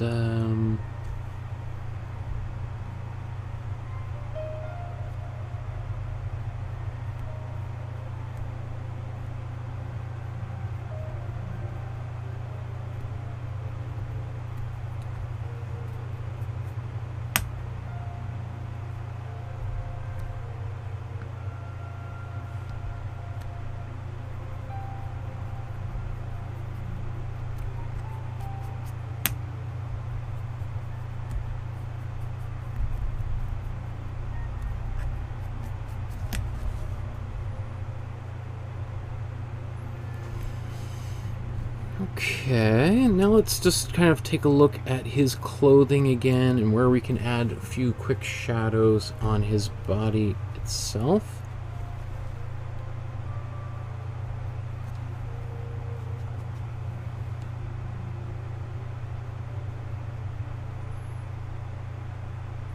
So this is the same color, right? The same darker color that we've been applying in a number of different places.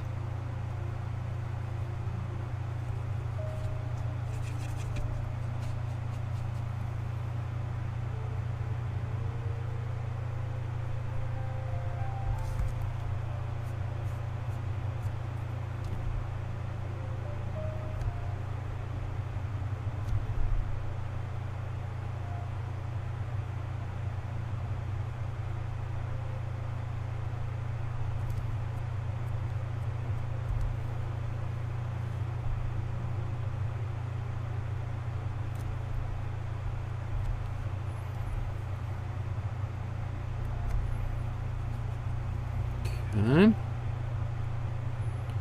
Shadows underneath his pants, or his jacket here, on his pants, I mean.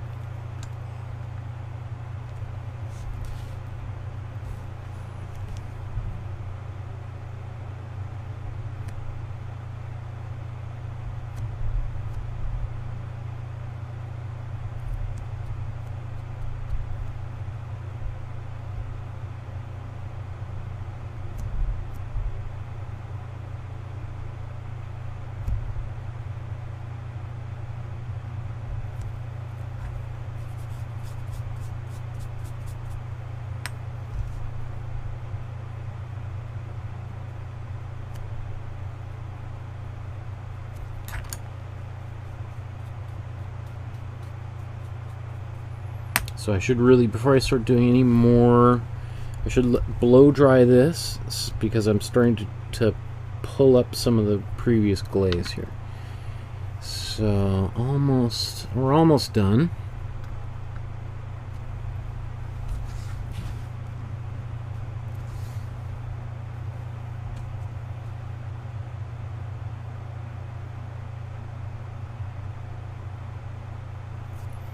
Putting a bit of that darker glaze on the darker side of his face there. Pretty subtle stuff.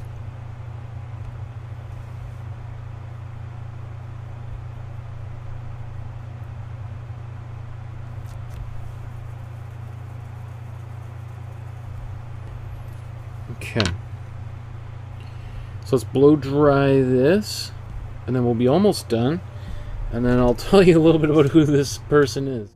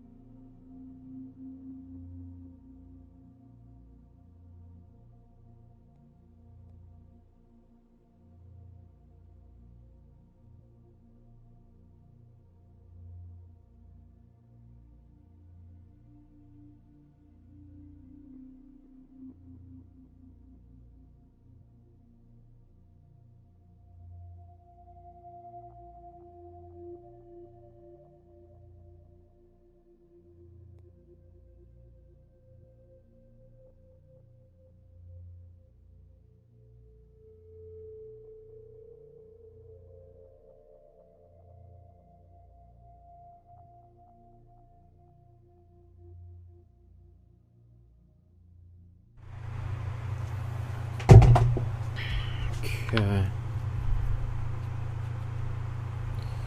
Yeah, let's go shadow here. I think that I'm getting a little bit carried away maybe with that shadow. Well, actually not too bad.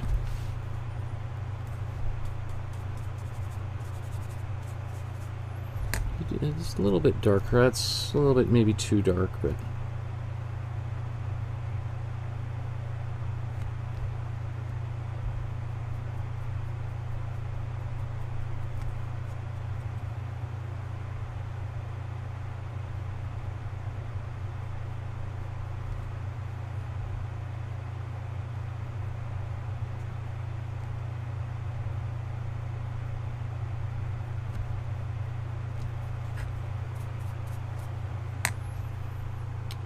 fellow there. Let's get much darker underneath here where these dogs are.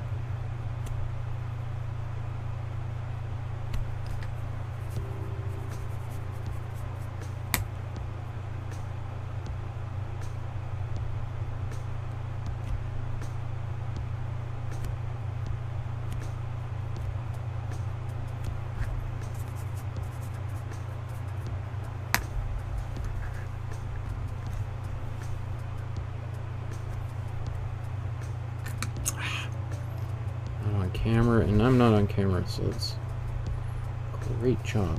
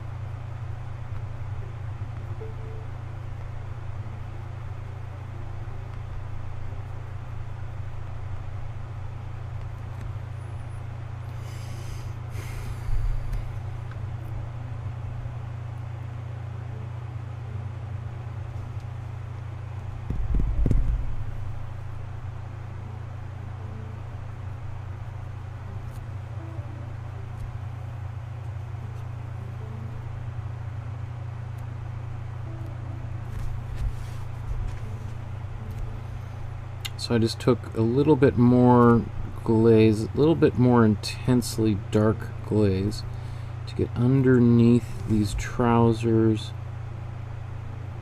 underneath this arm.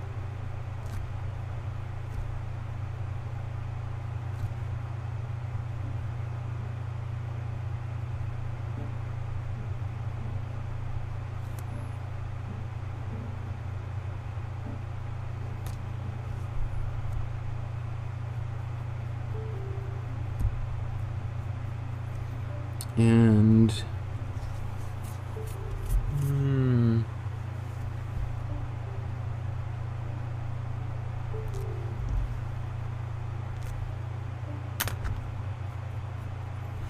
okay.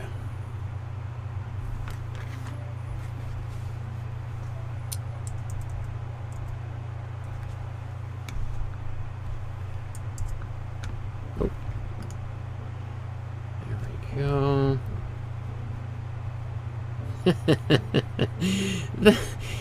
that cracks me up. I love it. I think we need just a little bit further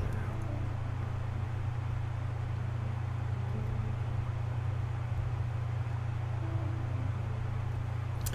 Again, my colors are a little bit brighter, right? There's a little bit more warmth in the snow than in his. It's always, again, we've talked about this a few times, hard to know exactly what the original painting looked like. I suspect the original painting has glaze on it that makes it a little bit more yellow than what it actually looks like, or would have looked like when it was made. So yeah, I don't have the axe in there. I think I can live without the axe. Okay, so I think just as I start to kind of pack up and clean up, I did want to show, I should have shown this a while ago, but